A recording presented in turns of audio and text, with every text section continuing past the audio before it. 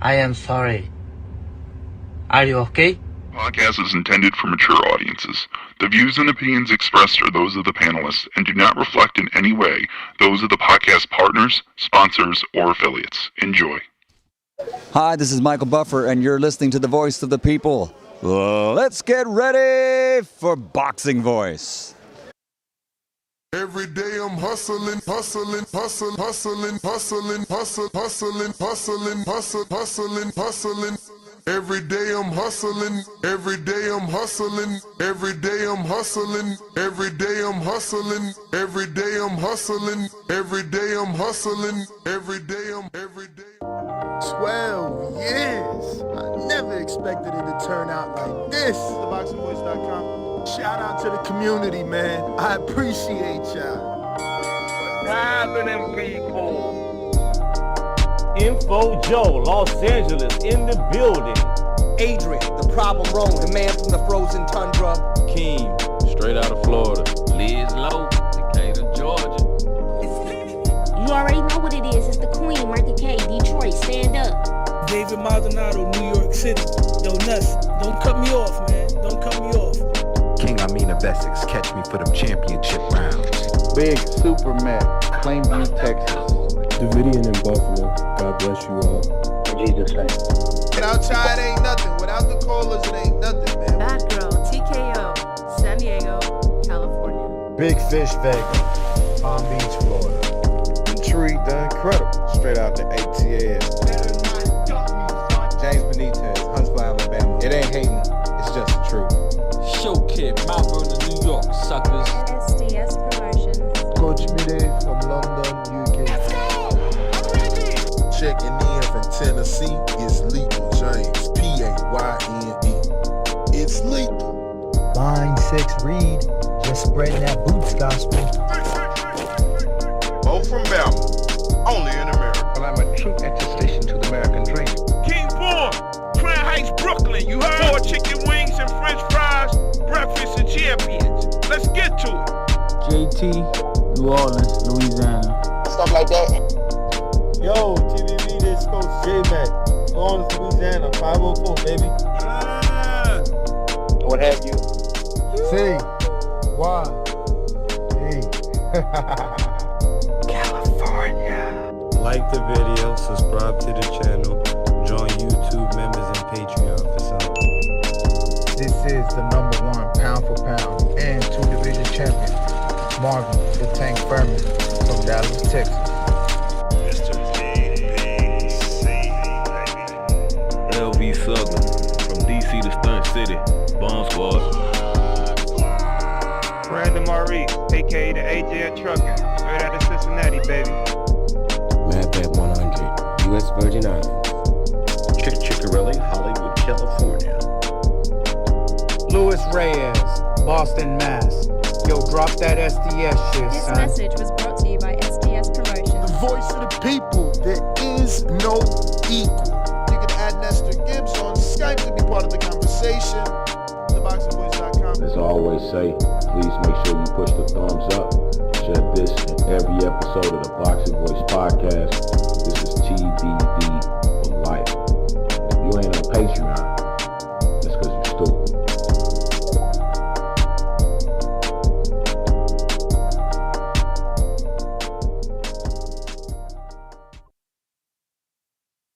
What up, what up, what up, what up? Good morning, buenos dias. Welcome back, familia. Welcome back to another edition of the Boxing Voice Radio. I am your host, Lester Gibbs, on this rainy Monday morning here in my side of Florida, which doesn't have my mood at the best of places. Obviously, that sun, that vitamin D is what motivates you. But listen, we're here to discuss this weekend's fights and what's next for the winners. As we always do on Monday morning, what's next for Diego Pacheco and Andy Cruz?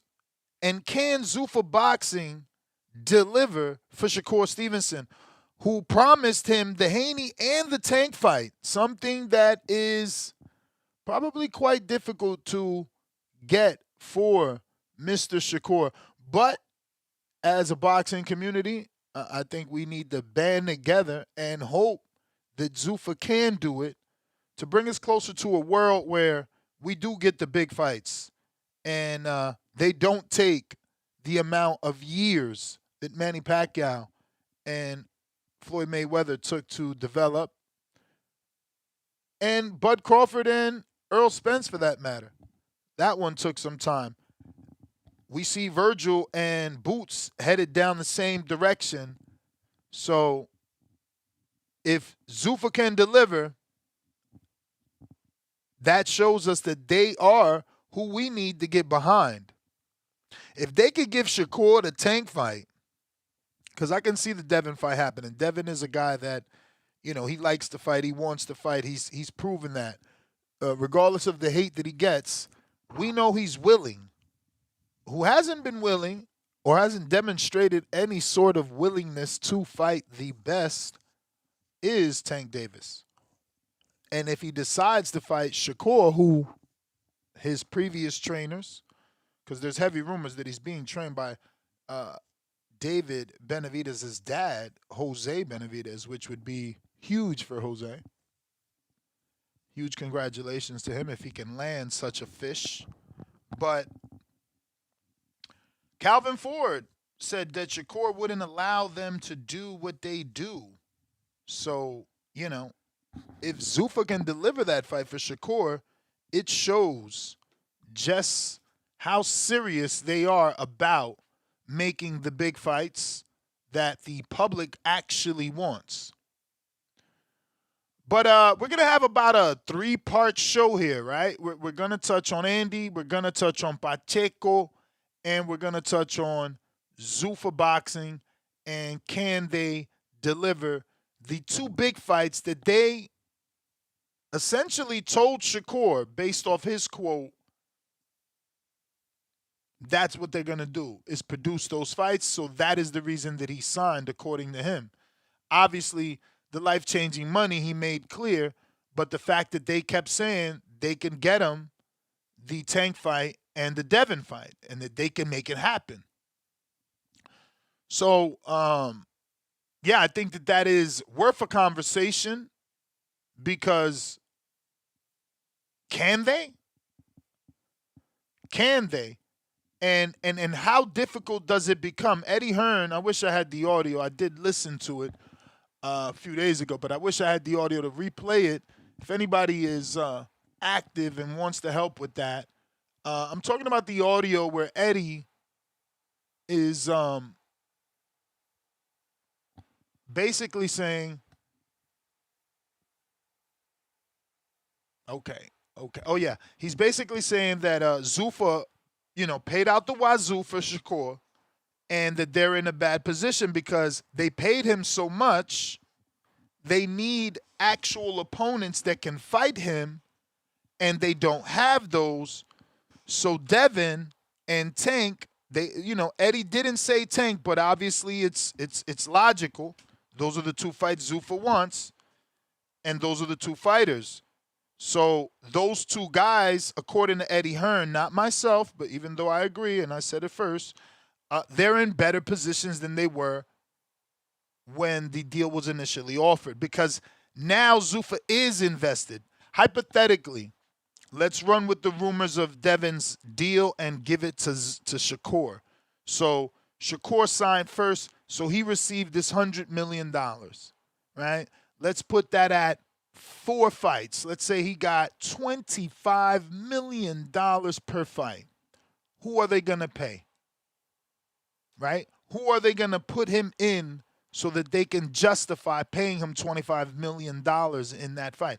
Is it going to be Raymond Muratalla? And remember, the $25 million goes to Shakur. Then you still got to pay Muratalla. Who exactly is going to justify that purse, right? And okay, so 25 sounds crazy to you. Okay, so let's do 20. So now he has a 5-fight deal, 2 fights per year. Let's give him 6 fights. That sounds more realistic. 2 fights per year, 3-fight deal, 3-year deal, 6 fights for 100 million, right? What are we dividing that to? What does it work out to be? Actual math. Couple of teen millions. Let's see. So what we said 100 divided into 6 fights. So 16.6 million. That still doesn't help the network, Paramount, say yes. Yeah, 16.6 million. That's okay. Let's get Raymond Murataya in there. Let's get Oshaki Foster in there and pay Shakur $16.6 million for that fight. You see how crazy it sounds when you say it out loud? And that's why Shakur is in a great position because his money is guaranteed and he's already signed. But Devin and Tank are in great positions as well because now you have to convince them to sign. You have to get them to agree in order for all that money that you're giving Shakur to even make sense. And Shakur, while he's in a great position, he's also in a position of waiting. He can't do much, and that's why his date is until October. He's got to give them time to produce. To get these people that, once again, will justify the either 16.6 million, let's just round it off at 16.5, or the 20, or the 25. So, and again, that's us hypothetically assuming that Shakur got a similar deal to the one that Bill Haney was parading around town for Devin Haney. They're similar in achievements. Shakur does have a silver medal, so maybe that can give him that sort of money where some of you didn't believe Devin could get that sort of money from Zuffa. Maybe you believe that Shakur can because he is a 3-division champion, just defeated Tio, one-time unified, and maybe 2-2 or 3-time lineal maybe. I don't know. I think he had 2 ring belts, maybe 3. But he could potentially get that amount. Now, Diego Pacheco, he improved, stopping the veteran Immanuwel Aleem in round 11, gradually breaking him down with tough, hard left hooks to the body and just way too many right hands to the head. Let's just be real. The jab was looking superb under the tutelage of Buddy McGirt, although some critics still question whether he's ready for boxing's elite at 168. The time has come. Timothy Bradley has come out and said, no more protecting Pacheco. Bradley wants him tested. Eddie wants him next with the WBA champion Jaime Munguia as a possible future title shot, while also saying Pacheco will likely have one more developmental fight before chasing a world title later or in 2027. Which brings us to our poll for the day right here on the live chat on YouTube. Who should Pacheco face next? Jaime Munguia is there. Now, that's not Eddie's option. He clearly wants one developmental fight. Hamzah is also a world champion, not a developmental fight. Edgar Berlanga is scheduled to fight in New York City. I love that fight. These two have history. They should have made it when they both were with Matchroom and it never got done. And then Lester Martinez as a 4th option. I also like that fight. So these are all good options. If he's willing to go straight into the title shots, they're there, but they're tough. Munguia is a very active fighter that lets his hands go. And Hamzah, he's clearly punching. So, these are fights that Pacheco is going to have to definitely bite down and prepare for so that they don't end up in upsets. Him and Berlanga had a lot of back and forth, John, when Berlanga was on Matchroom. Obviously, Berlanga got bigger opportunities, so the Pacheco fight never materialized. But now, Berlanga out here fighting the Steve Butlers of the world. It sounds like a Pacheco fight is perfect. Perfect to make. Perfect for the fight fans. Exactly what Zuffa needs. Right now, I'm not sure that Zuffa has any better opponent for a Edgar Berlanga than a Diego Pacheco. But again, that is a style nightmare for Berlanga, who had a lot of issues with the tall Sheeraz. And, if anyone resembles Sheeraz in the ring, it would have to be Pacheco. And maybe that wouldn't sound true if we didn't see him do what he do this week, because his aggression leveled up and he gave us a little more action than we're used to from him, at least in recent fights. Because leave it to him, he was a knockout puncher since the amateurs. That being said, this performance did resemble Sheeraz's aggression, but Sheeraz, to me, is always more of an aggressor, more of a go-getter. So, Pacheco Berlanga, I don't know that it would end in the manner that Sheeraz ended it, as quick as it ended. But I can see Pacheco doing what he did to Aleem, to Berlanga, over a 12-round fight. But is Matchroom maximizing Pacheco's value, or are they delaying the inevitable? Tim Bradley believes that Pacheco should earn his opportunity against opponents capable of applying relentless pressure, like a Lester Martinez, like a Hamzah Sheeraz. And luckily, he did mention Edgar Berlanga, which clearly is the weakest link. No disrespect to Berlanga, but until he starts to get some solid wins, he is falling in the hype job category. He hasn't lived up to the potential. But potential matchup, I guess the most intriguing and safest title shot should be Jaime Munguia. Intriguing because he brings an active style, and it would be interesting to see can Pacheco deal with the output of Jaime.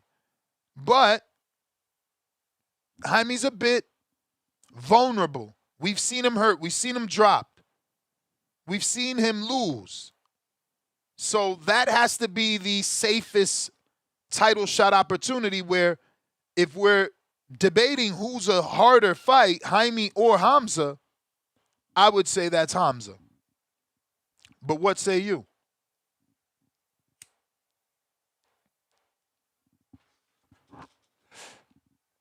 If you're watching this on YouTube, don't forget to hit that thumbs up. It's going to help with the visibility of the show. If you're on X live streaming video, go ahead and give me a repost, a retweet, a quote retweet. That's also going to help with the visibility of the show. Helping with the visibility, remember, also is a potential way of bringing in new callers. They see you're listening to something, you retweeted it. Maybe they get intrigued. Maybe that motivates them to call in and voice their opinion. We're also on Kick. Follow me there. I haven't made the Boxing Voice one. I started with the Lester Gibbs or the Nest GTO, whatever, first as a test, and haven't gotten around to the Boxing Voice. But we're going to definitely transition and be streaming every day on Kick. We're live on Twitch, where you can also follow along. Shout out to the AI Underdog Pick, member for 26 months on the prospect level.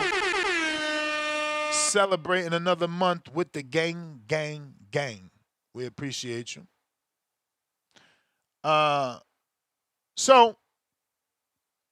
Yes, moving on. Andy Cruz. Andy Cruz had one of the easiest nights of his career this past Saturday following his third-round stoppage of Abraham Montoya. At first, Montoya seemed to possibly, maybe give us an upset. I saw shades. I know people like, bro, this guy hates Andy Cruz. It's not hatred. It's just good eyes. I seen the way he was responding to those body shots. Montoya was giving him some trouble to the body. It didn't last long. And once again, like the Moran fight, Cruz was able to weather whatever storm his opponent delivered and still got a stoppage. And he probably was the most aggressive I've ever seen him. Granted, this isn't the level of opposition of a Murataya, but I love the sequence where he let, 4 at the least, 4 minimum right hands go, landing all of them on the face of Montoya. Now, depending how you value Andy, right, is where he goes next. As a Matchroom fighter, I'd like to see 2 fights. Simply because I like things that are easy to do. Granted, he's on the zone where there's plenty of fighters for cross-promotion. It can happen, but it just makes it more difficult. Right now, I believe Andy Cruz versus Anthony Cacace is an easy fight to make if he wants a title shot at 130 pounds. Does not deserve it. But Cacace is with Matchroom, and that is possible. Cacace is a good fighter. I've watched him fight about 3 times. He's gonna bring the fight. And I think physically he should be bigger than Cruz. I mean, Cruz is just small anyway, and that's why he's going down. But I still think he's going to be small compared to Cacace. Cacace, to me, is big. But I'm not super-duper familiar with Cacace. Like I said, 3 fights maybe, 2 fights, I don't know. Maybe I'm bad and not remembering, and I got 4 of his fights in. I would have to open up BoxRec. But for sure, the last 2 or 3 I've watched, and I like what I see. I like his aggression. I think he and Cruz would make a good fight. Good in-house Matchroom fight that they can deliver easy. Maybe something where Cruz goes over to across the pond and try to build that fan base, because he has none. And that's also an issue, He gets a lot of hype because he's training with Bozy and he signed the Matchroom. But, if this Cuban wasn't with Matchroom, would we even know who he is? Now, granted, he won a gold medal, but so did Rigondeaux and got rejected from a network. Gamboa is probably the most popular gold medalist Cuban we have. Laura, probably the most consistent, even though I'm not sure that Laura won a gold. It's been so long since we talked about his amateur record on this show that I can't remember. But I know that he has that amateur background clearly. But none have been as popular as Gamboa. Gamboa just had a fan-friendly style and way more swag in the ring and even out of the ring. While I wasn't a fan of his the way he dressed, he still dressed well and with quality clothes. And then he got the, TMT signing, the 50 Cent signing. He just became more popular than the rest of the Cubans. And to this day, he pretty much is. The hardcores like Yonelli, but he needs the fan base. And in order to get that, he's going to need a fight that people care about. So I don't know if that guy is ever going to cross over. Because, again, Laura's gotten plenty of opportunities, but never able to cross over. I mean, think about it. Laura's even gotten a Canelo shot. And I highly doubt that people would call in here and say, oh, no, Ness, Laura's way more popular than Gamboa. Like, I don't see that. Fuck, Gamboa's still out here fighting MMA and shit in Miami. Not MMA, but that other shit where people dying, getting their face broken. Poor guys. I don't understand. The money management is crazy. That's probably a business right there. Somebody in the boxing space that is already trusted by the fighters, maybe a former fighter, can get into financial advising, hopefully do well in that space for himself and use himself as a endorsement, right, to help these other fighters, because it's like,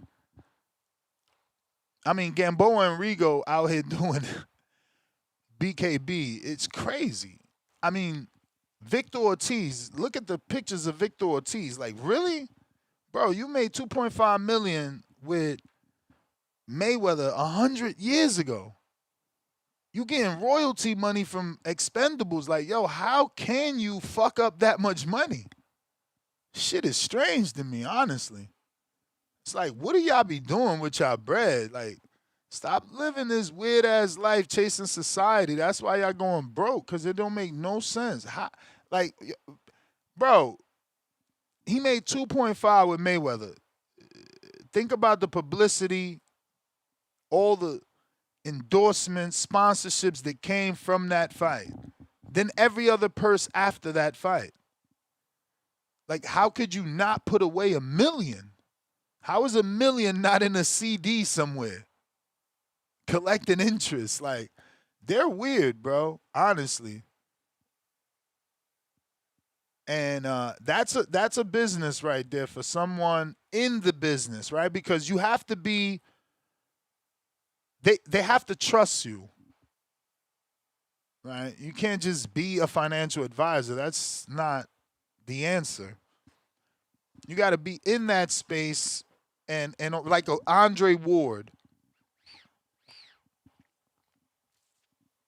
Now, he's a very high-ranking person, but someone with that level of respect that pivoted after retirement and has success as a financial advisor or planner, they would help, and the fighters would be drawn to them. But they need someone, because this is ridiculous. Granted, it's not as bad as it was when we all first got into the sport. When those fighters from the 80s, were slurring and going broke.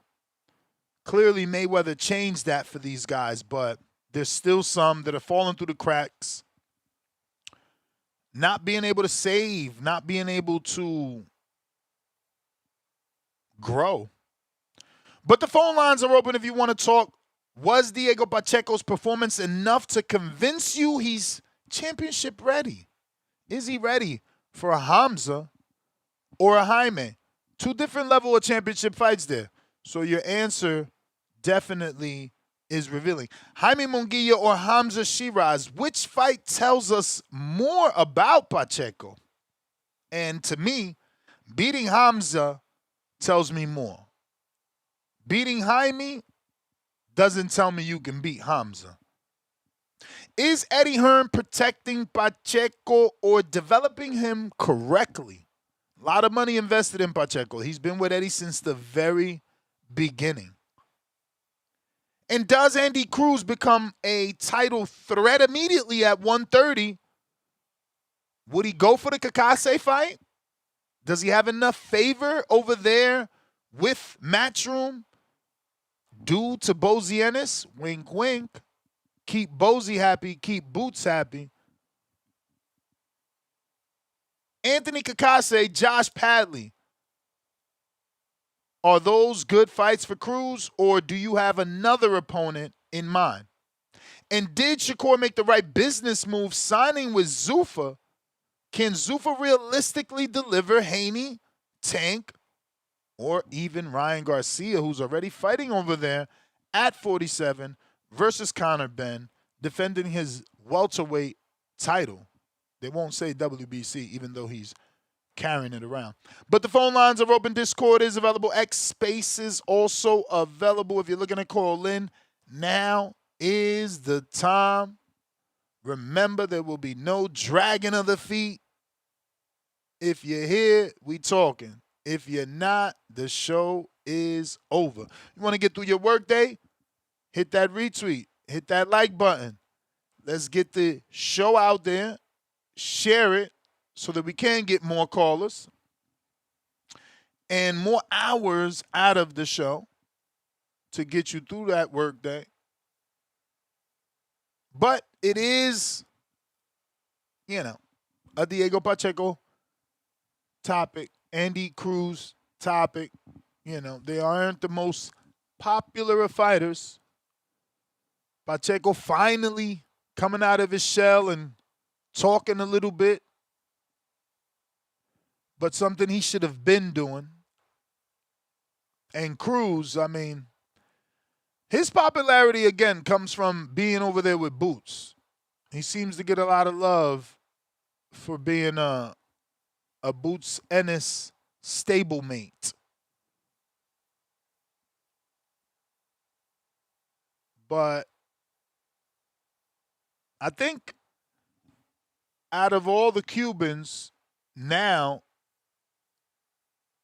maybe Cruz is the most popular. I was going to say Yonelli, but I think maybe Cruz is the most popular at this point. He still isn't hitting like a Gamboa was, but he does get more attention. YSM Media keeps the camera on him. He's in the Bozy camp. He's with Matchroom, a great promoter that talks about him and keeps him active. Maybe he is the new Gamboa. Base Grant, first caller of the day. What is going on? Good morning. That's good. How's the audio? Sweet. Like you got a professional mic over there. Okay, because remember last time I was like messing up the system, so I'm glad. Nah, it wasn't even you. That was Discord wilding. For sure. I really like Pacheco. I think he can beat everybody in 168, not named Sheeraz or Iglesias. I think he would beat Munguia. His inside game is actually nasty. I could see Munguia just walking into some uppercuts and getting stopped like the same way he did with Sheeraz, if I'm saying that right. But what I think the play might be, assuming Canelo gets through and Billy, you have a faded, aging Canelo who might want to give a young Mexican American a shot, and in my opinion, that's a bad style matchup for Canelo. I think Diego's going to be on his bike all night, but I think that's a winnable star-making fight. Once again, assuming Canelo gets through and Billy and wants to fight after that. For the Zuffa thing, I have two theories. Either they're lying to Shakur to get him to sign, or they're really not like up on boxing, because PBC couldn't guarantee Shakur a Tank fight, in my opinion. Tank, no one can guarantee a Tank fight. He fights who he wants to fight at any given moment. I don't see him jumping at that fight. He's, to my knowledge, financially secure. He's going to take easy paydays and ride off into the sunset, and his fans are going to eat it up. It's my personal opinion. Um, for Andy Cruz, I kind of wish he would stay at 135. I wish we could have seen the Albert Bell fight and how he would have dealt with that. I know he's undersized and he went through his I guess his Oscar Salido moment, but I don't want to throw him away at 35. I think he could still beat a lot of guys up there. A fight with him and Shakur would be intriguing to me, even though Shakur is on Zuffa. A fight with him and Abdullah, I don't know who Wow, wins you that said fight. Andy Cruz and Shakur is intriguing to you. Yeah, I would like to see how Shakur deals with that style. I know you're not really a believer in Cruz, but yeah, that fight is interesting to me. I think it would be exciting. I'm picking Shakur, but that's a guy who outmatches him athletic wise, and he's not dumb like Tio, where he's just going to keep his left hand down the whole time. Outmatches him athletically? What the hell am I hearing? I think so. I think he has faster feet. I think he has faster hands. Wow. It's my opinion. Now I'm intrigued. But that's my call. I appreciate you, Ness. Thank you for calling in. Raul Uno. What it do? What's up, Ness? How's the mic sound? You may feel like it's Straight. your time. Good? Thank Listen you. at your time. So far, Man, I so was worried good. about that. All right. Yeah, I came on to talk about the fights and the topic at hand, and the question if Pacheco is ready for the top guys, and I just wanted to come in and chime in, throw my 2 cents into it. I don't think he's ready for the top you guys just yet, to be honest with you. I don't think that he's ready for Hamzah, but I like the Berlanga fight. I like the Jaime Munguia fight. I like that fight. I think, but Hamzah is what you want Pacheco to end up being. He looked good against Aleem, but he made a lot of mistakes. He took some big shots from Aleem, and if you take those kind of shots from a puncher like Hamzah, I'm not sure. He wore it well though. But there were moments in the fight where, you know, uh, it's just gonna show to like he has to get better at boxing situations, the when and the where. And that comes with experience and times in the ring, fighting better opponents. Is he ready for title fights? I don't think so. But I like what I saw. I like that he didn't let him off the hook. But let's just be honest. His opponent didn't know how to deal with longer fighters. That's all. And a lot of the people on my show were saying, "Oh, round one, Pacheco was just longer. He was just taller." And I was like, "Yeah, and there's fighters that know how to deal with that and go around that. Look at Mike Tyson. He fought guys that were 6'4", 6'5", and he used to use that peekaboo style, and he came in. He knew how to work around tall, lengthier, bigger guys. He just didn't know how to do that. That's it. But this was good for Pacheco's level. I have to judge him for his level. And what he did last night, that it was really good. I saw a lot of improvements. I saw things he needs to work on, but I'm not going to jump off the cliff and say yes. And as far as Ed Hearn protecting him, come on, guys. What does Top Rank do? What does Oscar De La Hoya do? When you got a product, invest in your product. We have a saying in Latin, no me lo dañe. You know what I'm saying? So I think they're moving Pacheco on along good, but sometimes these processes feel a little slow, but I think he's coming along well.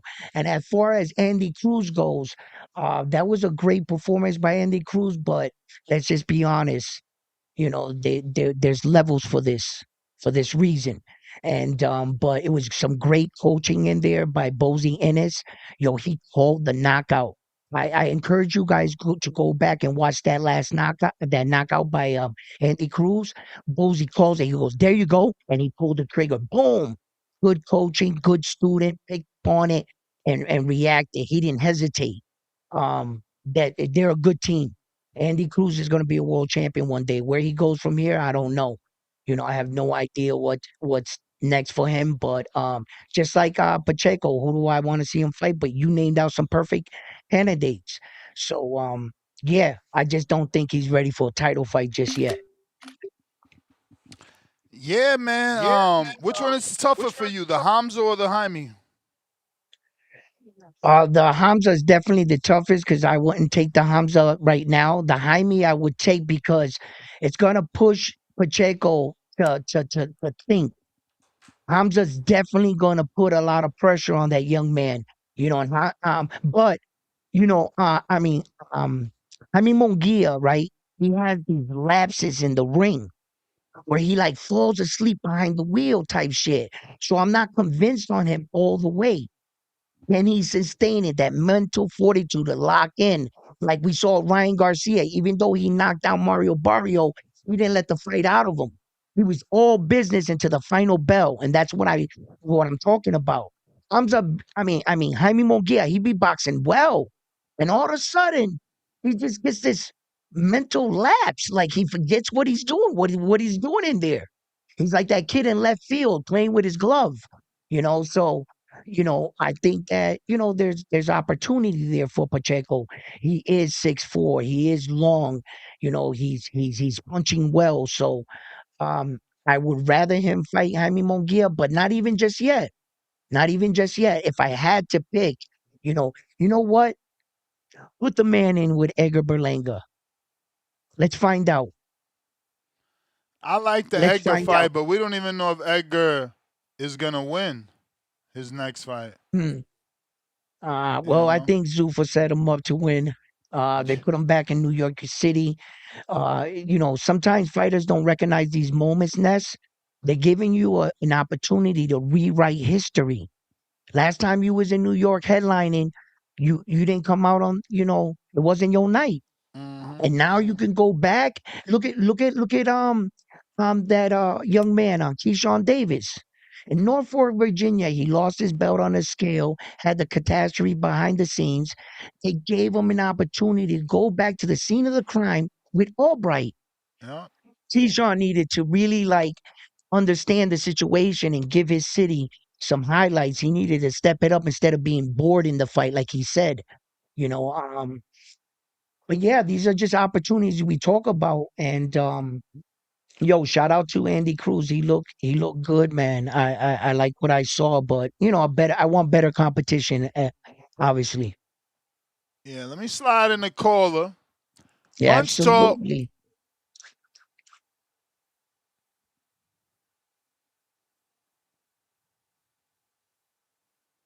Punch Good talk morning. boxing.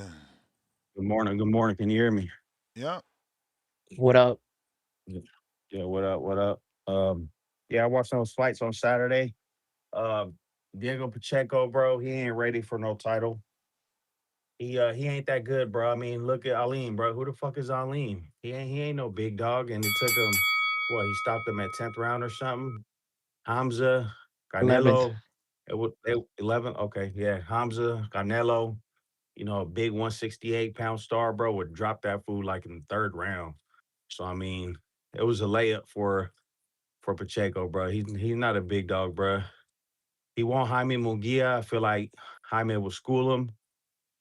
They called out Canelo. I mean, come on, bro. Canelo would drop that fool easy. He ain't ready, bro. Matchroom just doing great with his career and guide him. Maybe he'll get a belt by getting it gifted. Email champ, kind of like Zayas, but yeah, he ain't ready, bro. I mean, come on. I'm not big on Pacheco, bro. And he ain't ready. Mexican Will Smith looking ass. He got some big ass ears looking like Dumbo too. But Jaime Munguia and Diego Pacheco in LA, bro, that would do some that would be good because I mean shit, bring it to LA, Tijuana, not too far away. Big little bit that'd be a good Mexican fight right there, showdown in LA. So I mean I would like to see Jaime Munguia next. But I mean Hamza could give him that work too. And then Andy Cruz, bro, I feel like Andy Cruz is just overhyped. I much rather have him seen him fight Bell on Saturday instead of that Mexican dude because I mean it was just another layup for him too. Andy Cruz overhyped. The biggest Cuban star we got right now is Rolly, and he gonna prove it August 22nd when he beats the shit out of Tio. So yeah, that's it. You guys have a good one. Yo, I forgot right. all about Rolly. He might be right. What? He might be. Rolly is probably a bigger star than Then who? than Andy. I'm just playing with the joke, bro. I'm just playing around with the joke. I mean, I think He Rolly. said the Oh yeah, because Rolly's Cuban. right. He You know what I'm is saying? bigger. And like, Is that I don't consider him Cuban. Cuban. He's like Cuban American. He doesn't fall under the right, right, right, Cubans. right. That's why I was just playing along with the joke because I knew we was gonna go there. But yeah, But technically speaking, since he is Cuban, yeah, he is the most popular one for sure, without a doubt. right, right. That's my mistake for overlooking him. Levine, No, no, no, 33. because he claims American flag. That's why. Ness, we forget him. My bad. You know. Yeah, I got Levine, member for 22 months, excuse me. But it's not your time. On the prospect level. You see the Odyssey yet? Absolute masterpiece. I didn't, bro. I haven't been to the movies since I quit popcorn. Like, I ain't even thinking about fucking movies since I quit popcorn. It's just not the same. It's like, bro, I'm on this diet, so it's just like a tub of You on this popcorn journey. is like 1,100 calories and hella fat. So it's just like, bro, I can't sit in the movie. And then I wanted to watch this movie. We was gonna go yesterday to see Odyssey, I think it's called. Or no, is that the one? Yeah, that's the one they talking about. Odyssey, I guess. No, but I don't know if that's the one my wife wanted to see. If it's 3 hours Oh, long, I was gonna see that. And when she said 3 hours, I'm like, what? With no whoa. popcorn? It's not gonna happen. And I don't drink soda no more, so it's like you in that. I'm gonna have to bring a coffee. Fuck, I'm gonna do in the theater for 3 hours. I need a sniggy snack, a little Scooby snack. Phone lines are open if you're looking to call in and voice your opinion. We got Alex Vega on a check-in. Vega. Steven, it ain't The even the 3 hours butter, man. movie. They use a canola oil. I think I looked it up. You got to look it up. The oil they use is super duper fattening. Hello, can you hear me? Absolutely. Yes. All right, yeah, man. Appreciate the topic. Salute to the chat.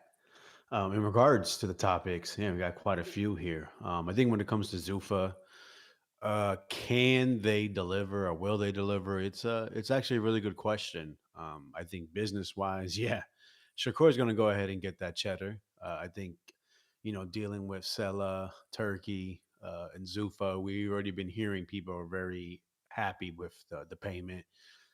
Never heard of too much of an issue. So if he's looking at it delivering financially, I think that's without a doubt, 100%, it's going to happen.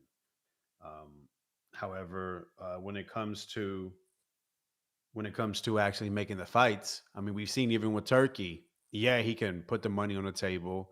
He can have those conversations with the teams. But at the end of the day, you got to have two fighters say yes. It's always going to come down to that, no matter how much money, no matter relationships or whatnot. Um, will both teams say yes? And that's what we're already seeing. We're seeing stipulations. We're seeing, you know, other possibilities. Shakur just got a bag thrown at him. So why DAZN now has money freed up because they were willing to offer Shakur. So that means there's money to be made for Haney, honestly, right? I think he talked about it before previously. I agree with Eddie Hearn. He is in a really good position. He has more quote unquote power within the game where you, what they say, yesterday's price ain't today's price. So it changes things. Just like we're hearing with Virgil and Boots. Before I didn't have these things. I didn't have that performance. I didn't have these belts. Now I have that. Those yeses turn to now we have to renegotiate. And what do you bring to the table? And that's what we're just going to see, unfortunately. I was hoping Zuffa and Turkey can help get rid of those things, but we have to go ahead and re-educate, I believe, these managers and boxers and the promoters that will survive Zuffa. We have to go ahead and have that change to where it's, listen, you're gonna make the money. You got into boxing. Most likely, you want a legacy of some sort within the sport, within the history of boxing. So let's work towards that, instead of saying, well, I need this. I don't want to see the person have red gloves. Whatever the bullshit be nowadays. In terms of Andy Cruz at 130, I think that's great for that division. Honestly, there's already some pretty decent names. I don't think he's like the biggest name, but it's another quality fighter that's going to go down there, and I think he may be better. I think at 135, he was kind of forced to try to become more of a fighter, more of a guy that's trying to win exchanges or rumble a bit, which is something that he went to Boots's camp, to the Ennis camp for. He said he liked Boots's style and what Bosie's been able to teach him, and he wanted to implement that within himself. But I think going with a weight class below, he may be able to do such as, because the guys aren't as big and as strong as they were at 135 pounds. I think if we talk about that last fight before this weekend, Montoya was probably just too big, too strong with his skill level for him to make it to where he can have two judges put it into his favor. But now at 130, I would love the Cacace fight. I've heard people talk about Raymond Ford, and with him being aligned with Matchroom and the Zone, maybe if something happens with Navarrete and Foster with their negotiations, he could jump in there with them, or fight the winner, or fight the loser. We never talk about that. So I think there's a lot of possible good fights. You're talking about deserve. Well, I mean, you've been around professional boxing for so long. I think throwing that word deserve is it makes it tough to go ahead and talk about who deserves it more than the other person. When we've seen guys get title shots, they get randomly selected, randomly thrown into rankings. So, I guess if we could push against those type of things to help, quote unquote, clean it up, sure. But Andy Cruz just lost a majority decision in a title fight at 135 pounds.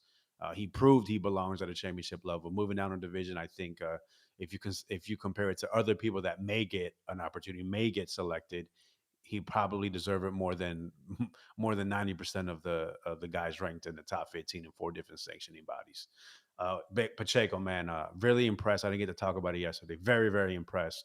I think this is one of the more well-rounded performances we've seen from him, especially of recent time. Third trainer, and I think 3-4 fights, something like that. He looked great. Him and Buddy, I mean, from the immediate break between round 1, round 2, the direction Buddy gave him about his hand positioning, when to throw. I mean, it was on point.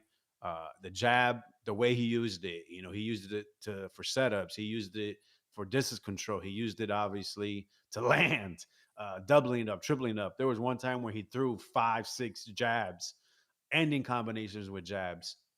He's really becoming a very well-rounded fighter, and I look forward to it. He's only 25 years old, and I really, really have to commend Matchroom for their matchmaking.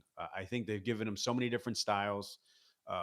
Yeah, everyone at first was interested in him because he was so tall and getting stoppages, but at the end of the day, people want to win. They want to win. They want to make money. He's winning. And beating a guy like Aleem, yeah, that may not be the most sizzling name, but that was a tough guy that just had a really, really good fight. Tested Lester Martinez. Durable too, bro. Like the way people treating him now is crazy. Who, Pacheco? Aleem, like, look at the last caller. He was like, "Who the fuck is that?" It's like, bro, this dude is mad durable. He got a stoppage over Damon Nicholson. He stopped the gold medalist in Ivan Heatrov. Bro, he's a tough vet. He's not no fucking bum. Yeah, I mean, yeah, the guy was close to 40 years old, but like I said, whoa, we talking about the wrong. Oh, I'm sorry. That's what I get for spacing out. I thought you was talking about Pacheco's opponent, Aleem. Yeah. He's not. Yeah, that's who he was. He's almost 40? Yeah, bro. He's been around for a minute. How old is almost 40? Because you could be fucking fluffing it up. Okay. I'm pretty sure he's late 30s. Am I wrong? I don't know. You Googling it, round one? Almost 40 sounds like 38. I don't think he's 38. You don't think so? Nah. I don't know. I mean, I could You be looking wrong, it up or but not, from what- I round got one? you. Because Yeah. I got you. He over there He's 38 looking like years he old. Googling, but he No, not. because Look, I got a I'm computer. waiting for him to say, like Oh, no, he is he got it or 32? something. Oh, no. Yeah. Raisa Aleem is 36. He's 32. Apologies. Okay. I'm telling you, bro. Okay, my man see? said 38, See? 40. God But he's damn. definitely been around for a while. For sure, because he was a top amateur, and he was with George Peterson. That was the trainer of Paul Williams. So that's how he got popular. It's like, oh, Paul Williams' trainer's new fighter, and then he stopped an Olympian. He was with Al and everything. He just he just ain't get no favor from Al. You know what I'm saying? Once he lost to Centennial, I think he got cut. But yeah, no, this guy's been around for 14 years. That's why I just assumed he was when I saw it first. But yeah, it is Risa Aleem that's 36. So yeah, I do apologize. But yeah, guy that's been around several weight classes, been in there with a bunch of guys. Like I was trying to say, everyone had Lester to be this darling coming from that Bud camp, and he competed with him. And then Diego I didn't have him, Aleem winning one round to go ahead and to hurt him, to stop him. I'm very impressed. It seems everybody has him pointed towards Jaime Munguia, though Eddie did slide in one more fight during the post fight. That was something that was slid in. Eddie is a master at doing that. I think when it comes to how financially he's performing with that, I mean, bro, how many people do you think were at that fight? Like, it didn't look like there was too I don't much. It know. looked like I it was don't know. pretty A sporadic in the lot of crowd. y'all making a big deal about that. I seen that post you put in the pre-pro. Someone, showing the audience from that position. We don't know the time of that. We don't know if that person has something out against Pacheco, and that's an early time of the day when the arena was just filling up. What I do know is that what I seen was people spread out, and it was an arena with multiple levels spread out. And that's why I compared it to Lester Martinez, because Lester didn't have multiple levels. So even the Xander George Perez fight, how many were at that fight? They had a dark. No. That's not the one I'm thinking. What card did the Conwell Perez fight happen? That felt like a low arena too, like a low stadium. Bleachers. Like it didn't go many levels, is what I'm trying to say. Mm-hmm. Well, my point is, I mean, they said it was so hot, a lot of people were sitting on the inside in the concourses and whatnot because of the heat.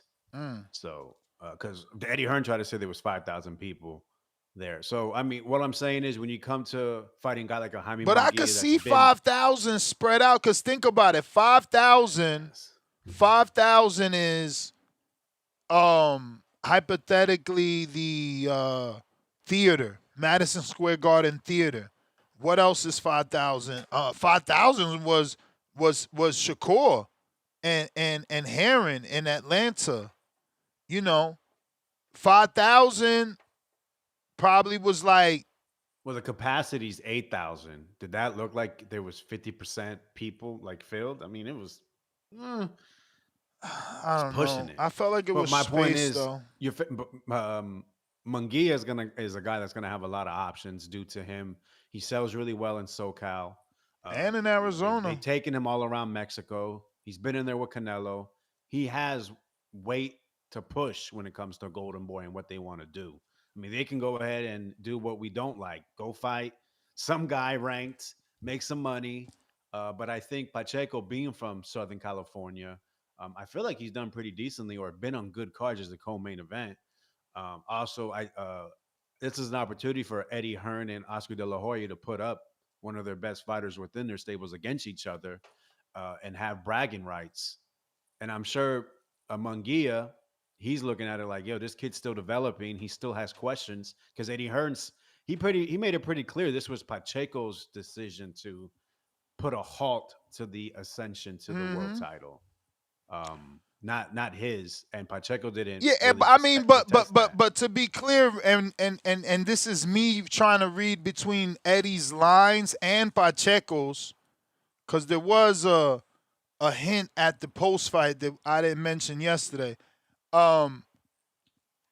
You know, the whole, I don't think it came from, oh, I'm not ready, more like, oh, I'm not ready with this team. And if you notice Pacheco's post fight, he emphasized that, oh, I just want to give a shout out to my corner. This is the best corner I ever had. They did a great job. This is why I'm here. So, like, he wanted Jose Benavidez to hear that he's in a better place with this corner. And he wanted us to know. And whether that was him taking shots at Jose or him truly feeling that way because of the performance and getting his knockout after 3 fights, not having a knockout. But I think that had a lot to do with it. The corner and, you know, just not being on the same page with Jose, how I'm going to go into a title shot at the end of the day. I mean, felt his that last way fight too, was Ness. his amateur coach, I believe, as the lead trainer, or the last two, something like that. So, I mean, and it's a new management team. So, I mean, listen, the point is, I think he's more settled. But if Yeah, I'm Roberto Golden Diaz Boy, is the manager now in Sheer Sports. If I'm Golden Boy, I'm like, yo, this kid may be lacking the full confidence necessary. We can knock him off. Like I said, Golden Boy win over Matchroom. And if I'm Pacheco, I'm like, yo, this guy Munguia, he's trying to redevelop his game. Yet people were praising, and I was one of them. I praised the way Munguia boxed at times. But, I mean, Pacheco's no Resendez. He's a lot taller, a lot longer, I think a lot better technically. I mean, this guy was a top amateur for 2 nations. People don't know that. He was ranked in 2 different nations, Mexico, United States, as an amateur, winning nationals and competed internationally. But yeah, I mean, this guy's gone up multiple weight classes, so he's not a true 68 in a lot of people's eyes. And he got chinned by a guy named by the French guy. So if I'm Pacheco, I hit way harder than that guy. I can set him up a lot better. And there's opportunity for a world title. So yeah, put it in Southern California, maybe in a bigger venue. I'm not sure what, but or maybe they can do that. Maybe they could put 8,000, put it into the War Grounds. You know, this place has so many different names, and it just seems whenever people are within that facility, guys rumble with the matchmaking, with the feel, because of the tennis setup. I would love to see the fight, make it happen, but I wouldn't be surprised if Pacheco does try to maybe fight Bruno. Unfortunately, unfortunately, that's the way boxing can go. But yeah, that's my call. Appreciate the conversation, and I look forward to everyone's call. All right.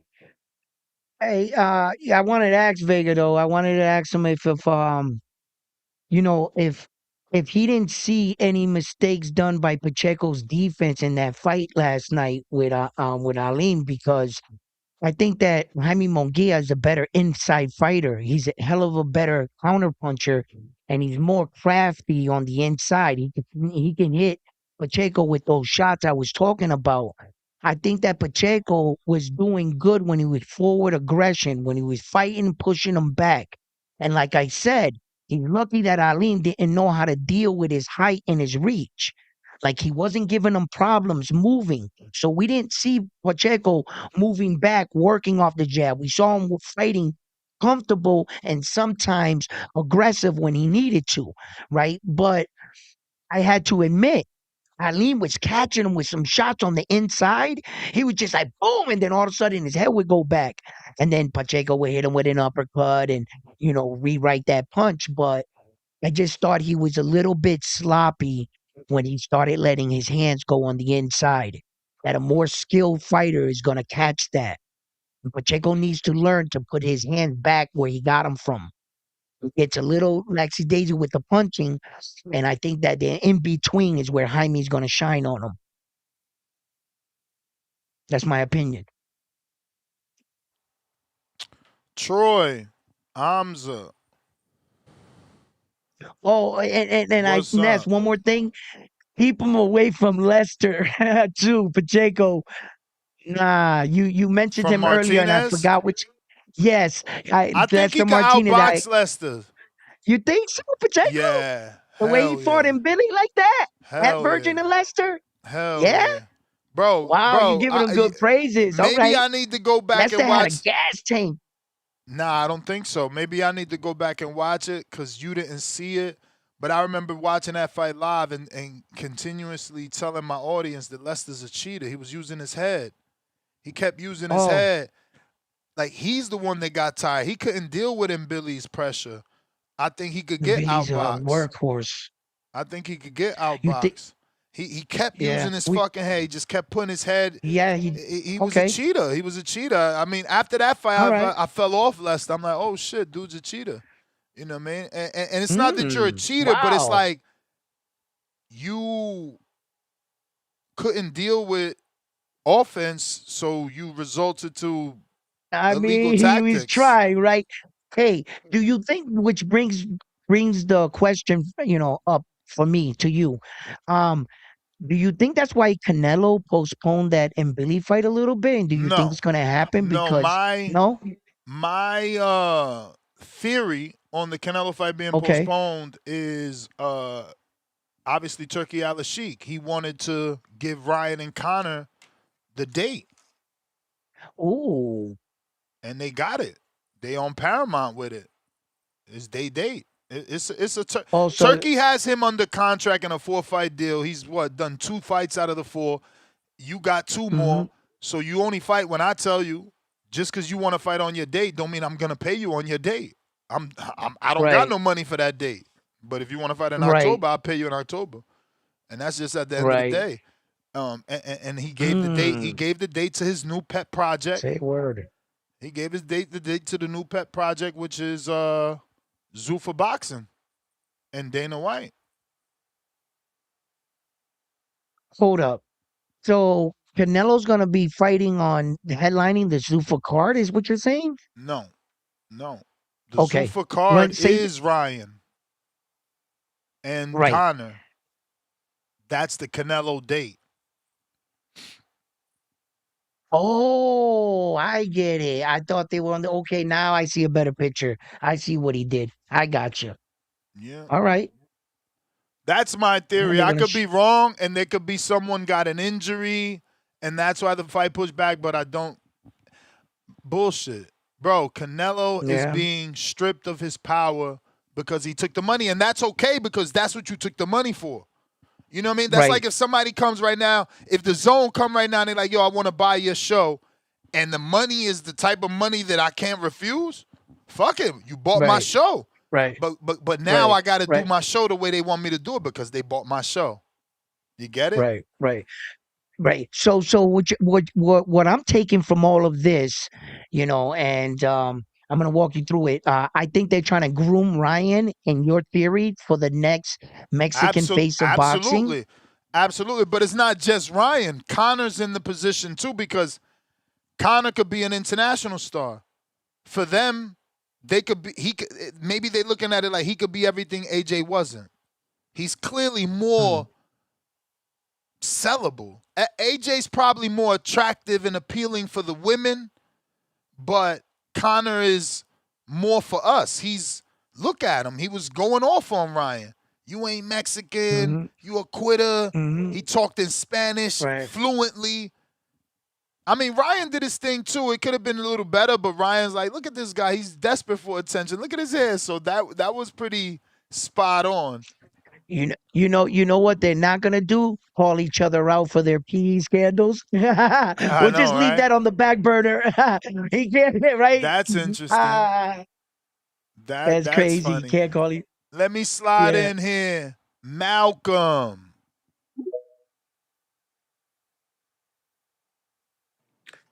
Mr. Gibbs, round 1. Good morning. Buenos Good morning, Malcolm. What's up, great brother?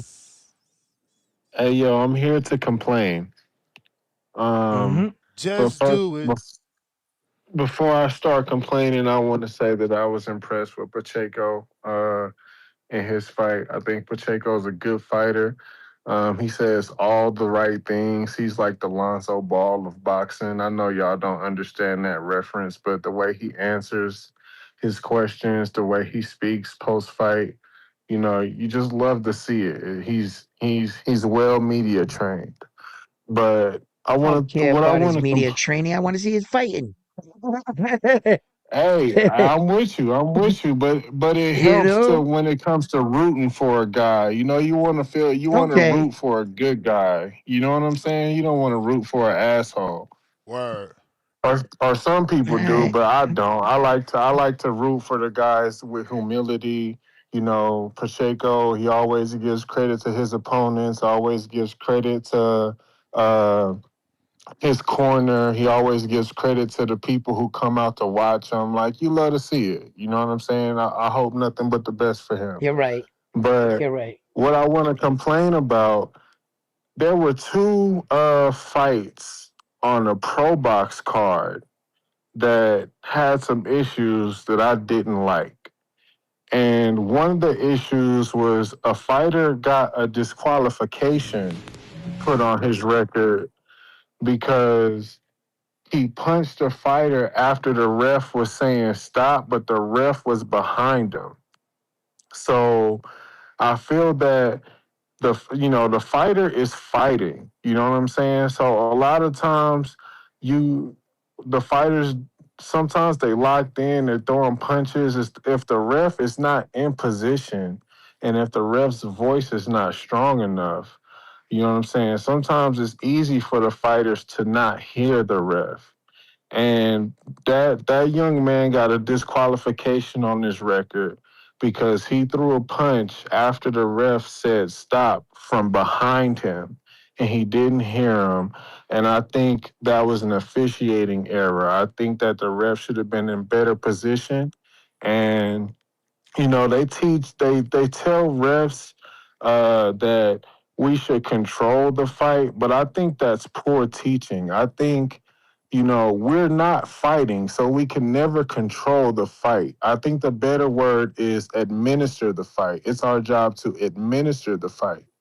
But I think it's actually annoying to the fans and the fighters when the ref is getting in the way too much in the fight. So I think control is overreach as far as the word that referees use. Because ideally, you don't even want to see the referee when you're watching a fight. So why would you say you want him to control the fight? That's the one thing I had a problem with. The second thing I had a problem with was in another bout on the Pro Box card, one of the ropes came loose while the fighters were fighting. And it took them like 10 minutes to put the ropes back together. Now, this happened at the end of a round. I think they said it was 13 seconds left in the round. And I think that was Robert Garcia who was helping with the commentating team, where he was saying, "I wonder if the fighters can say, 'Hey, man, I'm done. I don't want to fight anymore. You guys stop this fight in the middle of the fight. 13 seconds left in the round. Y'all got us standing in the neutral corners for 10 minutes, getting cold.'" You know what I'm saying? And I totally agree with that. I think, and I guess they came back on the commentating and they said that no, the commission said no, the fighters do not have the right to say that they don't want to fight anymore. And they wouldn't say that anyway because they're fighters. But I think that's a situation where the team of the fighter would say, "Hey, man, you sit here and let my fighter get cold. How about a no contest? Or if we're going to let this fight continue, how about we fine the people who administered this bout?" Because whenever the fighter fucks something up, they always get some kind of penalty. You know what I'm saying? But whenever the administrators of the sport fuck something up, we're never as punitive. And I just don't understand why that is. You know what I'm saying? I don't understand why when the people who are the lifeblood of the sport, whenever they make a mistake, we're ready to bring the hammer down. You know what I'm saying? And penalize them. But when the fighters are doing everything they're supposed to do and they standing in the neutral corners for 10 minutes waiting for them to put the ropes together, where's the fine for the commission? Shout out to BV, that's my call. Yeah. All right, Yeah, champ. Yeah, the Speaking of sport is never held accountable though. yeah, yeah. So Well, is everyone else. Speaking about things that happen in the ring, I thought nobody even talked about this. In that Andy Cruz fight, when Andy Cruz hit that dude in one of those rounds, the dude grabbed Andy Cruz's leg like he was going in for a takedown. He literally cuffed Andy Cruz's leg and started to scoop him up. The referee said, "Don't grab his leg again." That's all he said. It was like, we talk about officials taking control, like Malcolm was saying. He doesn't want them to control the fight, but you gotta, make sure, like, when some of these fighters are doing things in there, but he literally grabbed Andy Cruz's leg, and it was like the moment happened and it went right by. Not even the commentators addressed it, nothing. And I found that weird. I was like, "No, the dude, what kind of boxing move was that?" But he was out on his feet, I think. He got caught with a good punch and he just grabbed his leg, bro. It's just crazy shit you see in boxing. Officiating got to get tighter. Yo, look at this. What's up? You think Oh, he made what he's. You think he looks better second time around? This was him making the weight for Regis. Okay. A little single espresso, shall we? He don't look bad though. He don't look as sucked in as Haney, right? Like when people were saying Haney looked like Skeletor. Yeah, and he was coming down from 160. Mm-hmm. And he weighed like 149 for this fight or something like that. I would have to double check, but I checked it the other day, and he was super close to the welterweight limit. He doesn't look as bad, like eyes, in terms of eyes is not sucked in. Hamzah, you sent me a message. I thought you would want to talk about it. Real Jose is on you.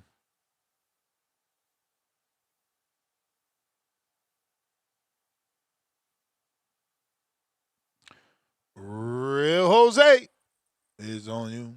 Is on you. Mad Bent, $5. First super chat of the day. Daily dose of Tank Whip. What up? What up, man? My bad. I'll let you get this. Nah, do your thing. Do your thing. We was just trying to fill in the dead air. You ain't connect. Oh, okay, my bad. I had to turn the mower off. Yeah, man, this was the weekend for hardcores. Shout out to you guys, Breakfast Club of Boxing. Shout out to Malcolm. Those two fights in Pro Box reminded me. That fight where the ring collapsed, bro. It was that Vladimir Hernandez guy that's very durable. He fought another undefeated Guatemalan dude. You guys should look into it. I think the Guatemalan dude could have got the stoppage. He was getting close to fucking stopping the dude if they wouldn't have stopped the fight for fucking 15 minutes. And the dude is like 154, 6'3", 6'4", so he's another towering inferno. He has like a 70, 80% knockout ratio at least. I forgot his Nice. fucking name. Yeah, I forgot his I gotta name check though. him You guys out. gotta look him up. Yeah. And then Finally, somebody that can mess with Sebastian. Yeah, that's what I thought. That's what I was thinking. He reminded me of that. And then the other pro box fight that he was talking about, I forgot. But did you guys see, what'd you guys think about Chop Chop? Yeah, he looked good, bro. He looked good. I talked good, about it man. Sunday. He looks strong, and he's not wild, right? Like he's just a puncher, but he takes his time. I love how he was using a jab when he had his man on the ropes. I like him, and he called out everybody. He called out Shushu, Devino. He's not looking for any one fight. He's looking just to get at the top. And he's with Robert, so they clearly ready. Yeah, man, he looked good, very surgical and like very precise. Like, yeah, he didn't overcommit with his shots. He stopped the dude. He knew what shots to take to stop the dude. And I think he has the right team behind him, bro. That dude's story is crazy, man. Because his older brother was he was the next big thing, man. He was part of that Shakur, Devin Haney generation, and now he gets to lived through them, bro. So that's what's up, man. His story, if you guys haven't read it, is a crazy one. But I think Diego Pacheco, he can hit the. I think him and Jaime can sell out a really good fight, bro. But I gotta tune into his fight because I ain't gonna, I didn't watch this. I ain't the biggest fan of Pacheco's style, but what would sell that fight a lot, bro, is that I see in comment sections. I'm a big comment reader, and a lot of people don't like Pacheco because of the comments he made towards Mexican fighters. What'd he So say?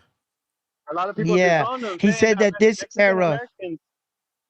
Yeah, well, he said that Mexican American fighters are better than any Mexican born fighters because they have a better boxing style. They aren't just one dimensional. In other Well, words, what he should have something said like that. was Mexican boxing is changing. You got Pacheco. He should have said the styles are changing. We're not rock'em sock'em robots no more. We know how to use our feet. We know how to Well, use no, our that's what I'm speed. saying. And Is that he was claiming his Mexican American style, bro. yeah, because he's Not fed like up with it. He's fed up with the guys saying he's not Mexican and that they don't accept him. He's like in the Oscar De La Hoya situation. A lot of those Mexican American dudes hear that shit. They get yeah, but pissed I don't off know. and But go say some dumb shit. yeah, you can't say some dumb shit because then there's some dudes that are gonna disown you. So that's why the Jaime Munguia fight would definitely sell some tickets because there's some fan blood, some fandom blood brewing, you know. But yeah, man, I gotta get back to Yeah. work, so that's my call. I'll keep tuned in. Shakur, Yeah. Shushu better walk out, man. What better watch out? Chop Chop's coming. He better move up. He looks He too coming. skinny for 126. Mm. You know, and to the comment that somebody said about Malcolm. He said, "Man, we don't care about what a guy sounds like, or we want to, like I was saying, I was just, messing with him. But to keep it real with you guys, Pacheco is exactly what we need in the sport. For the young men and women looking up, we need better role models. We need less of the bling bling and the more of these kind of messages. He does speak right, so I think that that's what the caller was referring to. He's good in the full sense in boxing the way he articulates himself as a professional in and out of the ring. And we need more fighters like that, like the Abdullah Masons of the world, the Xander Zayez's of the world, the Vargas, Emilio, El General, those kind of guys that speak well. As a matter of fact, um, Shu Karen, he's the same exact way.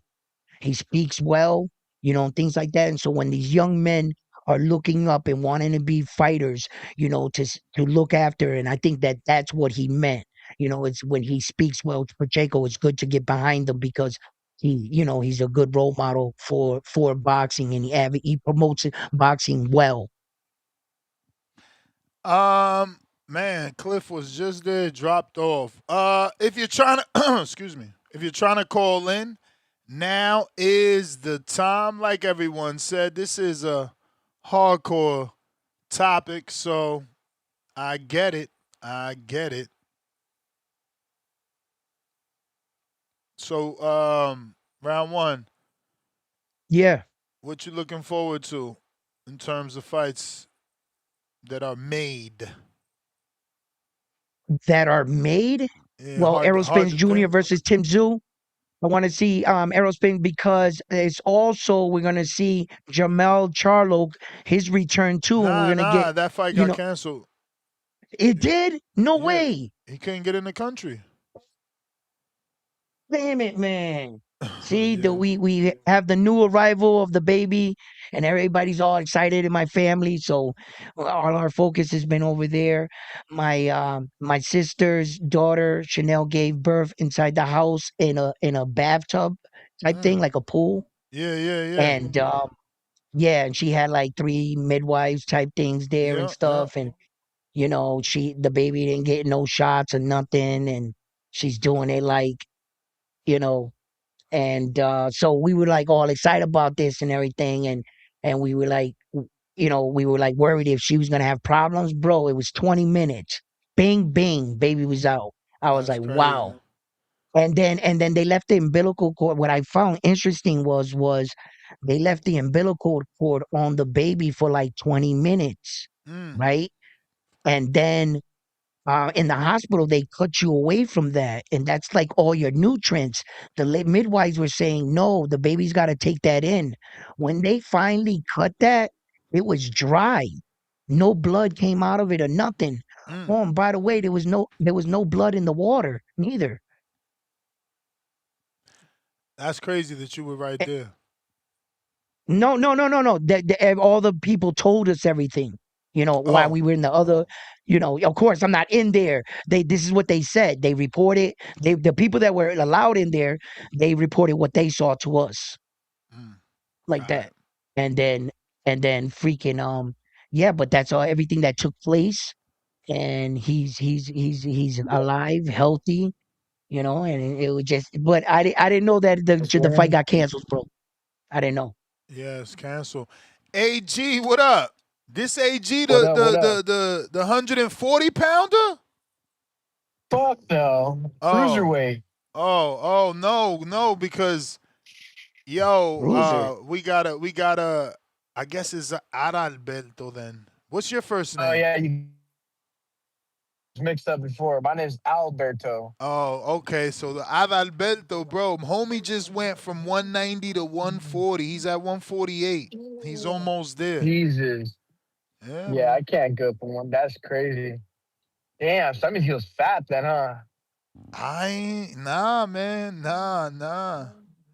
He was I ain't gonna call him fat, bro. He just was like, I mean, he clearly was fat because he wasn't lean, but like he would have to send me a picture. I already told him to send pictures, bro.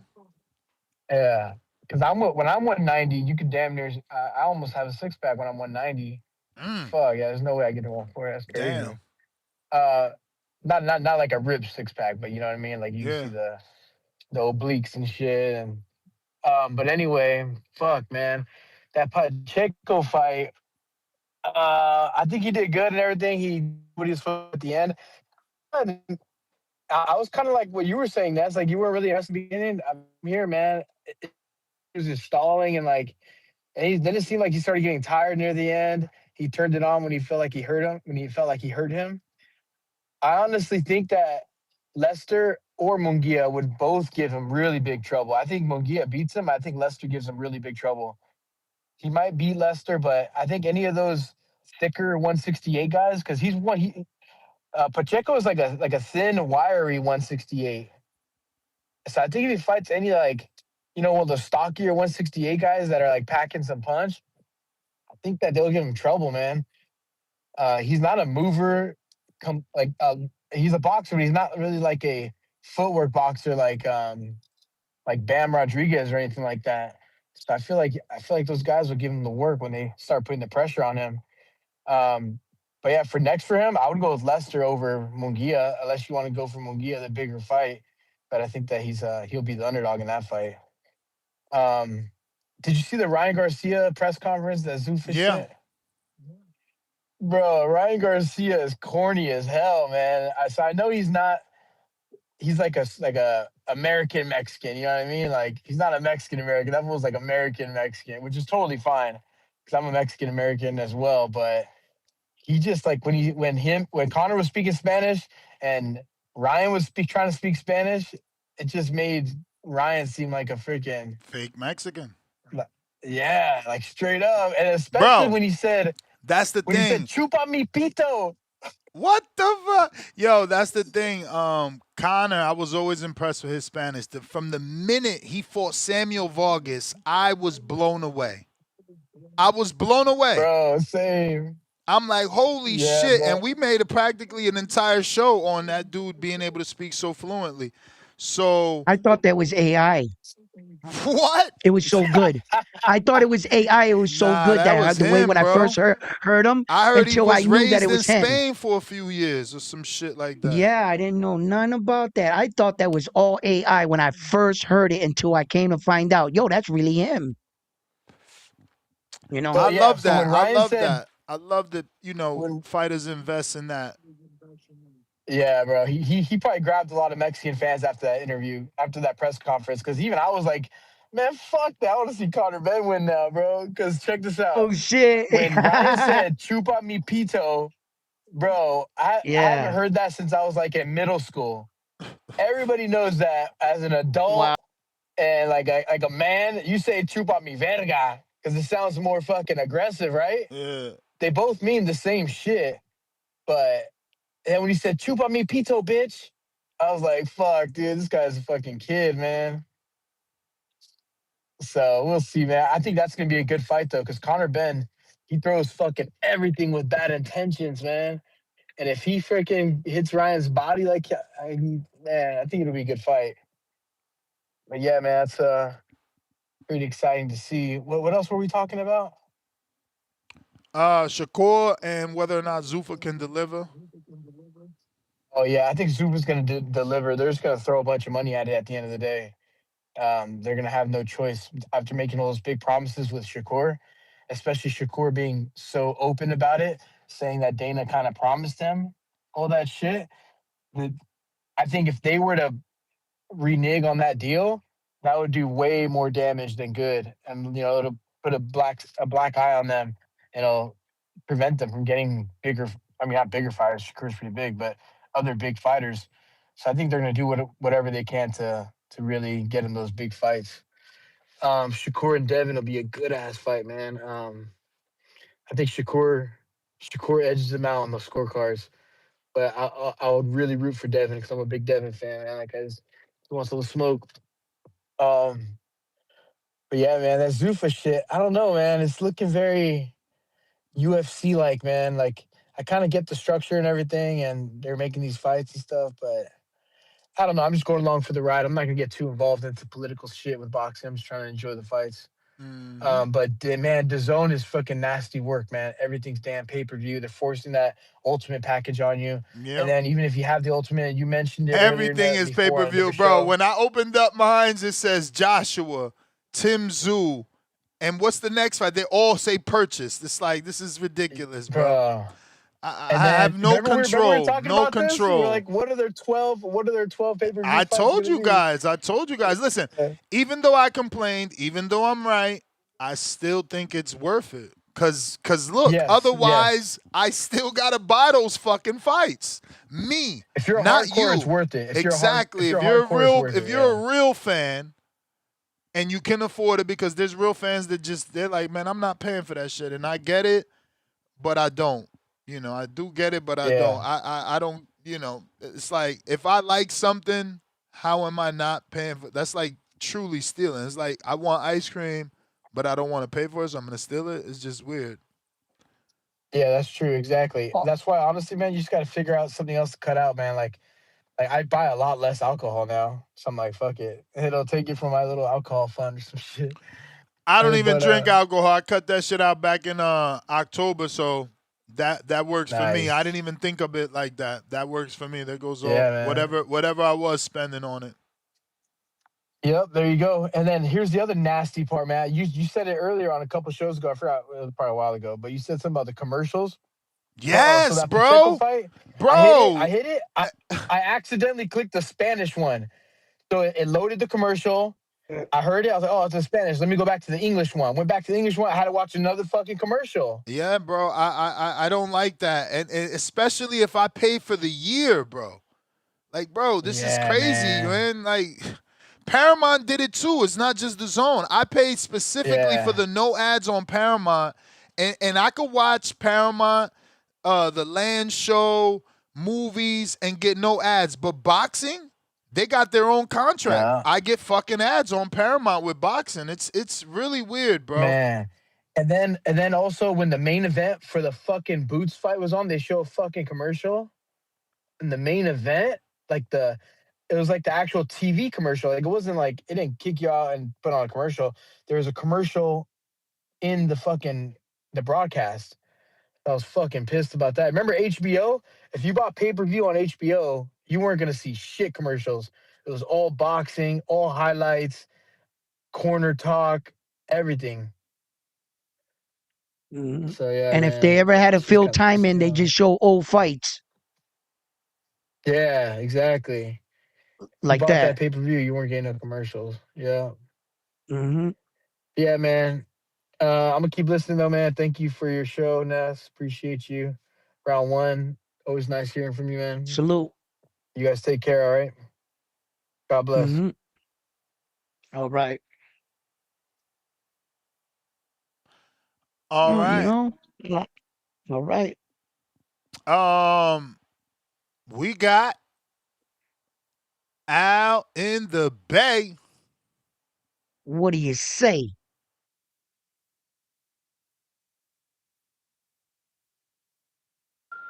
What's up, Bay Area? No, it's Pittsburgh on the map, man. Back. Oh man, yeah, I like that Jaime Munguia fight, man. I like that a lot on both aspects.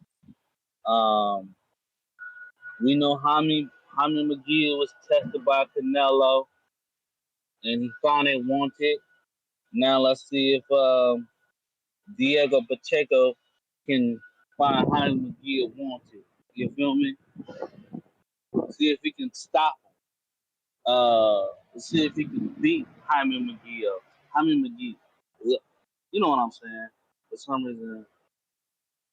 Anyway. Yeah, man. So, or I like that Hamzah Sheeraz fight. You know, after Hamzah Sheeraz win, but he already in the fight. But Andy Cruz, man. Andy Cruz. You know what I like for Andy Cruz? You know, there's a fighter out there, man. He haven't had a fight in a while. And I definitely think Andy Cruz can be his next opponent. And I definitely think Zuffa, for this guy, really needs it. And I'm talking one Gary Antoine Russell Jr., man. You feel me? I think that would be an excellent fight. I think that would be a banger. Would you about to say round one? I was gonna say at what weight? 130. Andy Cruz is Okay. going down to 130. Let's have Okay. it at He 130. fought one time in 130, but he's still ranked 135. That's all I'm asking. Is he gonna stay here or is he going up? Like, because he's still technically ranked at 135 right now. He's not ranked at 130, Andy Cruz. Yeah, So I was but just wondering if the census is saying he's going down to 130. consensus. Everybody keeps Okay. saying he's going. Everybody keeps saying he's going down to 130. He's not saying at 135. Okay. So, you know, let's get that Andy Cruz, you know, and get Anton Russell. You know, I can slam the hammer on that, man. Let's get that fight popping. Gary Anton Russell needs that fight. He needs that fight. You know, he haven't had a fight in a while. His brother don't have a fight lined up, so he ain't training his brother right now into a fight. So this would be a perfect matchup. Get him in September. Get him in October. You know, let's throw it in December if it has to be. You know, let's get him a fight this year.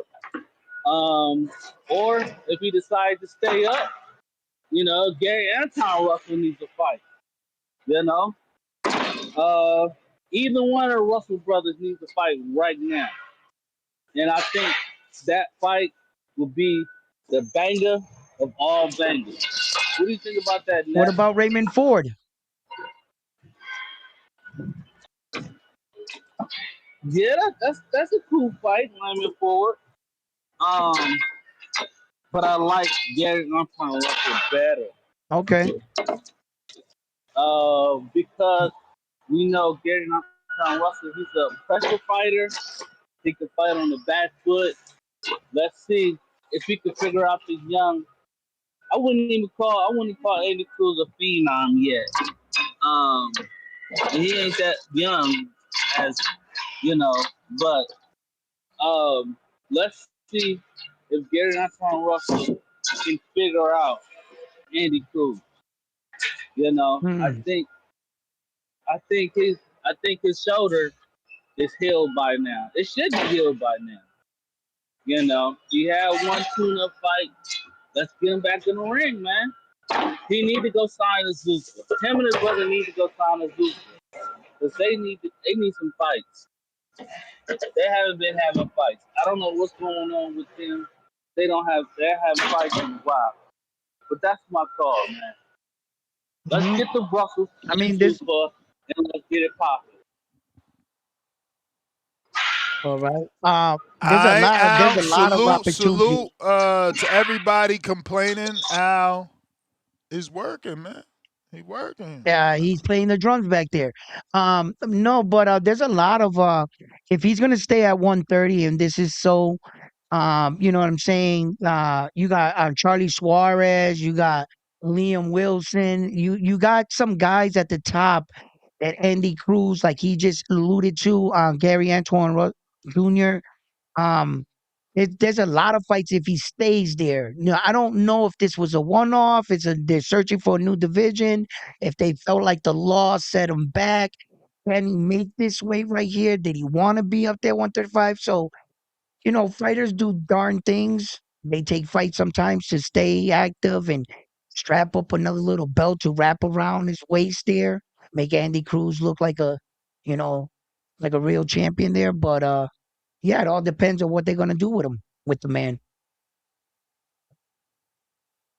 Money talks in this business. They offer him another fight at 135. But why are you so hell bent on him at 35? Like, what is it about 30 that you don't like? Because ever since you talked about it, you like, yo, he's still ranked there, and I mean, that's the only thing I was 35. questioning. Yeah, but it's that was his all decision. I was questioning. It's his decision. He lost to Murataya. He feels that, you know, they're too big. He's gonna go down. I think they're good fights down there. I like him and the kid Ford. That's a good fight. Yeah, Raymond Ford. Yeah. Like I said, Josh Padley. That's a good fight. See where he's at. We seen what Shakur did. Anthony Cacace is another good fight, and Josh Padley, Cacace, those are matchroom fights, so those are easy to make. If you really want to mix him up, at 30, there's hella names. He could fight fucking Oshaki Foster. He could also fight former world champion there, Luis Alberto Lopez, right? Isn't he still there? I don't know, but if he is, yeah, you know. There's a lot of names, though, in that division. There's a lot of names, yeah. That he could fight to see where he's at. Cortez is with Zuffa, Andres Cortez, undefeated. Henry Lebron, Puerto Rico. You know,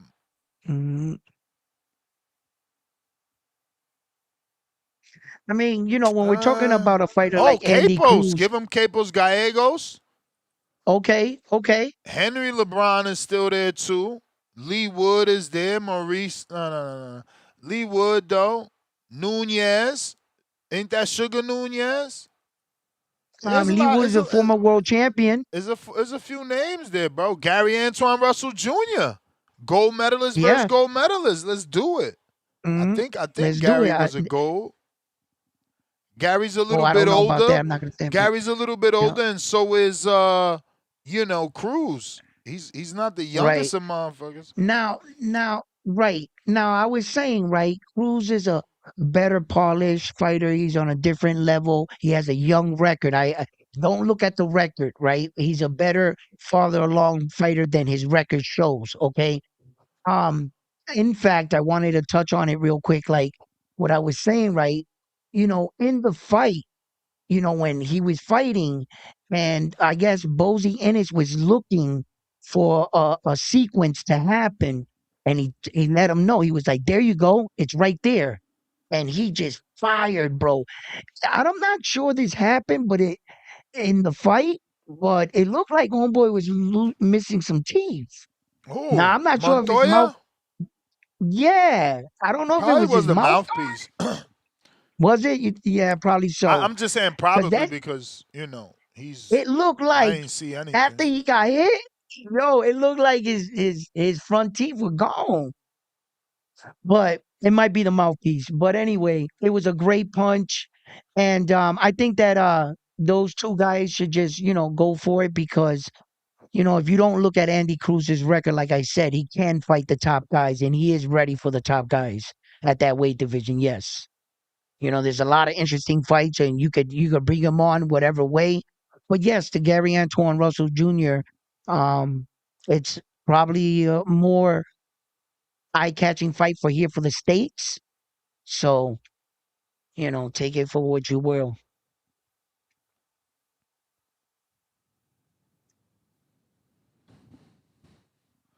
Phone lines are open. If you're looking to call in, now is the time. Round one, what fights are happening this week? See if you know. Tim Tszyu and Errol Spence, right? Yep. And then also there's two fights on that same day. There's one going down. Two pay-per-views. We've never had that before. You know that, right? It's historical. Two really? Pay-per-view. I don't know the last. I've been consistently. I've been watching boxing longer than 15 years, but consistently, nonstop, like a religion. 15, 16 years, and I don't remember a pay-per-view. Two pay-per-views on the same day.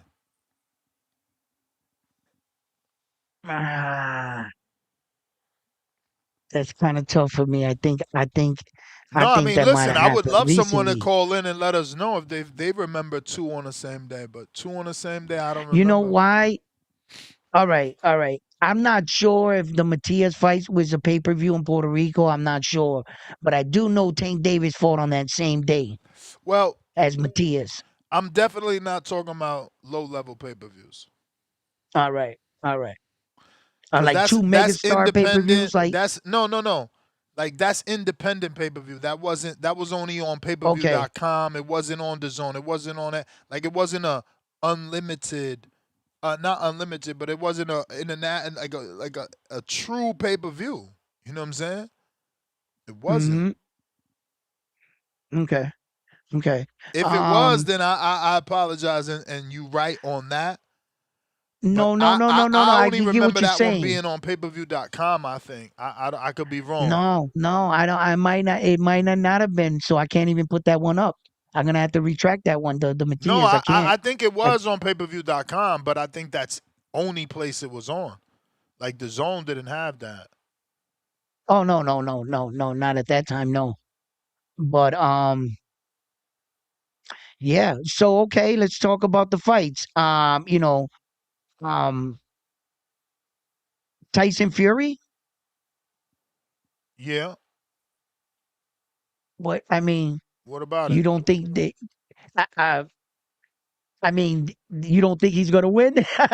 He's gonna beat this guy.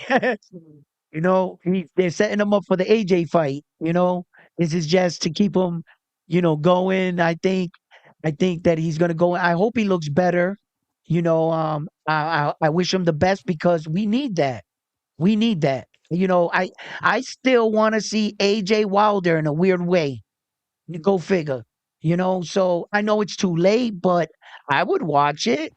So, I know that these are fights right here that are kind of like put in place, but it's always crazy when the unexpected happens, huh?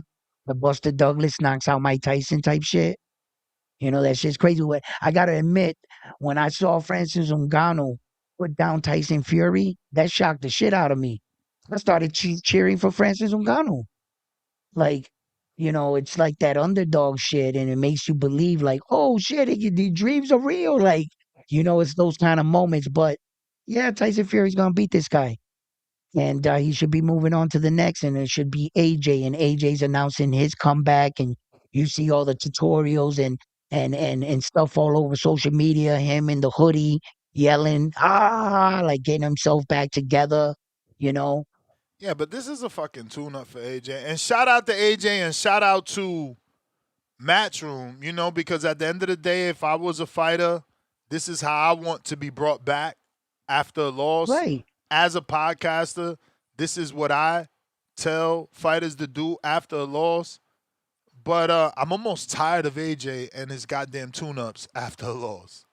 This is but also after losing two coaches and trainers.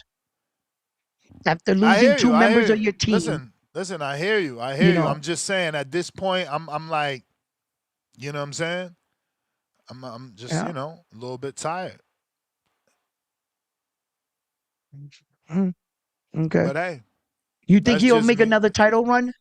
You think Of he'll make another course. title run and Of he'll be course. successful? Of course. Usyk Okay. just vacated, Yes, so he did. That's why I'm asking. those titles will be, you know, out there. He's a name. You know, the sanctioning will give him an opportunity. Mm-hmm. Eddie will find him an opportunity. Oh, definitely. So yeah, for sure. Mm-hmm. For sure. Last call for them callers. If you're trying to call in,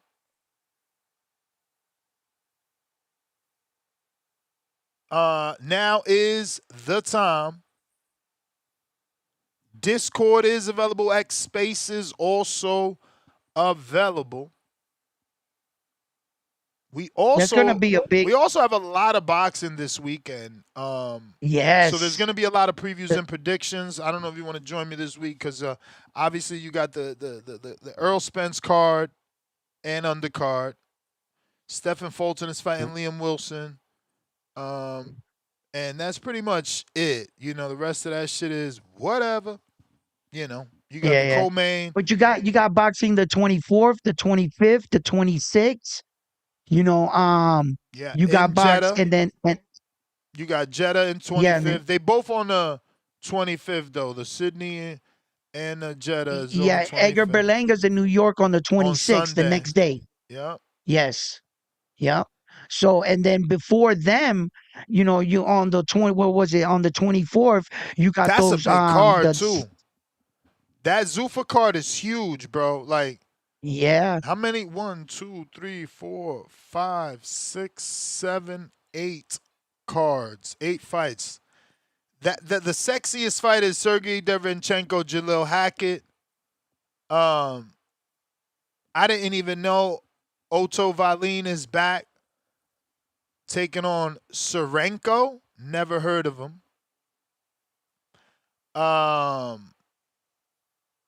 Troy Nash is back. We know him from the WBC tournament. And Richardson Hitchens, Edgar Berlanga. It's a lot of people on this card. Kashawn Davis. Kershawn Davis. Yeah. 8 rounds. And Dominic Francis. So big Sunday card. Big Sunday card. We'll see you know, how that plays out. That's probably going to end up being the best card of the weekend. These other undercards just don't look good. And Zuffa's just becoming, damn, it's just nonstop rain today. Zuffa's just but becoming also but my that's go-to also for like the tight top matchmaking. Yep. Right. But also that card with Errol Spence Jr. would have been a lot more appealing, you would have to admit, if the Jamel Charlo fight was still on the card. You know, there would be it would have been better. I think boxing would have had a better, but the removal of that one fight made that card. What do you got? Just Arrow and Stephen Fulton? And that's Stephen Fulton, no disrespect, you know, but okay, cool. You know. But Jamel Charlo, you take him off that card and look how it affected it. You Yeah, know, I I mean, you think that know, we'd have been able to Charlo compete should have with known, Zuffa. man. Charlo should have known with all his outside of the ring issues that, you know, Australia don't play. We seen what happened with Bill and others. They don't play. And shout out to Bill, who was able to get in, but it was difficult. I got Jay Hill. What up?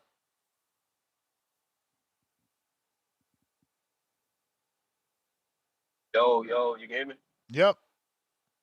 Yeah, man. I was just calling in, man. I ain't really got too much time to talk, man. But I'm calling in about 2 pay-per-views in one Saturday. Yep. Manny Pacquiao, Mario Barrios, they fought last year, and the same day they had Usyk and Daniel Dubois. Fat chick. Ooh. Those are 2 So I had to major pay. pay-per-views. Which one he say? Oh shit. Usyk Fact versus check Daniel this. Dubois. Usyk versus Daniel Dubois. I remember I had to go on a trip. That was in July 19th or July 20th. And Manny Pacquiao and Mario Barrio, they fought on the same day. Okay, you're saying Usyk Dubois. I don't know. He's checking. 1 or 2. 1 or 2. I think it's the second one. I think, if I'm mistaken. Okay. I will help. I'm gonna check Barrios. I got you. Yeah, Okay, because Daniel Dubois he fought him 2025 7/19 was the last one. And then the one Barrios before that fought was Pacquiao 7/19. Yep, that's it. 7/19. Yeah. Yep, that's it. That's it. I was pissed because I had to pay for 2 pay-per-views. Give this man a prize. Damn. What was that other fight? Daniel Dubois and who? And Usyk. Usyk. Maybe that's because it was the zone package and I ain't feel it. That's strange. Yeah, that was last year. I ain't had a package last year. I did have the zone. I had to pay. 7/19. I still had it because I remember my DAZN expired like October, November, and I waited till this year to re-up. Good shit, my man. Good trivia, boxing trivia. That's what we all here. The community, everybody. That's what a boxing channel for. We barbershop talking now. You know what I'm saying? Good shit, my man. Good shit. That's what's up. You hit it on the head. I thought this was the first. This is a damn shame. See, they been whooping on us. They been whooping on there. I was pissed that day. I ain't gonna lie. I was pissed. Crazy, man.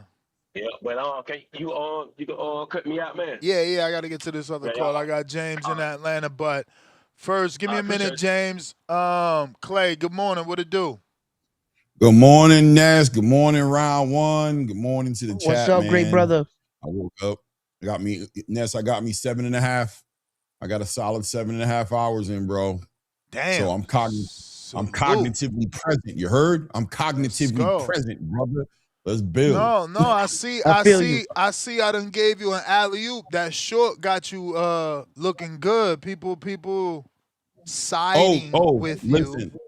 Listen. First of all, they Ness, treating me like scum in those comments. Those suckers. You a superstar, bro. We already know. So whatever. I appreciate the alley-oop. Everybody's cheerleading for Clay on those comments. I'm like, what the fuck?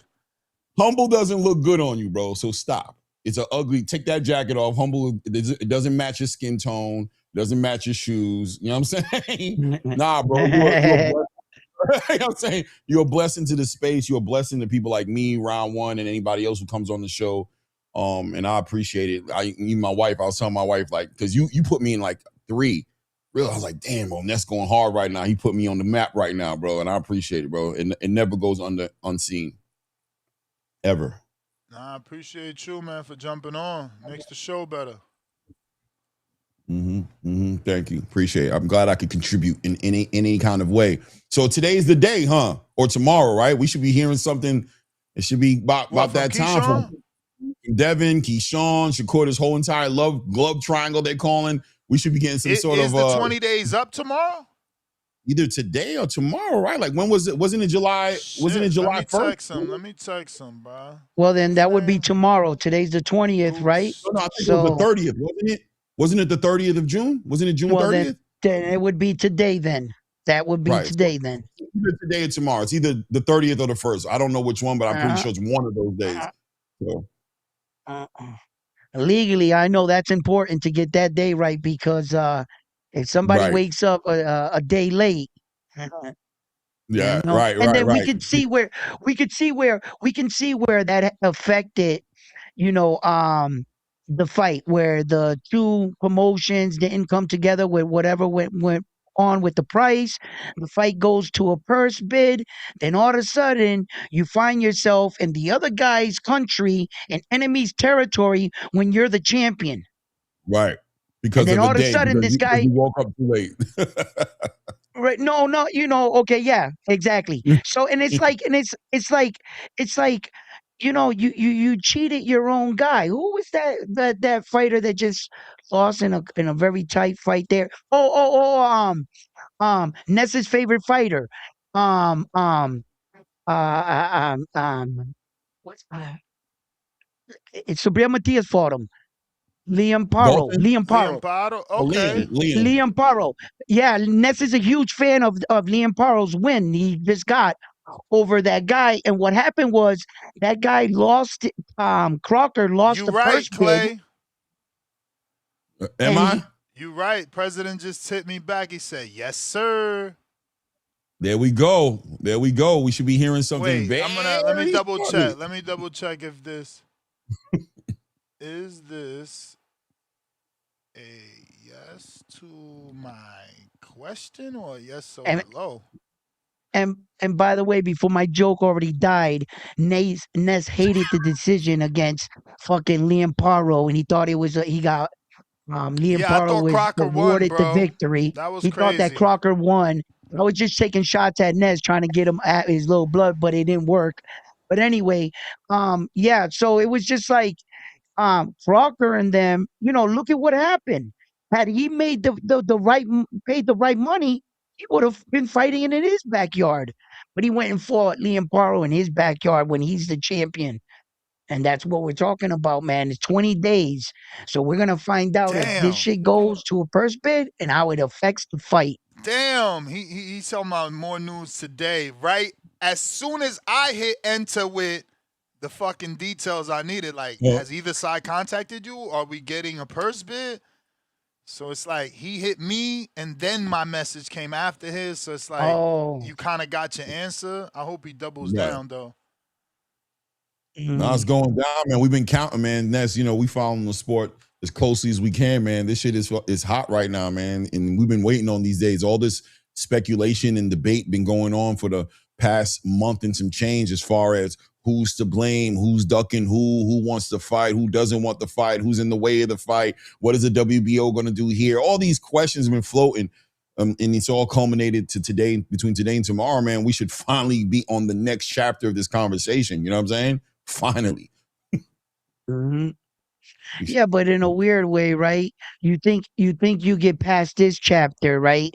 And it goes to a purse bid and somebody even buys the fight. And I've seen cases like that the fight never even made after even that phase.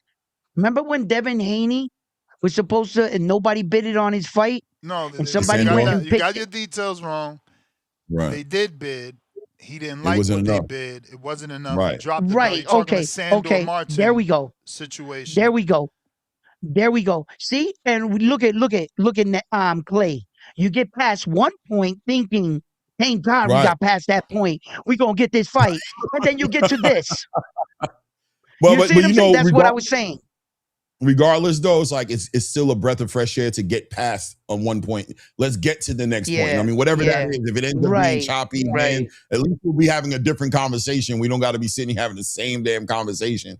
You know what I mean? Every damn day, not knowing what's going on. I can't even tell you. Go ahead, brother. I'm sorry. I'm going to ask Ness and you though, as far as what on the back end of the zone, giving Teofimo Lopez this exclusive deal, right? And we now know that they tried to do it with Shakur. They tried to do it with Richardson Hitchens. I mean, I think we can speculate that they've got to be trying to do it with Devin Haney, right? So that being said, it makes a Keyshawn Davis fight a lot more. Hopefully that means that we get an announcement that Devin signed a DAZN and the Keyshawn Davis fight is happening. Or we get the opposite and they didn't agree. We get in the purse bid and then we realize who Devin is signing with when the winner wins, right? Because if Eddie wins, he's not winning for Keyshawn. That would be Top Rank. So that means Eddie is stepping in for Devin. If Zuffa wins, they stepping in for Devin. If Top Rank wins, obviously they stepped in for their prize fighter, Keyshawn. So it is interesting. And he ducked my last question, so we ain't getting no answer. Right. And then check this out. And how about in this situation to see if somebody's a duck? James, hold on. James, don't go away. I'm sorry. After you round one, let me get the James that we had him waiting. just like Ness was breaking down the scenario like that, I was asking right now is it maybe this will see if somebody really didn't want to smoke. If they announced that Devin Haney's gonna fight somebody else, wouldn't that say that Keyshawn didn't put in to be the mandatory and didn't force it if they don't strip Devin? Because Keyshawn's claim is I'm the mandatory, I'm putting it up, you gotta fight me. We getting to this point.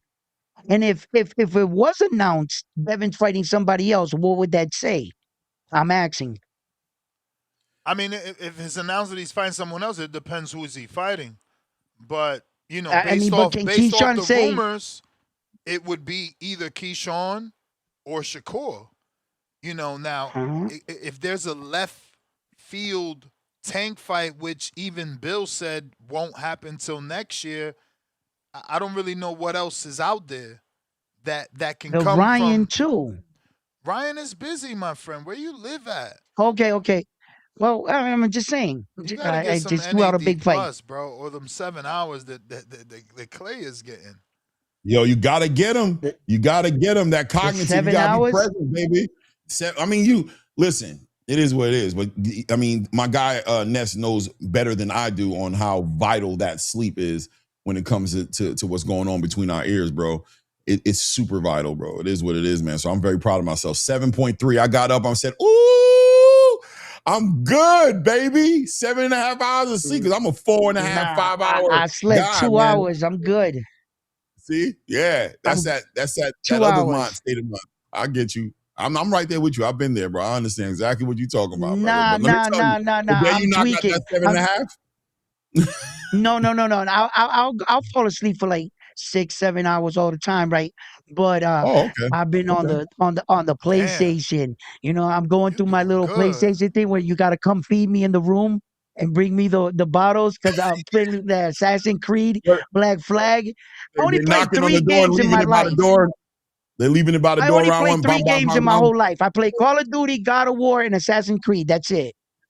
Yeah, That's it. And like the Black Flag came out, and I've been on it and it was like I turned around. It was 12 o'clock. I was like, okay, one more hour. I turned around. It was 5 in the morning. I guess because I never been good at those games, right? Because I had definitely had one of those versions, early versions, because I haven't played video games in ages, but I've definitely Hmm. played Assassin's Creed and Call of Duty. And I've just never been one of those guys, like 90% of the guys that fucking play these games 24/7. It's crazy. Like Call of Duty is Nah, I huge. My can't do it son was like that, stuck on brother. that shit. I ain't gonna front. I don't got it like that. I just turned this PS for like 3 weeks ago was the last time I had it on until the game of release was what, 3 days ago? So I bought the game on the day it came out. So just 3 days ago, I turned it back on. So I don't game like that. I'm not gonna claim to be a gamer like that. No, yeah. I'm I not got gonna a claim something PS5 I'm here not. that's collecting hella I dust. play I it got every so now many and then. My games. son I bought me don't. this for a birthday. I mean, for a gift. Yeah. So I don't I'm not a remember the gamer last like time I that. beat a game. I beat a game in video games. Nah, Last time I beat one. I play That's three games like I say hard. consistently. Like I be playing it, but For sure. James. Shout out I for know the I he don't came got back. time to reminder. play games. I got to do boxing. For sure. That's a But I fact. broke night last night. Yeah, I did. Yo, Damn, I haven't done what's up, that Yes. Nick? playing video games in forever. What up?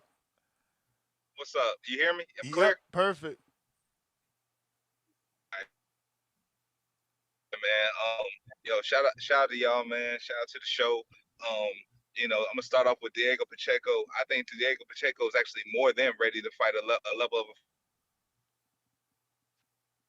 To me, I just think he's overrated. We look at this opponent. Can We you look at his start last that over, opponent. champ? You I mean, said something, then went through that Atlanta internet. all right, cool. I think Hamzah Sheeraz is highly overrated.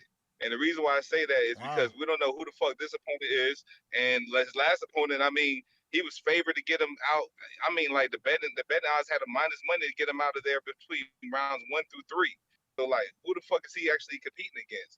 Whereas Diego Pacheco fought the likes of Sajo, Steven Nelson, Trevor McCumbee, who are all tougher fighters and did good work against him. And even Aleem, There are people saying like, who the hell is Aleem? But Aleem ain't been knocked down like that for real, or really beat up like that. He's been like, a steady opponent, and he showed a hell of a performance, man. Where he's showing good boxing skills, great punch selection, as well as good footwork. I think besides what version of mental health Charlo we get, I think Diego Pacheco might be the best fighter at 168. So I think that fight, if Eddie Hearn does Eddie Hearn things, go ahead and try to force that fight and force Hamzah Sheeraz's hand. Besides Jamal Charlo, I think the only other viable opponent that would probably give Diego Pacheco a tough test would be Carlos Adames, who just moved up to that weight class, who we see that Hamzah Sheeraz is actually trying to avoid, where he tried to make that rematch several times, but I think Hamzah Sheeraz is avoiding it for a reason, and the reason why is because he really lost that day, but saved by Turki Al-Sheikh himself. Is Zuffa going to be good for Shakur Stevenson? I mean, Alex Vegas stole my point earlier. Yes, between the money and marketing. Not good. That's not the question. Are they going to deliver the fights that they said? He said they promised him Tank and Devin. That's the question. Fuck no. I don't believe that shit. I just believe, like what Vegas said, man, we talked about it. Monetarily, yes. Those two fights, I don't believe so. I believe Shakur's going to be fighting the names of Navarrete and all the other bullshit. Maybe a Rayo, a fight that he said he doesn't like, but he's going to have to take it because he signed over there. And isn't Rayo like the face of 135 Zuffa Boxing right now? So he got to fight him. But other than that, I think they're going to underdeliver. Andy Cruz. Funny. That is really Andy. Shit, it's the truth. It's my. At least that's what I believe is my opinion. Round one, and I got you, baby. Go ahead. Even though Shakur is the face of Puerto Rican boxing, boxing, man, he's not going to fight no smoke over there with Zoo. And we're going to see. We're going to be like, damn, the nigga got paid, but his resume look big. He is the face of Puerto Rican boxing. Who's a bigger face than him? Xander is. Fuck out Yes. Fuck out of here. Yes, Fuck he is. Here, He's the clear lead candidate. He's actually born in Puerto Rico. Who the fuck cares, man? Look, who the fuck cares? We do. We do. Why are you talking for us? Why are you talking for us? You're gonna validate our culture and who we accept. Xander's clearly leading the way. Yes, man. Yes. All right.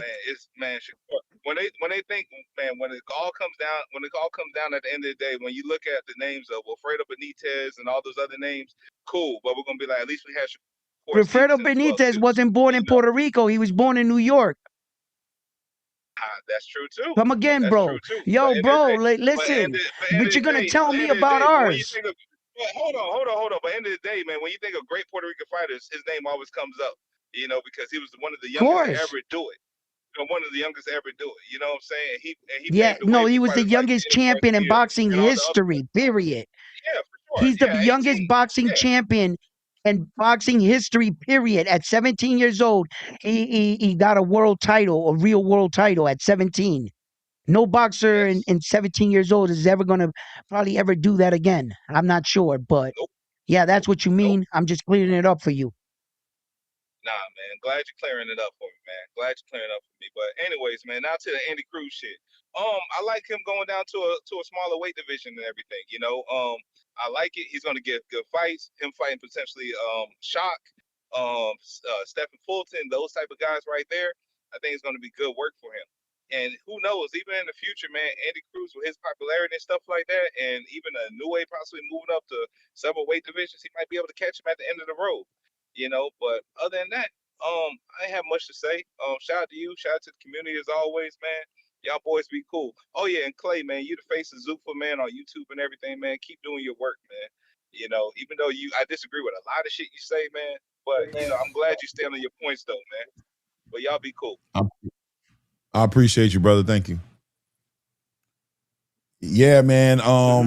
Yeah, I mean, I agree with you around one. Xander is 100%, in my opinion, the face of this situation. You know what I mean? Without, especially on the back end of that performance, the whole entire world has a new profound respect for Xander, just putting on the performance boots and putting it on the line that way. Stock went up. 100%, man. Interesting enough, though. Yep. Interesting enough, real quick, just to kind of segue real quick on the side of the conversation about Shakur Stevenson and Zuffa being able to deliver these fights. You know, at one point in time, I'm gonna be real with you, I thought that was a for sure locked in situation where I just felt like this is called prize fighting. If the money's there and it makes sense in this particular space where it seems like a lot of these promotional companies aren't able to deliver these big paydays to these fighters without the help of a Turkey Al-Sheikh or some sort of funding source, I would have said definitely Shakur has a high probable chance of making these fights. I still think the chances are pretty high. They're still there, but it's definitely being leveled out by the zone's new interest in signing fighters, right? Now that the zone is getting involved with this whole entire signing the big stars, there's some money there on the traditional side of the space to put on the big fight. So these fighters don't have to necessarily deal with taking an offer from a Dana White or a Turkey Al-Sheikh. It seems like the zone is going to be facilitating a space for the big fights as well. So now, you know, I think, like, for example, the zone changed the whole conversation for Bill and Devin. I thought Bill and Devin were in a dire situation to where they couldn't get the big payday without a Turkey Al-Sheikh. So it made me feel like they were going to go to the Zuffa side of the conversation and work with Dana and all that. But now that the zone is showing their willingness to do this, I think that's influenced the space in a way to where it's kind of leveled out the playing field, if that makes any sense. All right. You said a lot there for me to answer, but I'm gonna break down the first part of it, brother. Right? Okay, check it out. Um, as far as Shakur Stevenson and coming out with this message of it's boxing, we got to think about our families and what's best for us and the payday and things like that. Okay, I get what you're saying, but you cry me a river when you're going that angle, but still bragging about fighting the top guys, but going on the other side of the street. For the first time in boxing history, we got the one thing that holds it 50%, at least I can say, of all these fights, where the networks, my side of the street, we heard that famous line a lot throughout boxing. Everybody gets on this side of the street and you jump to the other side. Now, I'm going to tell you this. I respect the fact that boxing is an unforgiving sport. And if you ask me, the money's not worth it. So let's just get that right out the way. Okay, whatever Shakur deemed, whatever deal he did, yo, Shakur, from me to you, congratulations. I say get every dollar you're worth and then some. Okay, because we pay a big price at the end of this game. So if he was going that way, fine, Shakur, get whatever fight you want. Do me a favor. Stop beating your chest and claiming to use our guys to promote yourself. Show me you can carry your own torch. If you chose to go on the other side, well, then carry their torch. Don't keep claiming to fight us, and at the end of the day, you never fight us. It's not like you jumped away from pro boxing and went to Zuffa, and everybody was saying, oh shit, he went to Zuffa. Place is a madhouse. No one goes there. All the toughest fights happen there. No, that's not where he went.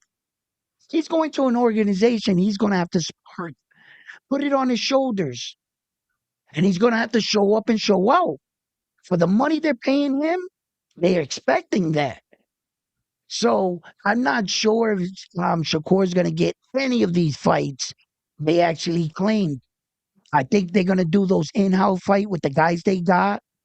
I think they're going to try to shoot for 1 star. 1 star. I don't know who it is going to be. Whoever it is, you're going to get 1 star out of them. I don't know. How do you think that's going to work out, Clay? You know, Shakur's coming out. He's saying, I'm not fighting Rayo. I'd rather fight Gary Antoine Russell. Obviously, round one's theory is they're not going to get those fights, and they're going to give him an in-house fight, which leaves Rayo. What does Shakur do? And if he doesn't take it, does that count towards his fight? Like, I don't know anything about the UFC, but I see that they sit motherfuckers out if they don't take their fight. Yeah, they do. Yeah. And Richard Hitchens, after his wow, fight, your name is Clay. What do you think? Your name is Clay. I just passed the ball. That was an assist, Clay. You know, specifically so you don't do that. This guy is... um, nah, man. Listen, man. Like I said before earlier, I think the playing field is leveled out a lot more right now. I love the look of this situation happening with Ryan Garcia and Conor Benn as far as on the back end of a collaboration that's clearly being done, right? Between the Zone, Golden Boy, Zuffa, Paramount, the whole situation, to me, if this event rolls out and is impactful the way I think it could be, this can open up a whole new dialogue between all the promotional companies to make these bigger fights. They'll cross the street politics, kind of like water it down a little bit, kind of chase it a little bit, put a little juice, a little sparkling water over the vodka, you know what I'm saying, to make it a little bit more casual and in a better conversation. I do think that I believe in Dana White when he says anything is possible. And then what basically means is as long as there's a willingness to do business can be done, right? It does complicate the situation, though. It does complicate the situation without a doubt that Shakur is where he's at. Whether he's trying to trailblaze something new, whether it's just for the money, whether it's a combination of a multitude of things. But I think at the end of the day, we just got to take it step by step. I think there's definitely a contingency plan in place. They signed this guy for a multiple fight deal for multiple years. They couldn't have built it around the possibility of 1 or 2 fights exclusively happening. They had to have a contingency plan based on a big picture on the landscape of boxing and how they were going to approach this, and probably been having some positive feedback conversations from other promoters, other networks on the possibilities of these fights coming together. So, yeah, man, I think it's an interesting thing to watch develop. I don't got all the answers, but I believe in the businessmen involved in the conversation for them to come to a conclusion that ends up with good business being done. And that gives me hope that the fights align with that as well. Round one, what's your thoughts? Right. Oh man, my thoughts is this. I'm a little bit reluctant with the Zuffa model or the way it's going because of the fact that if they're claiming that Shakur is going to fight our guys, the majority of our guys who want him to fight are world champions. But if you can't win a belt and hold it under Zuffa, like Jai didn't even get let to showcase the belt. So it's obvious that the belts are not allowing them to showcase our belts. So when they claim that they want to fight for our belts. There. You said it's obvious that the belts are not allowing for them to claim our belts. So I think you made a mistake. What you was trying to say, if you want to repeat. Okay. Oh, okay. All right. The 4 major sanctioning bodies will not allow Zuffa and their belt be showcased in the same ring because you can't do that because this is your product. I think Why that's would you let somebody else? Right? I think the way that it is backwards. It's Zuffa that doesn't want their belt. The sanctioning body's belt on the television of Zuffa. They're the ones that said we're not messing with them. Okay, they can claim they want that to reverse psychology, but don't want it. Right. Okay, but the real thing is these are the belts we fight for. The Zuffa belt has no history, it has no champions, no legacy. So they can claim that if they want to. That sounds cute. But these is where the belts are now. It goes for the same thing like say Claymore. You made the IBF. You were the founder of the IBF.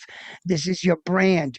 You cannot allow that the French Canadian champion to come into the ring and raise his championship next to your belt. Okay, the only belts that are allowed in here are the belts that we sanction. You understand? So that's why they don't allow that in boxing. So what happened was when Jai Opetaia was paid to fight to defend his belt, the IBF opted out.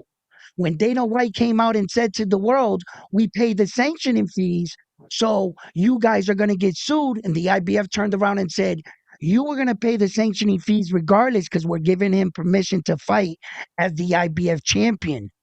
You had to pay him anyway. So, and then when they lost that battle, what happened was what really screwed Jai Opetaia, in my opinion, was this fatal mistake. He took the IBF on that night when he won that Zuffa, and he put them side by side when the IBF told them, you could not bring that belt in the ring. It's going to give spark life to Zuffa. Because what you're seeing is the IBF champion in the world with a Zuffa belt. That means that Zuffa belt must mean something that's going to give it spark. And Zuffa knew that. They knew if they can get the belt in bed with them, that it would spark their belt. I don't But think that it was that deep because you're like, bro, like think about what you're saying. You're okay, saying think that. about what I'm saying. Well, I'm trying to get a word in. Okay. You're basically saying that Dana has been saying for years, and before the existence of Zuffa, and since the existence of Zuffa, we ain't messing with the sanctioning bodies.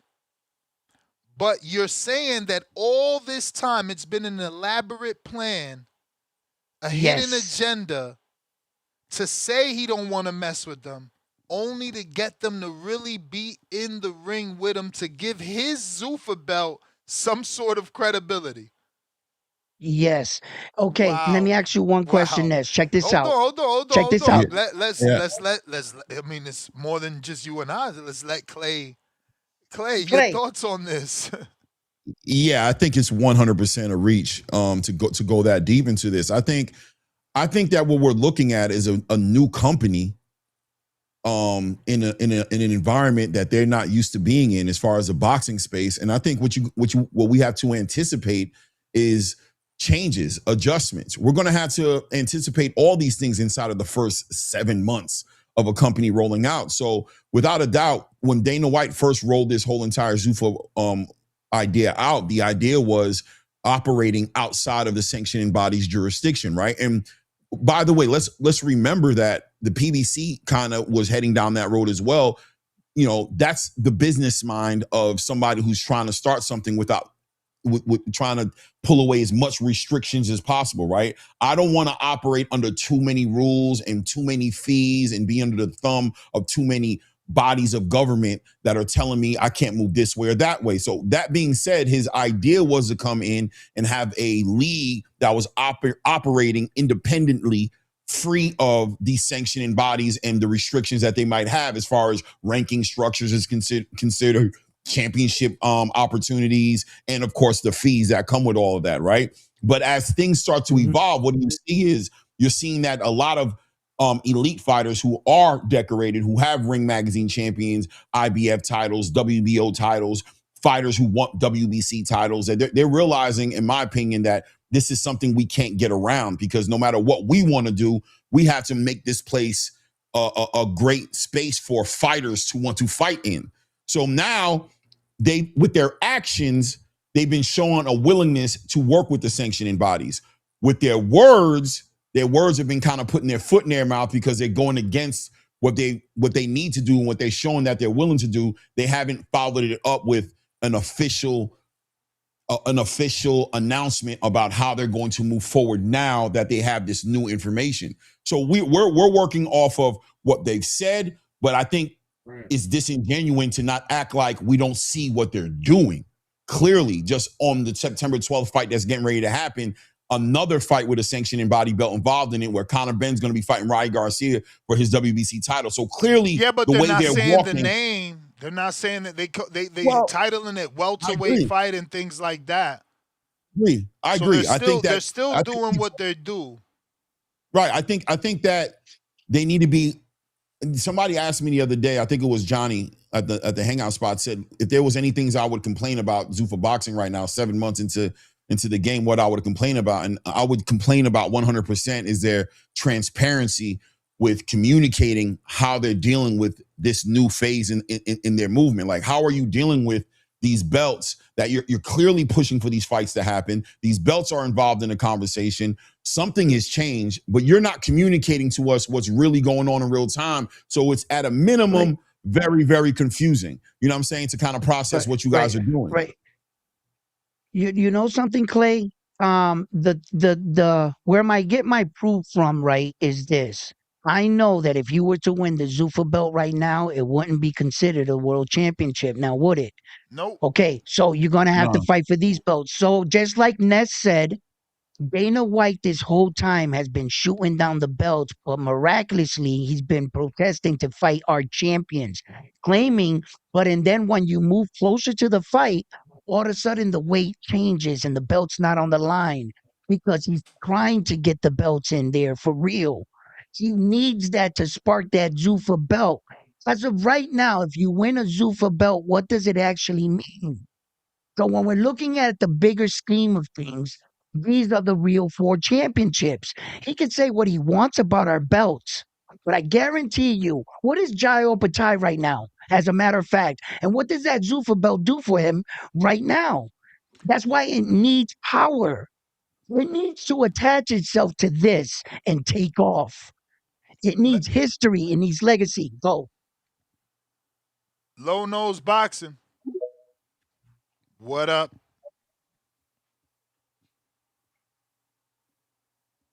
Low Nose Boxing.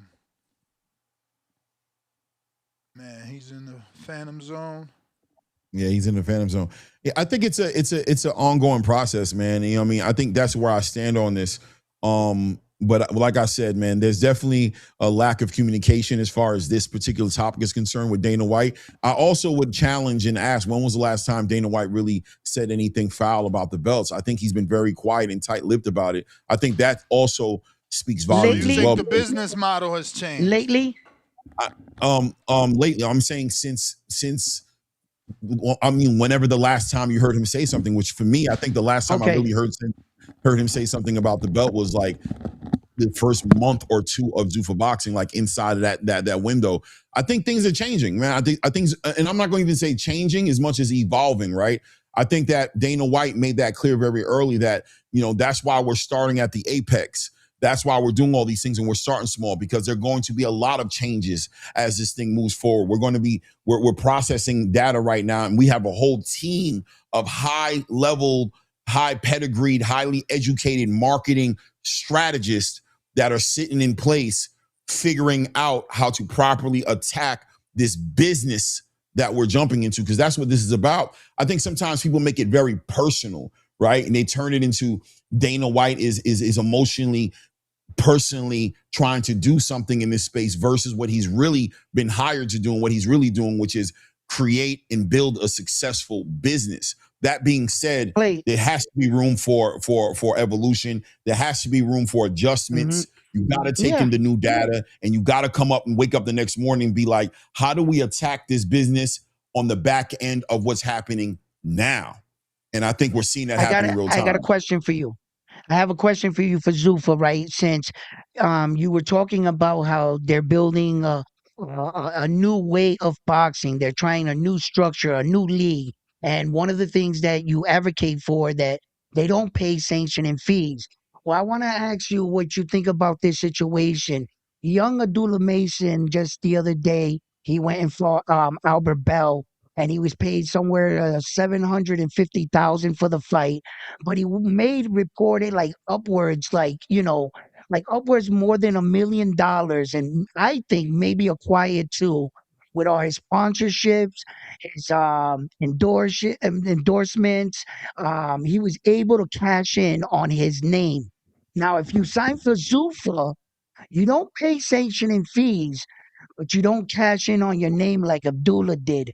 You only get paid the $750. That's it.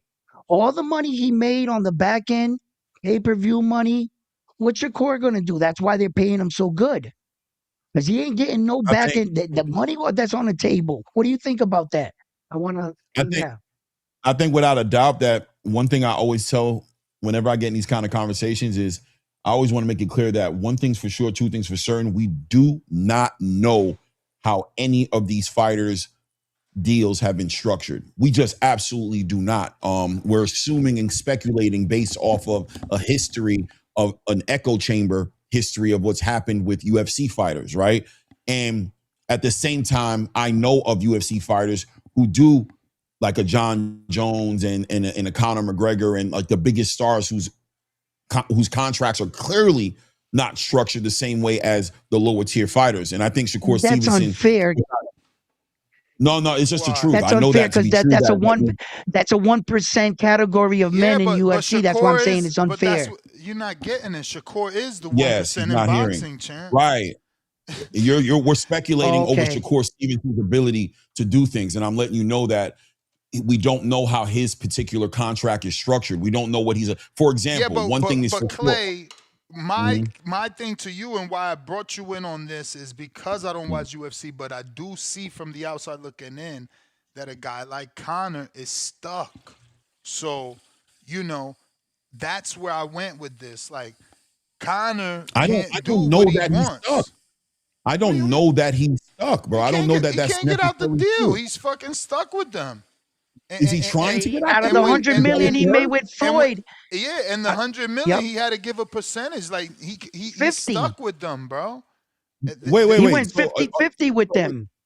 I just want to be clear. So as far as you guys have heard or understand, Conor McGregor's trying to get out of a deal with UFC that he can't get out of. Is that what you're hearing? I mean, when's the last time we heard that he was happy? He's rich as hell. He looks happy every time I see him. He's an owner. But he didn't get rich in the UFC. He got rich in boxing. He's driving around in private Lamborghini yachts, partying his ass off. Just got married, had another kid. What is this guy suffering and struggling? What am I unaware of? What am I not seeing? But you're forgetting that he made $100 million in boxing, and then that lifestyle happened. After that is when he got the fucking Irish whiskey. After that is when he did the movie. I agree with you. After that is when he did the movie Roadhouse, where he became a fucking, like he was a celebrity, but the Floyd fight took him over the top, bro. So come on, bro. Come on. No, bro. His happiness isn't because of the UFC. His happiness came from that $100 million. Playmore, I can millions of dollars. What I'm saying is we're speculating in the area of Conor McGregor is being held against his will, or he's stuck, quote unquote, as if he wants to go do something else. And the UFC is stopping him from doing that. Wait. I can answer that. He wanted to box, and they won't let him out his contract. What are you talking about? Yes. I don't remember that. I don't remember that being a big issue. Okay. Conor McGregor also was trying to buy that knuckle boxing fucking thing with Mike Perry there. Remember that? And he was trying to do his own thing where he was going to fight Chandler over there. UFC wouldn't let him do that. At the bare knuckle thing when he wanted to fight, he made the announcement there with Mike Perry that he was going to have Mike Perry fighting at the main event of that thing, that Conor was buying it, remember? And on that same thing, he was going to announce the fight. But put it this way, if he was happy, he hasn't fought in 5 years in the UFC. If he was happy, does that sound like a happy man? No, he's rich. Obligated, bro. He can't get out his contract. He's obligated. He can't get out. But maybe I'm wrong. That's not my sport, man. What I'm saying is when we're talking about contracts, right? We literally watch Virgil Ortiz Jr. going through it with Oscar De La Hoya based off on a contract, right? And why am I bringing this up? I'm saying that if you have a contract, without a doubt, to be in compliance with that contract, you have to honor the contract. At what point in boxing are there these contracts that these fighters have the ability to wiggle out of agreements they've made and go do whatever they want to do? If you have a contract, that's what you have. That's the difference. That's No. That's the difference in boxing. Really? You can buy your contract out. Remember, Andy Ruiz. How do you know you can't do that in UFC? Floyd Mayweather. Because Conor is a fucking $100 millionaire. But how do you know he wants to get out of the contract? You're saying that he wants to get out of the situation, he can't. How do you know he wants to? Those were the rumors as a casual who does not watch a UFC fight. That at shit a minimum, came on my timeline. At a bare minimum, it's a rumor. I know of some UFC fighters. I know UFC fighters who would give testimony as to their best experience and how they love Dana White and the UFC and how it's changed their whole lives. There's going to be fighters, dozens that have been already verbally saying that 100. There's over 400 paying them. There's over 400 plus fighters on that roster, so a dozen is a candlelight to the sun in Yeah, comparison to fighters who stay there, get money, and who are very appreciative of the opportunity they have. And here's the next part of the conversation. Go somewhere else and do it. Why are you guys renewing contracts, staying there? Kamaru Usman has stayed there. You know what I'm saying? All these fighters who are complaining, why don't you guys just wait your contract out and go somewhere else? I'll tell you why. Because the UFC is the biggest game out there. There's no other organization in the MMA space that's offering better opportunities than the UFC. They are the cream of the top. Now, maybe they're not getting paid as much as boxers, but then again, no other MMA organization is offering them pay structure like boxing either, right? So it is what it is.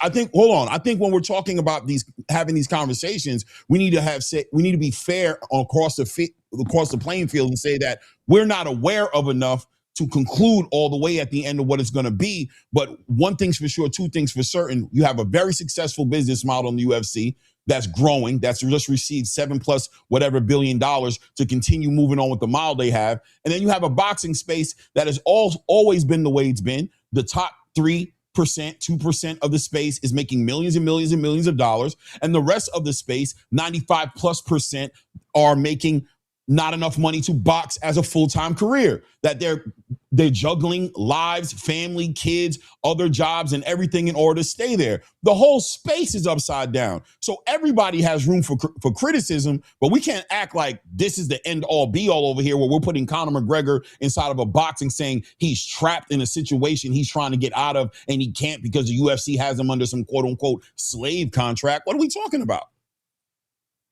All right. First of all, when you paint up UFC to be this brilliant organization, I just want you to know that the reason why they can't go anywhere, because Dana White bought everywhere out. He bought all the surrounding mixed martial arts, and he has a monopoly, and he's also being sued for that in court. So, and then on top of that, he lowered the weight. Excuse me, brother. Can I talk? I let you talk. No, but you're lying. Can I talk? Or you're not aware. Wait, hold on. Can I talk? Round one. He's saying that you're not telling the truth, so you might need to get some Google. And you're not. Okay. You got to be able to. He bought Bellator. He bought the top ones in the sport, and what he did was you're only naming one. You're only naming one. And the other one was you're only naming one. The WCW. A wrestling organization? No. I'm probably getting the initials mixed up or whatever. So then you can't be saying it. Then if you don't know it, you can't say it. He bought like at least 5 or 6 of those organizations. Then what he did was he did this. Wait, Clay, let me tell you what he did. But round one, we don't want you to move forward without getting the information, or at least move forward and stop saying that he bought more than one because you can't prove it. Okay, somebody Google it for me real quick before I can carry on. No, that's not how this works, because bro. I just want to get this out. No, you're not getting it out. I tell you this every time you're on this show. I'm going to stick with Bellator. Can I go with Bellator? Yes. Can I go with Bellator? Yes. Okay, now, what he did was... Yes, he... Okay, go ahead. No, we're going to go on that. You can do that. I'm going to look it up. Google this shit myself, and if you're wrong, bro, I'm fucking going off on you. Oh, okay, good. No, check this out. He went Googling. This shit is getting frustrating. Okay, all right. Please do it for me. Thank you, brother. Bellator. Instead, the rival mixed martial arts promotion Professional Fighters League officially acquired Bellator MMA in late 2023. See what I'm saying? Shut the fuck up, round one. This shit is getting aggravating. You have to use in late 23, bro. You gotta use Google, bro. Now you're gonna argue with Google without Google, and you're gonna argue with what he just fucking Google searched? Yeah, he didn't say he didn't buy it. Don't argue with Google. No, it literally says the UFC Google search did not buy Bellator, highlighted. And then it gave the opposite of what actually happened. It said, instead, the rival mixed martial arts promotion, rival UFC's competition, so they haven't bought everybody, PFL, terrible, Professional Fighters League, officially acquired Bellator in MMA in late 2023. That's what it is. From who? From 2023, yes. Oh my God. Nah, bro, this kid with the shovel is out of control. He's nasty, bro. At Hold 50 up. something years Hold old, up. he acts like a What I'm saying child. is, he's saying that he sold it in Bro, round 2023. one, Did he own it before that? round one. We're gonna change the whole subject because I don't want to go off on you, and you refuse to Google. You want to just argue based off nothing. You won't just Google. You got a phone and a computer. So we're done talking about Bellator. We're done talking about the UFC, bro. You're fucking a pain in my ass. You don't know how to fucking be an adult. Dude want to argue something he don't fucking know. Shit is aggravating. Let me get to stock chasers. Actually, this guy is back.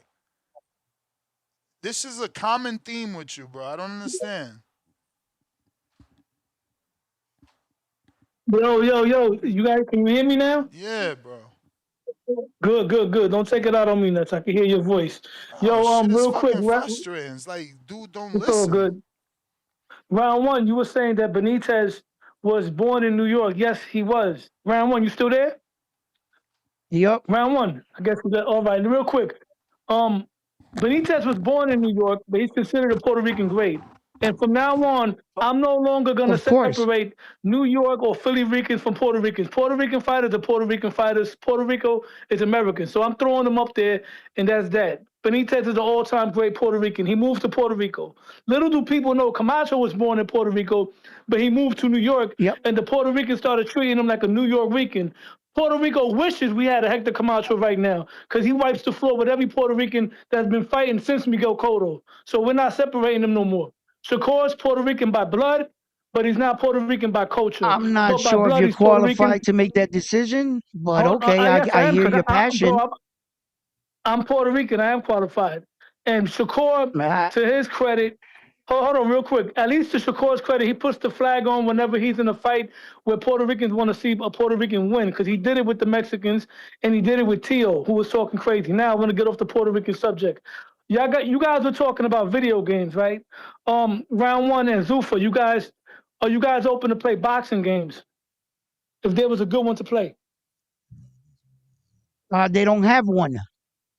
All right, well I'm gonna put you They on. don't have Yes, the check your old DM. one. The old one was the shit. What was it? Well, it was it was Fight Night Champion. Listen, here's the good news, round one. There's modifiers that modded the Fight Night Champion, the one that came out in 2011. That's actually better than the game that's out now.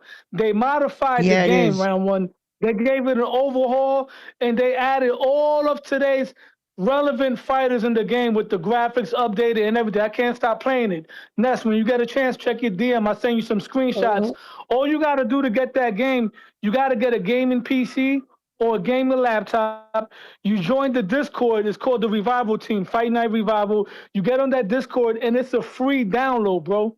You hear that, Zuffa Clay? It's a free download. They got every single active fighters that you can think of that's relevant, including Xander Zayas, with the blonde hair, boots and this. They update the trunks and everything. You got to get that. You got to get a gaming PC, and you got to get that game. That's all I got to say.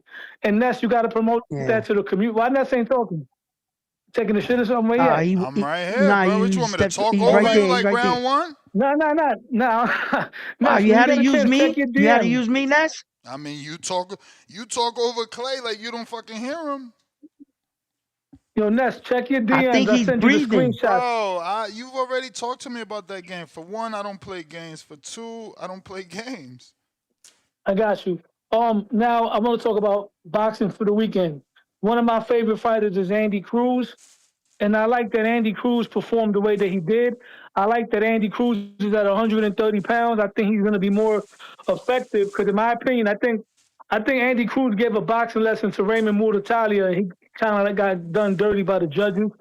But I want to see Andy Cruz at 130 going for a title fight. I could see Andy Cruz beating O'Shaquie Foster. I could see Andy Cruz beating a lot of guys there. The only guys that I think will really give Andy Cruz real serious issues would be if Lomachenko could turn back the hands of time and go back to being Nomaschenko. I don't think Andy's fucking with him. Raymond Muratalla will be a good fight, but I see Andy Cruz taking that guy to Cuban boxing school as well. You know what I mean? Now I want to talk about real boxing because all I keep hearing about is flirtatious Twitter Twitter love stories, Twitter triangles between Shakur Stevenson and Devin Haney and Gervonta and this one and that one. You know, in the words of Two Tone, we getting hood nigga boxing with Teofimo Lopez and Rolly Romero. We finally getting some real boxing. No rumors, no nonsense. Shout out to Ryan Garcia and Conor Benn, who's giving us real boxing. No rumors, no Twitter trilogies, no bullshit. You know what I mean? And I can't wait for that fight. If Teo's dialed in, I'm looking at a potential Mayweather Gotti-ish type performance with him being Mayweather and Rolly Romero being a Turo Gotti. And yeah, that's pretty much it, man. Round one. Yo, don't jinx the Puerto Rican fighter. But every time you root for the Puerto Rican fighter, he loses, man. Just fall back. Shut Just the stay hell up, neutral. bro. You just mad because I Let took us your get a Puerto card, Rican, bro. man.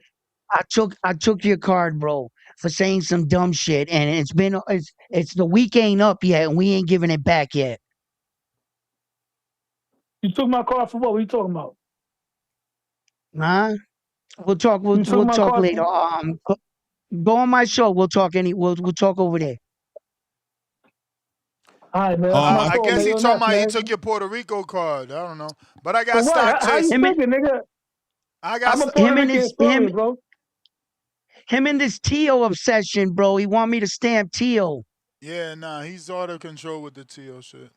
Yo, he said that the Puerto Ricans. He said he's now going to announce that Tio's officially Puerto Rican and that he's giving him the Puerto Rican flag. And I said, what? I said, what are you talking about? I don't think you can make that choice. And I said, you know what? I'm removing your Puerto Rican card. Tio's better than any Puerto Rican since Miguel Cotto. That's a fact, with the exception of Shakur. What? He's a better Puerto Rican than any Puerto Rican since Miguel Cotto. Yes. Yo, bro, see, I'm taking it again. Suspended for 2 weeks indefinitely. No, after Miguel Cotto, indefinitely. Give me your Puerto Rican card, bro, right now. Yo, you be saying some crazy shit. I told you to let it go. Bro, and then you claimed that you Puerto Rican fighter. No. You crazy. You don't got no qualification to deem him and tell us to support him? After all that shit he said about us? Yeah. Puerto Rican's an easy fighter. Put him in front of me. I'll beat him. They forgave him. Ain't that what he said about him? But he's better, huh?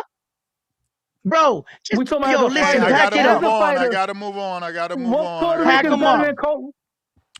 Supermax. Yo, his card is suspended to further notice. We're gonna have Look who's talking. You're a biased Puerto Rican, bro. Your card's been suspended. What you mean? I'm a bias, and coming from a Dominican. Be quiet. Stay out of conversation. Yeah, because that's the whole point. Why would anyone take advice from a dude that only sees it one way? Stay out of it. Bro, stay out of it. Again, act like an adult round one. You repeated the word 7 times already. Bro. Like, that's some kid shit. Grow the fuck up. All right, whatever. Exactly. You can't debate. You're fucking garbage, nigga. Get your fucking knowledge up, and then you won't be so upset every day. You're garbage. How about that? Let that be motivation. Get your shit together. I love you. Yeah. Exactly. Now you gotta go. Thank you. Tone told you what? Bad podcasting. And what I do, I always stay quiet. But you don't want to fucking learn. No, you don't. You don't want to fucking learn. You don't always stay quiet. When do you stay quiet? You the bandit that doesn't Google, man. Just hush your mouth and learn. You're right. I'll take that label. What up? I'll take that. Yo, can you hear me? Yes. What are you eating, Ness? 2 cups of egg whites, 1 whole egg, 8 ounces of chicken, sriracha sauce, salt, pepper. Only the healthy shit for the champ. That's why my muscles look better than yours. What up? Hey, yo, that was a lot of salt there. Yeah, nothing wrong with salt. Yo, round one. I'm here to try to help rescue you, man. Let me talk. Cause Clay knew what he was doing. Clay, you're a very intelligent man. I don't know why you're wearing this cape for Dana White in the UFC. You know why. I saw what you did there. You know why. I saw what he did there too. He knew round one doesn't do research. So when round one got stuck on Bellator, he had him. But UFC does have a monopoly. Ness. Round one was actually right, just again without the research. The UFC bought out Strikeforce. They bought out Pride. They bought out the WEC. They've had a monopoly for several years. But you know, that's the thing, Clay. Is it's easy to sit there. It's like since we talked about WCW round one, when the WWE bought WCW, they kind of had the same situation. There's nowhere really to go. For wrestling fans, you would know what I'm talking about, right? You couldn't go nowhere else. There was TNA wrestling, which is kind of eh. And then finally there was AEW here in the recent years. That's kind of where UFC is. There's nowhere to go. That's just part of what a monopoly is. But I to your point earlier, wait. Can I respond just real quick to what you were saying about the purchases, right? If you Go do ahead, more Captain. research, right? Because I was hoping that's what round one was going to do, was going to say some actual companies, but I felt like if we can't even start on a good foot, what are we doing, right? So yes, they bought the WBC, they bought Strikeforce, they bought Pride. If you do your research, all these companies were bought for pennies on the dollar. And the reason they were bought for pennies on the dollar is because they were going out of business. They were all in financial distress. Those companies wasn't the were set to UFC. be liquidated. Excuse me, hold on one second. 100%.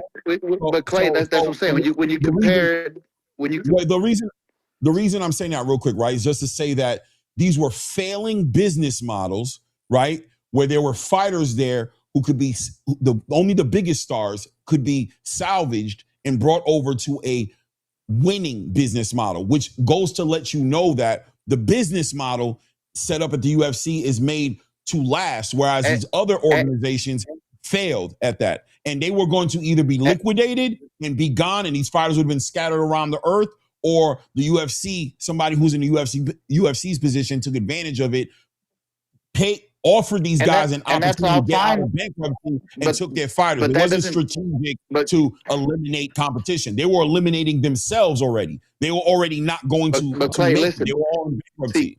Okay. And that all sounds fine, Clay, but that doesn't change the fact that the UFC's had this monopoly. Again, it's like the WWE did. WCW was a failing business as well, and so was ECW when they bought them out. They were still able to monopolize. That doesn't change the fact that whether it was intentional or not, they 100% have been a monopoly. No, I agree with you 100%. But I guess what I'm really trying to say is that yes, it's a monopoly because they're the only ones who've been able to really successfully. You're trying to say it wasn't the intent, which I don't agree. I think every business, because we have a winning model and these other people keep failing. We didn't buy them when they were at their peak and they were competition and they were offering us pushback and giving us any type of adversity. They weren't. What happened is they were going out of business, so we hooked them up, bought their companies for pennies on the dollar, bailed them out of their financial distress, and we took their biggest stars and brought them over here and dispatched of the rest. Yeah. We didn't do it strategically to eliminate competition. Would you agree with that? No. Yes and no, because I think any business in the competition, you don't care how you get there. You do want to eliminate the competition. I get what you're saying though, as far as timing. Now, what I will say to round a lot of people I saw say that what round one was saying about having the belt next to the Zuffa belt was a reach. I don't necessarily disagree with round one because, you know, the Zuffa title doesn't have a lineage, doesn't have a long history. So standing side by side with. Definitely a him problem. One I think time, we lost him. 2 times, he a driver. Yo. Oh shit. Yeah, you're good. Right He's when he there? came, no, I You hung there? up on him by mistake. Oh shit. Before, you know, And just to clear this up, right? Look, what you were saying, Clay, like the UFC when they bought it, they were like $44 million in debt. You know, and when they did that Spike deal is what got them out from that legendary night, and the rest is history. So the business model that you're speaking of is that he bought out these other organizations and he took the top fighters, like you said, and brought them to the UFC. So if there's no more top guys nowhere else and they're all in the UFC, of course that's going to become successful because everybody's already there. You push for that. If you bought out the rest of your thing, you didn't buy them out to help them. I got stock cases. Hey, yo, Clay, what's good? What's good, family? Hey, round one, what up? Ness. What up? Hey man. Yo, man. Yo, listen, we trying to change the topic, round one. We trying to save you, bro. He's stuck on his Supermax UFC just shit. try to save you. I'm coming in. I'm trying to save you. I'm trying to change the subject, bro. You know what I'm saying? You got to be ready to debate when it's time to debate. You feel me? And at the end of the day, go ahead, man. Use this time to jump on Google and do your research, man, while I'm on the phone. Yo, so real quick, man, peep game, peep game. I heard Clay come in. Oh, it's a big day. Oh, yeah, it's a big day. It's definitely a big day. You saw what Gustavo said. News on the way, man. Everybody just gotta relax, take a chill pill, and the news will come through, man. Whatever the news may be, you feel me? Because it ain't hard to tell. Dev got the game by the chokehold right now.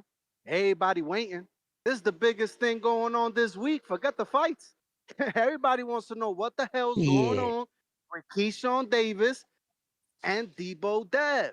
Everybody wants to know. So we about to get that answer today. But anyway, yo, Clay, real quick. I don't know if you saw this interview that Paulie Malignaggi had, and I kind of already figured that like this was going on. Like it ain't hard to tell. Look, first of all, complaining that Dana bought out this company and that company. Don't blame Dana for that shit. Don't blame. Listen, I wouldn't be surprised they go ahead and do it again. Start copping out, buying out fighters. That's what they doing right now anyway. You get what I'm saying? Because we gotta see what's going on, bro. And what's going on is, yeah, let's get all these young fighters. Let's stack up on all these young fighters, sign them all up now.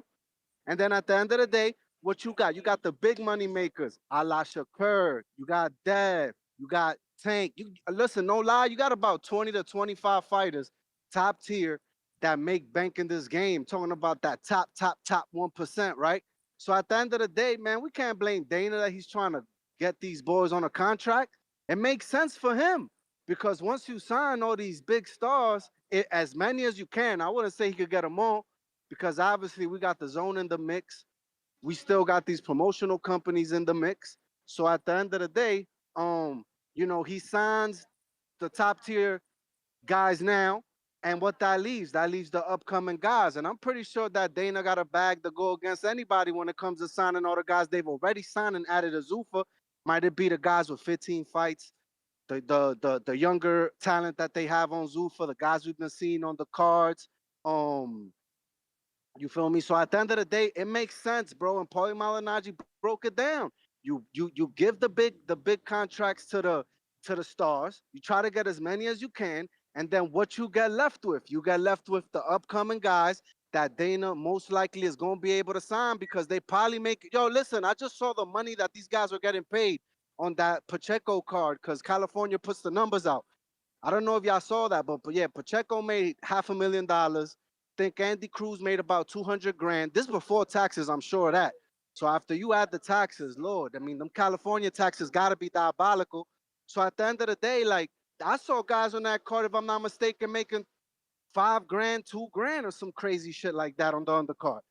So from what I've heard, Dana's paying these guys more, the guys that are fighting on Zuffa now.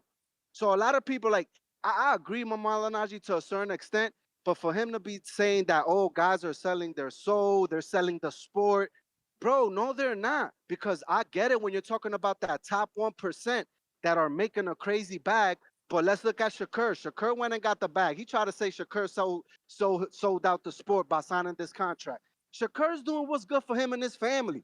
You can't really knock him for that. And at the end of the day, he got money backing him to make whatever fights he wants to make, or so he was promised. Allegedly, fights, that's right? what we talking about here. Like, is Zuffa gonna deliver? His quote is that they promised him they're gonna get him Devin and Tank. You think that's realistic? Listen, I feel like, okay, first of all, like, I don't even think money is the issue with Tank. Like, we know what's the issue with Tank. Tank got a whole lot of issues besides the money aspect of it. I wouldn't even say Tank, bro. I don't think anybody could get Tank in the ring right now. But if you're talking about Devin, yeah, it might be doable. But at the end of the day, when we really think about it, let's look at the guys that Shakur has been fighting to this date. Like, these aren't crazy expensive guys. What are his last? I mean, yeah, okay, Tio. Yeah, Tio was an expensive guy. He just got a nice contract from the zone. Who else he fought before that? Williams are paid. I don't know how much he got paid for that fight, but these were Turkey bags anyway. And Turkey is connected to Zuffa. So, yes, I expect Shakur to get some good fights. I mean, you got to get – I don't care that – all right, they're putting out this money to sign these guys, but you got to try to get some money back. And not for nothing, we have to pay attention. Even if it's a loss, you have Shakur pushing your product. You have Japatai pushing your product. Berlanga, Hitchens. Like, okay, these aren't like, some of them aren't the biggest names, but this is the promotional value that you're getting from these guys. Like these guys, I mean, what? He did a main event. Berlanga had a main event over here in Queens not too long ago with Ring Card. So at the end of the day, I think over time, like I'm saying, I don't know if you've seen it, and that's the interview with Malignaggi, but he broke it down. You pay the big guys the big bucks, and then you just snatch everybody up. All the amateurs coming out, all these guys, you snatch them all up. By the time you know it, in the next 10 or 15 years, everyone's with Zuffa. Because these guys aren't going to be... a 10-year plan for sure. 10 years, yeah. I mean, we're talking that long. Yeah, and I think that's how we need to look at it. Because I agree with Malignaggi, bro, as far as that's concerned. But him saying that, oh, they're selling out the sport, like, only the big stars get the big paydays. We just saw that card. We saw what these guys were getting paid. Most of these boxers aren't getting paid like that. Bro, everybody that I interviewed on Zuffa, they happy as hell with their check. Even my man that got cut was happy. Bro, and that's my point. So this is when I do agree with Clay on that aspect, and that we just got to give this time. But this is going to be years and years of a rollout. But at the end of the day, I expect Dana to control the whole boxing game with the bread he got backing him. All he got to do is sign these stars. That's how we got to think about it. Shakur and these guys, they got another 5 years left. Sign all these dudes up. Yeah, but he ain't really signing no prospects. He ain't really signing stars. He ain't really signing no prospects, right? Like, everybody he's signing is established. We got to see how they're going to invest in the future, like with Olympians and shit like that. But let me get to some other callers, champ. Yeah. Yo, you already know. I think that's coming on the way, yo. But yeah, I'm going to highlight you, man. Y'all be easy. All right. Appreciate you, family. Yeah. Yo, and stock chasers, I know, I just to your point, I see why you agree about the pay structure and all those checks, and that said that his boy like his check too. But what happens what Zuffa is banking on, that they buy you early, they pay you up front now. If you become a star, that's when they cash in on you. It's like a gamble. It's like a business. I've always said that boxing was a business disguised as a sport. So they'll give you the big check now. But Shakur Stevenson is established, as you can see. He has a totally different contract than the regular Zuffa fighters that are fighting allegedly with their shorts and everything. So that's a different payday. So, not to confuse the two. Yeah, you buy a product first. You make him happy. You give him a lot of money up front, which he thinks is a lot of money. What happens when he becomes a star? Now you cash in on his star status. And it's just a business. But why you acting like when he becomes a star, they don't renegotiate? Like, contracts don't last forever. I don't know how it works in Zuffa. That's my only blind spot. So why you keep talking about something so definite that you don't understand? That's what you're wasting our time on. But I clarify it, and I say I don't. I clarify it by even saying that Shakur Stevenson obviously has a different contract than the regular guy. So I don't know how that works. I don't know how clear I can get. Bro, I think I gotta call her, Clay. And you get on the bell, bro, because you already was on. No, that's cool. Let me burn out real quick. I just got a little bit to say. So anyways, to round one's point about giving the Zuffa title some validity, I think that does make sense. Jai kind of did it, but not really. Because the Zuffa title doesn't have no lineage, right? And everybody keeps saying on the poster, it doesn't say the WBC world title. Ness, I sent you several fight posters from HBO days, Showtime days. They don't say the WBA. They literally just say welterweight world championship. That's nothing new. I think we're biting a little much into that. But I can see where round one's coming from, and it does, I think, does lend some credibility to the new Zuffa title to have it, side by side with an established title. at least the optics of it makes it look better, right? It looks okay. This is equivalent to world title. It's right, side by side. So Correct. I don't think it's as big of a reach as people think. Round one was saying. And as far as this 1% of boxers thing, that the thing about that, guys, is that's an overinflated number. Because here's the thing, right? Everybody right now on this panel, including myself, right, could go and pass a physical and sign for a professional fight. Guess what? We would now be considered professional boxers. So when you have such an extraordinary amount of numbers, yes, like the top 1% make good money, but like look at the numbers, right? No dish to Troy, but unless Troy would tell us that he went and fought 8 pro fights in Mexico, just looking at him, then this is not a diss. How many people would think Troy's a professional fighter? You know what I mean? Like I said, any of us on this panel, anybody in the chat, as long as you can pass a physical and go get a license and take a fight, you can be considered a professional boxer. So while yes, the top guys make the big money, the TV guys, that's what we'll put it. The TV guys make pretty decent money, especially if you're the A side on TV.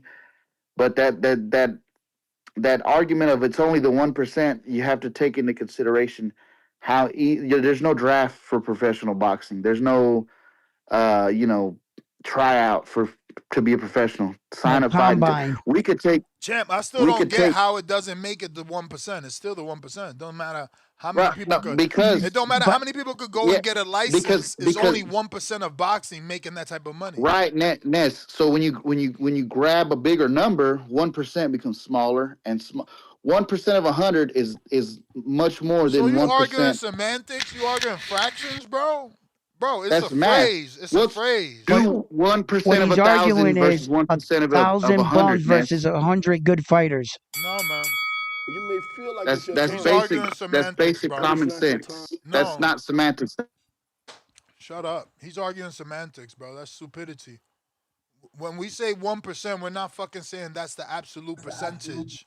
Exactly. What the fuck? It's like, yo, I'm dealing with idiots. This shit is getting frustrating as hell dealing with morons, bro. Fats, what up? Yo, what up? What up? What up, man? Man, if you don't throw this Zuffa shit in the fucking trash can where it belongs. Nah, they got This good shit, I can't wait till this shit over and done with and they go out of business. This shit trash. I never watch a Zuffa fight. You know why? Because it come on Sunday nights and I'm watching football. I don't give a fuck. Yeah, but that's what you're missing. And I get it. Football is more traditional, so you're not missing anything. You're a football fan.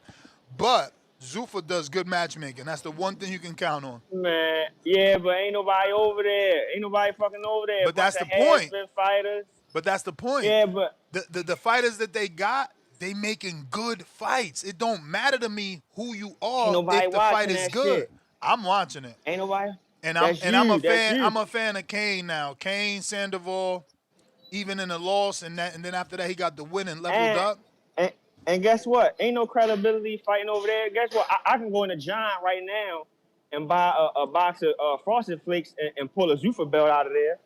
Ain't nobody watching no motherfucking Zuffa, man. Look, that shit ready to get in the garbage. Takes time. Nah, that shit ready to get in the garbage. I mean, everybody was wearing Jordans. It took time for the Patrick Ewings to pop. Man, they never popped. They had one little error. You can't say they had one little error and say they never popped. They did. Them shit is ass. But Zuffa though, man, nah, they gotta throw that shit away. I mean, Shakur ain't moving no needle like that. People barely want to see him fight any fucking way. So I mean, unless they get a Devin Haney fight, that'll be the only way they'll get more subscribers and viewers over there. If you can't do that, man, you just wasted your money. You just wasted your money. But shout out to him though, you see a sucker and he licked it. I mean, no Diddy. That sound kind of crazy, but you get what I'm saying. But what's up with all these baby ass fighters like Pacheco talking about? Oh, he want one more fight before fighting Munguia. Man, how long? Come on, bro. Like you've been fighting for too long now, bro, to not be ready for a title fight. I don't understand this shit. And then like Virgil, like, what's up, yo? That's like a 10-year-old boy still need a pacifier in his mouth. Like, when you gonna step up and try to get a belt? Like, I don't get it. I told you the whole shit when the Oscar shit happened. I said, ain't that crazy? Now all of a sudden, when the zone putting pressure on them to fight Boots, now all of a sudden they falling out, and then they get back together after Boots win. Come on, bro. Like, I feel Bozy on that. Like, y'all gonna have to wait to the back of the line. Cause when I wanted to fight you, you made it seem like, you know, you was falling out with him and y'all was doing this. Nope, you don't got nothing to offer now. You don't got nothing to offer. He can't say he bigger than Boots, cause I think Boots do more numbers than him. Falls on the attendance wise, you know what I'm saying? So yeah, Virgil, you played yourself, bro. Or maybe he just never wanted to fight him. I think he never wanted to fight him, but they gotta stop with this baby shit. And then the T.O. and Rolly shit, bro. Rolly gonna knock him out. This ain't the same T.O. from 135 or nothing like that. And I don't think he already kind of chinny. So moving up to 147, I think Rolly catch him. You know what I'm saying? And Rolly more athletic than him. So I think Rolly gonna knock him out. I'm talking clean, like Marquez, Pacquiao, something like that. He'll get caught with something like that, and he gonna be done. This what he gonna do what Shakur should have did. Like, Shakur couldn't even put his ass out for the culture, bro. Like, come on, bro. Like, Rolly Ray knocked this motherfucker out. I got Rolly by stoppage, and this garbage ass Ryan Garcia and Conor Benn fight. Come on, bro. Come on with this shit. Like, Conor Benn, can he find a home? 1 minute he at 160, then he fighting at 154. Now he back at 147. Bro, do it matter? Do it matter? He did 650,000 pay-per-views at 160. Yeah, and he did that for then legacy for his father. And, then he just made 15 million at the next weight. What the fuck do it matter? Trash. Nobody want to see that fight. Yo. His own promoter don't even want to see the fight. Oscar De La Hoya even like, don't nobody want to see this shit? I mean, we don't, bro. I don't even want to see Ryan Garcia fight anyway, unless he fighting a brother or I something disagree, anyway. man. I gotta admit, Conor got a kind of buzz. He got a name. He got a little something. I disagree. You clearly have not watched Conor fight. And before I get off of here, and I'll watch Conor fight here, bum. But before I get out of here, what's up with the Earl fight? Is this like an exhibition fight or something? Because I'm telling you, I can't find a bet. It's nowhere. Like, I'm starting to think this fight's scripted. I'm starting to think they rehearsing how it's gonna go. You know, Cam Man gonna lay down for Earl. Because you can't find a bet. No, it's nowhere. Like, it went from 154 to 158. Now it's 160. This is terrible. I mean, is this a real fight? I'm sitting here on DraftKings, like, I can't find it nowhere. FanDuel, nowhere. Fanatics, nowhere. It's nowhere. So I don't know, bro. This fight seemed kind of staged, WWE-ish to me. But throw this Zuffa shit in the garbage. Hey, what you had something to say, round one? I was gonna say give Claymore 2 gifts, but the first one was not a gift. It's the vote. It's the vote that auto interface. So I want you to look it up. I thought I was gonna get a gift. Oh yeah, hold on, my man. Hold up, my man. I want you to look at the screen. He left, man. I was gonna throw up the Zuffa belt for him. Words, bro. You fumbling your words. Right there. Man. The Zuffa belt, right there. You see what I'm saying? Hey, yo, it's sponsored by Campbell. They fight tomato cans, and they got a hubcap. And that motherfucker spin right there. You know what I'm saying? That's a real hubcap right there. That's the legacy. That's the championship. That's what it looked like when you walk into the place with it. Like this. That's what it means. Right there. Right there. That's that Zuffa shit right there. Round one, you ain't shit. You know it. And you know this, man. Hey, yo, but that vote is classic, brother. And I wouldn't steer you wrong, right? Check it out. This shit is dope as shit. I just want to show it to you. And it's real classy. Look, like the box is like all official. It's like what is that? Indian shit. It's structured. It's a Nah, my soundboard shit on the round one. I already bought a Rodecaster, the Pro 2. I already just bought. You did? Bought that one. Yo, what happened was, Ness. Damn, you ain't had I was one? a rookie. No, I had one, but my shit on me. I had the first one, the Rodecaster 1. I had it for about 4 or 5 years, and it shit. I have it right here still, and so I just bought the next one because my warranty expired on that one. I had nothing. You know what I mean? I just it's gonna be a major upgrade, champ. I can't believe you waited that long. Nasty work. You didn't do the research on which one? On the new one, of course. No, I did, but bro, I'm cheap. My money ain't long like your money, bro. So I want to use my little Rollcaster one until it broke, bro. I use that shit to, but it is an upgrade now. It's a complete different level. I'm happy I got it. You too good for that, Clay. You too good for that. It's Yeah. not So check about it out. cheap. So I'm trying to help Clay out. Yo, can I finish my fucking sentence? Jesus, what is wrong with you today? Smoke some weed, bro. You out of control, bro. You really out of control. Like, chill, man. Fucking hell. Clay, you too good for that shit, bro. You some shit you gotta throw on a credit card. You know what I'm saying? That shit. I was trying to call your show the other day, literally. And I don't know if you didn't even have a way to put where's the Discord at? So there's no way to communicate. Now. There's exactly there's no way to communicate with you. Right? So you got a Discord allegedly, but there's no way to communicate. So how do I get the Discord? So, if you would have stepped it up, you could have been had Bluetooth. That shit comes free Bluetooth. Now you got Twitter Spaces. Could have been taking calls. Like some things have to get on a credit card. It has to be worth the investment. This fucking guy, you're aggravating, bro. Get your shit together. You're too fucking old for me to be scolding you. I'm not your dad. Jesus fucking Christ. Go ahead. You was dying to cut me off. Talk. Nah. I bought a auto interface early in this shit, and it wasn't compatible with my software. So I didn't know nothing about software. So what I did when I went out and I bought another $300 auto interface, not knowing that all I had to do was download new software to it because I was like early in it. So I had bought this right here and shit, and Clay said that he didn't have one. His broke, and then I was gonna do something with Clay with that. So to try to help him out to get his shit back, because I told him like I bought this thinking that it was this that was fucked up, and it was just that I didn't know that all I had to do was download a different software. So it's I actually try to use it for like a month. It's like literally like brand new and shit, but it's all right. Clay went, he got his own auto interface and shit, and Sell it on that was a little Facebook, bro. bit. I sold my first one on Facebook. The one Clay got, I sold it on Facebook for like $350. Got $350 for that shit. I really wasn't trying to look for a lot of money for it. I was going to shit if he paid shipping and handling probably or something. What I is was it? just trying to do him a favor. What is that one? You got the burgundy one? Audio interface? I got the Vote 1. It's really good freaking auto interface. It's really good. I didn't know. I could actually hook that up right now and actually use it. I could just take apart. But I already got this one and I've been working You do sound different, but this sounds better than the last one. The other one was way louder. Every time you would jump on, I wouldn't say nothing. I would just automatically lower you over here. And I thought that it was the thing that it wasn't compatible with my system. And so I went and I bought another one. And then I saw a tutorial and was like, nah, just download this one to that one and it'll work.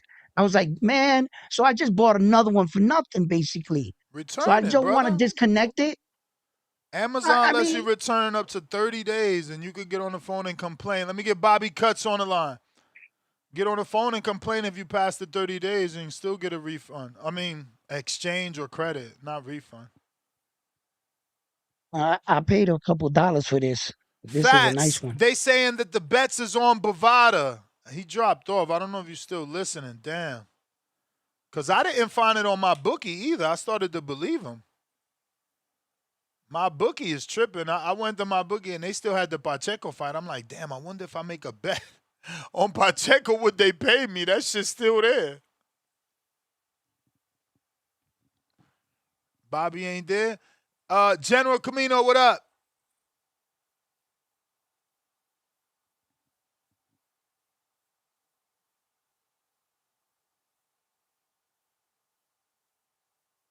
Yep, gotta unmute.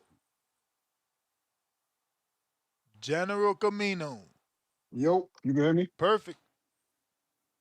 Cool. How everybody doing? Can't call it. Cool. How's it going, Clay? How's it going, round one? Doing good, family. How are you, man? Can't complain, man. Oh, good. Going off what we've been talking about, I'm gonna get something to eat. All right, thing Chad. is concerned. I felt like kind of the same way, especially the week of the Jay Alpataya fight. I remember seeing things where it was like they was kind of going back and forth. They didn't really know what was going to happen with the belt. Mm-hmm. And then like the night of, or was it 24 hours before, the IBF said they not fighting for the belt, or it was something weird like that, where like they was gonna have them fight for the IBF belt, and then 24 hours before they like pulled the plug on it. I can't remember if it was the IBF or No. It was post fight, right? It was was post it fight. post? I think he had the belt. He did Yeah, he have had the the belt. belt, but He had the belt the whole okay. build up and the whole press conference. It was really almost like in the last minute that the IBF kind of like made that final decision to pull out of the whole entire event. See, but then I look at that and I think that, maybe the IBF looked at that the same way this dude round one kind of explained it, in the sense of like, okay, like let's say we let him fight for this belt. When they throw the Zuffa belt in the ring, it's almost gonna be like, they kind of getting their shit popping off the IBF belt, because a boxing champion looks at it and it's like, okay, he got the Zuffa belt and he got the IBF belt. And it's not hard to figure out which belt is the new belt. Zuffa is the new promotion. You ain't never seen them before. The IBF been there. So they do kind of, in a sense, get some, they get a little bit of hype off the IBF. And I think in the end, the IBF probably realized Yeah, but that and was like, all right. how'd they get hype if it was a battle? It was an argument. The champion, it was a back and forth. No, but it was a back and forth with the company. The champion wanted to keep his belt, and the perception was that Zuffa didn't want him to keep it. Then it was that IBF didn't want to be involved with Zuffa and their belt. Like their belt had to be just. Okay. So then let's bring it back. Let's start here. Zuffa from the jump with Dana White, his clear stance was, we not fucking with the sanctioning bodies, correct? Mm-hmm. And then from the jump, J.O. Patai was like, I'm signing with Zuffa. And I want to be undisputed.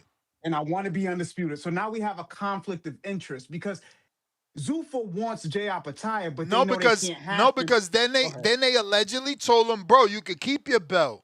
So he got to Zuffa with the belt, remember? He's fighting with the belt.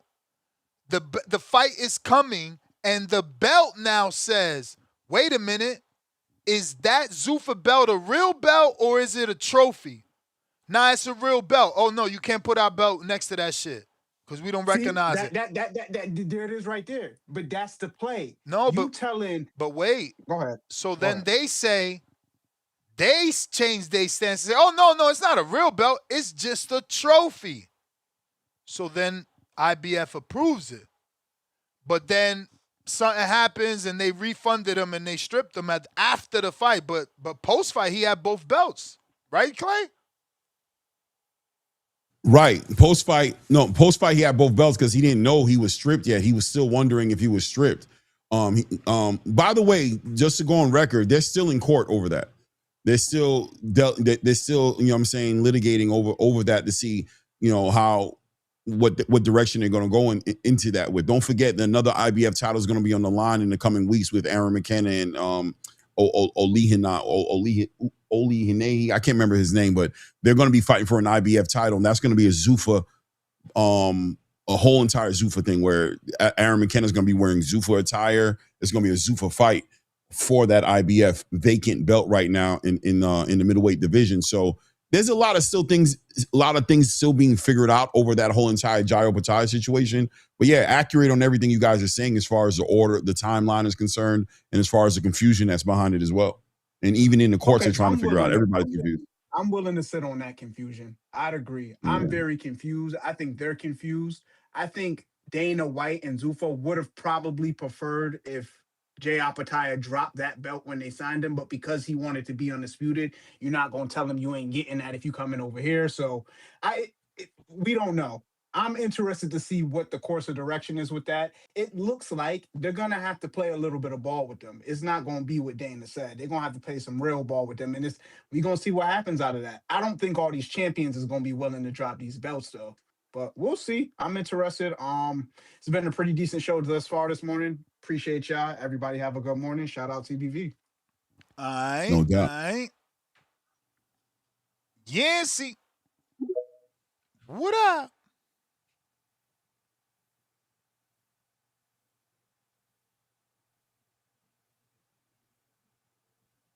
Yancey.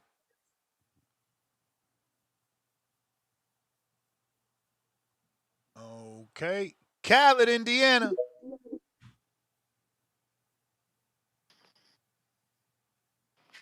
Yo, Ness. Yo. Yo, Clay. What's good, family? What's good, fam? Shout out to y'all. Shout out, whole. Hey, yo, round one still up there? Yep. No, Hey, no, Nah, my he he's fault. did. out. My He did. fault. He did. He did. My bad. He good. My man, He Ness. said he You wanted to high? get breakfast. Oh, all right. Salute. All right, man. As far as this weekend, Diego looked solid. You know what I'm saying? He looked pretty good. Shout out to Buddy. I'm a Gert. Got my man looking sharp, using the jab, educated. You know what I'm saying? He was pawing it, sticking it. You know what I'm saying? He was just doing what he had to do. He was finally utilizing one of his biggest assets, which Mm-hmm. is that jab. Like that 80-inch reach. He was finally utilizing that in like a real way. I still think he need to tighten up the defense a little bit. You know what I'm saying? Still got to move the head. You know what I'm saying? But he also showed some good inside work. You know what I'm saying? Also in that fight as well. He was touching that body. He was not prejudiced on that body. You know what I'm saying? So shout out to him. I don't mind him wanting to get one more fight.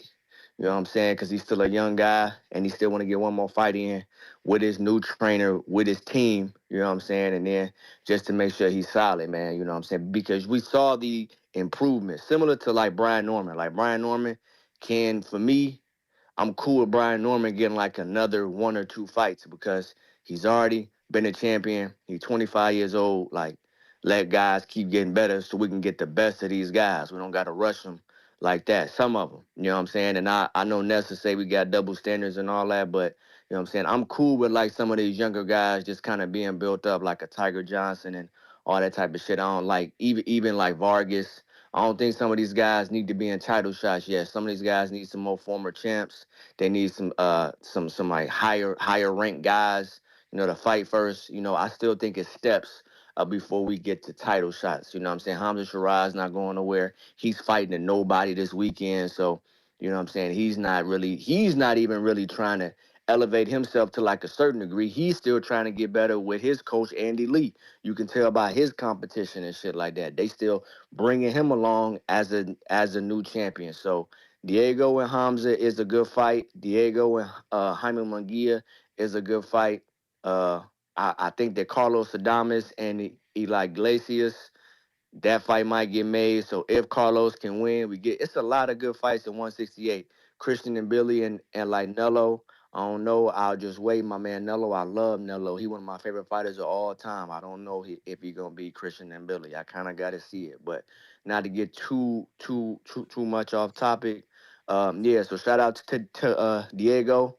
As far as what I want next, man, just give him a top guy in the weight class. Somebody that's kind of high in the rankings. Somebody that's gonna push him a little bit, but he can still keep getting better because he still got to turn up on that defense and all that, and then keep getting more comfortable with the system that Buddy's trying to implement. You know what I'm saying? Learn, tighten up his education and things like that. Just kind of getting more confident in who he is as a fighter. That's great. So yeah, shout out to us. So yeah, man. Andy Cruz. You know what I'm saying? He stopped Buddy. He's gonna be a problem at like 130. So whoever want to get in the ring with him, I know that Foster and Navarrete they in talks, so that might be off the board. Raymond Ford, I hope they don't serve up Raymond Ford to Andy Cruz off the loss. If I'm Andy Cruz, if I'm Raymond Ford, I'm not taking that fight. You know what I'm saying? So, but it still worked for him at 130. So whatever he want to do or have a Matchroom, want to move him, is work there for him. He just got to get to work. He got 200,000, just on some pocket watching shit real quick. I thought that was lamb. They gave my man 200. You know what I'm saying? I guess because you a gold medalist and all that type of shit, I guess your pay rate go up. Give my man 200 bands for the scrap. So, all right, man, shout out to Andy Cruz. Feed your family. Stay locked in. I know you from Cuba. Stay locked in. Yeah, man, fight week coming up, though. We got Earl Spence. We got my man Stephen Fulton and all that. Now, look, before I hop off, I saw a quick clip of Earl Spence in the gym. That was the best. It was like 20 seconds, but that was the sharpest I seen him on the mitts. You know what I'm saying? That was the sharpest I seen him. Still didn't necessarily move his head or give me some type of roll or something after the shot, but like the snappiness of the jab, the sharpness of the 1-2, it was there. You know what I'm saying? And then that's what I've been worried about, because other clips I had seen, he hadn't really looked as sharp. I'm like, yo, he looking sluggish, like he looking slow. I don't see it. But no, now he looking sharp in there. He looks sturdy. He look ready. You know what I'm saying? Maybe it's because he had 160. He ain't cutting no weight. He feel good. I don't know. You know what I'm saying? But Tim Zoo is coming to Rumble. It's going to be a good scrap. We're going to see. I don't know who I'm picking. 50-50 scrap. Too many questions for like each guy. Stephen Fulton, he's in a real fight. Liam Wilson is coming to Rumble. But Stephen Nelson, I'm sorry, Stephen Fulton has a lot to prove. This is make or break for him. You had a terrible performance against Foster, came in overweight, moving up. You got to bounce back. You know what I'm saying? We got to bounce back. So, yeah, man. Oh, shit, last thing. AJ fighting this weekend. Got to see that. Josh Kelly fighting this weekend. I want to see that just because I need to just to see. I want to see a motherfuckers getting better as the champion. You know what I'm saying? Sometimes you just want to, like, if you're supposed to stop the guy, then stop the guy. Same thing with Hamzah Sheeraz. He fighting. I just want, hey, if you're going to stop him, break the man down and stop him. I know these guys are nobodies. That's fine. So that means it's you get in here, you break them down, and you stop them brutally. If you're not doing that, move out the way.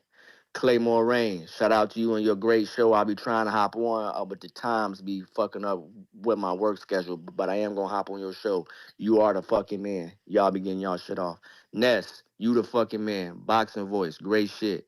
You brothers have an excellent day. I appreciate y'all. Man, I appreciate you. Thank you, man. Thank you. Hey, I didn't tap into the Diego Pacheco conversation. I mean, going into the weekend, Ness, right? I mean, there was so much stuff going on. It was almost an uneventful weekend.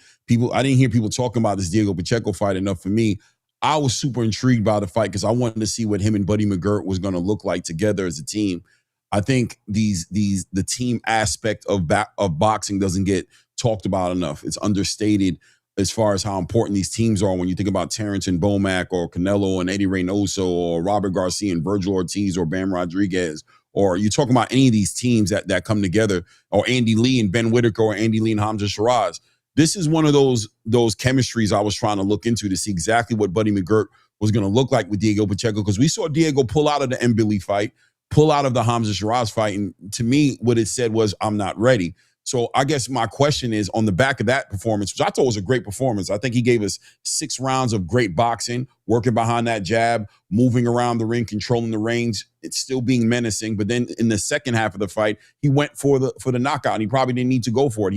He got back into that mid-range game, got back into being that Mexican, letting that Mexican spirit show up and show out in front of a crowd that didn't even really show up for him. I'm going to ask you, Ness, I'm not sure if you answered already, but I mean, was this the performance for you? What do you think about the combination of him and Buddy McGirt right now? And I mean, he looked okay. He looked okay, but I don't know that he's ready for, like, I wouldn't put him in with Hamzah. If I'm working with Sheer Sports and Robert Diaz, we're not going towards Hamzah. We would consider Jaime. Jaime's shown more vulnerability. We would target Berlanga. He's not ready. This is the best he looked in a long time. He hasn't looked this aggressive in a long time. And I questioned the power until finally Aleem gave in, right? Like, bro, how many right hands did you hit that man with? How many left hooks to the body? A lot. Exactly. So I questioned the power. Give props to Aleem. I had questioned the power, and then ultimately he got to him, and it's like, okay, the power's real. But it was like, okay, what's going on here for a minute?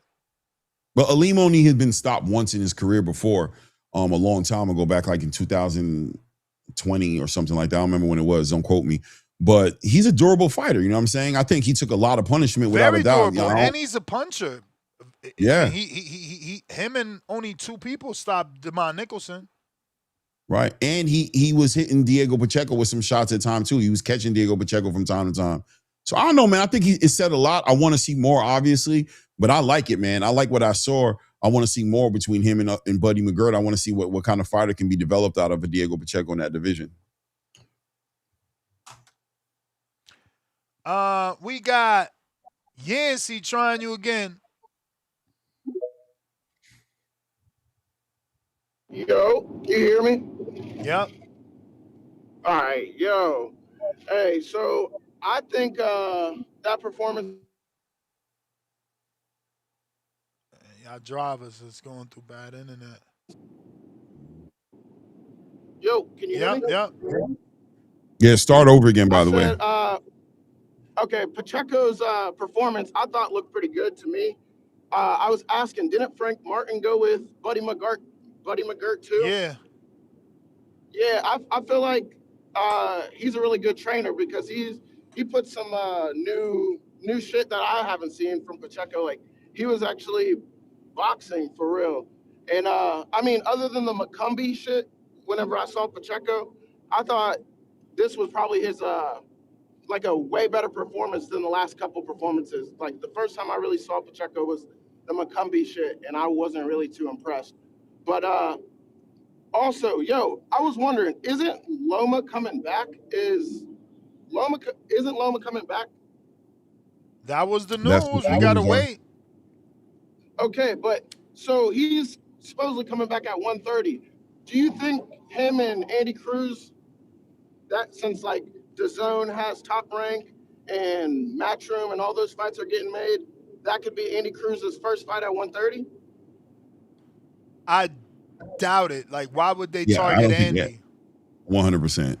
100%. No, I doubt They it. already said Navarrete, maybe Foster. Yeah.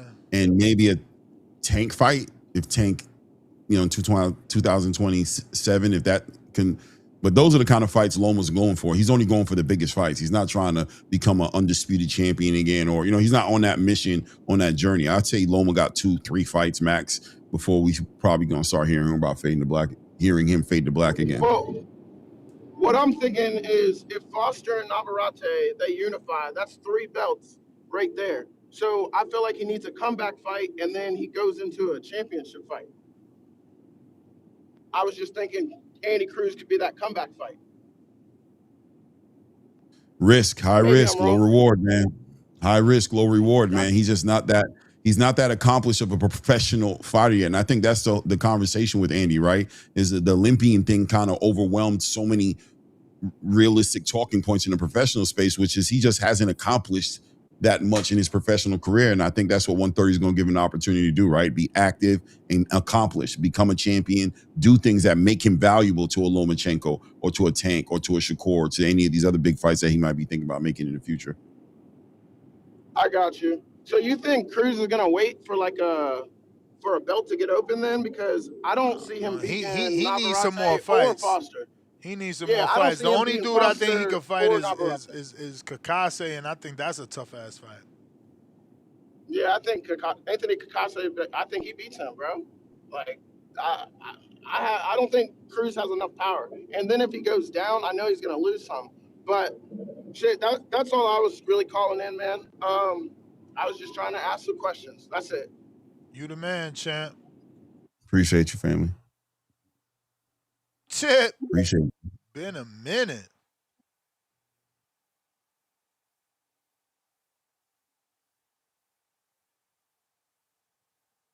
Looks like it's you being a man.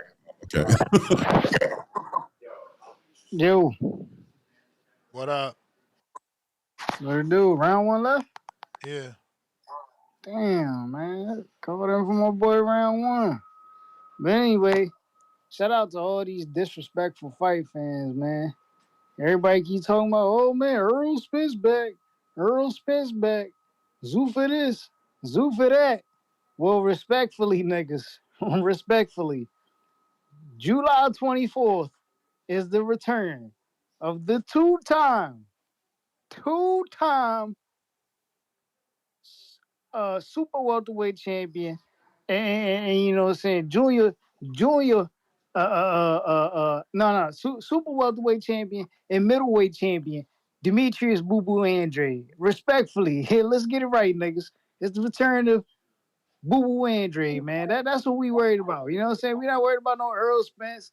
You know what I'm saying? He getting sacrificed to Tim Zoo. It is what it is. It's just good to see him back. You know what I'm saying? But the nigga getting sacrificed. That's why we sending him over to Australia, man. Respectfully, man. So shout out to Earl for giving the fans his farewell tour. You know what I'm saying? Getting beat on his way out by Tim Zoo, another Australian. You know what I'm saying? I thought you was we got Team PBC. What's going on? Tim Zoo's Team PBC. What do you mean? You know what I'm saying? We still got. Yeah, We he still, is, I guess. listen. We still got Stephen Fulton over there. You know what I'm saying? We still got Fulton over there. You know, we got to give us somebody. You know, that somebody got to be Earl. Respectfully, that's who we got to sacrifice. I mean, just think about it. What fight is Earl gonna give us at this point in his career that we gonna be excited for? I You can't mean, name one. I can name a few. We already said him and Canelo. He's at Man, cut it out. 60. Him and Come on, Laura. bro. You Come on, know, bro. him and Jesus Ramos at 60 in Texas is another good fight. Come Damn, you on. got bad That's better feedback. than Bad Ramos feedback. versus Zoo. Bad feedback.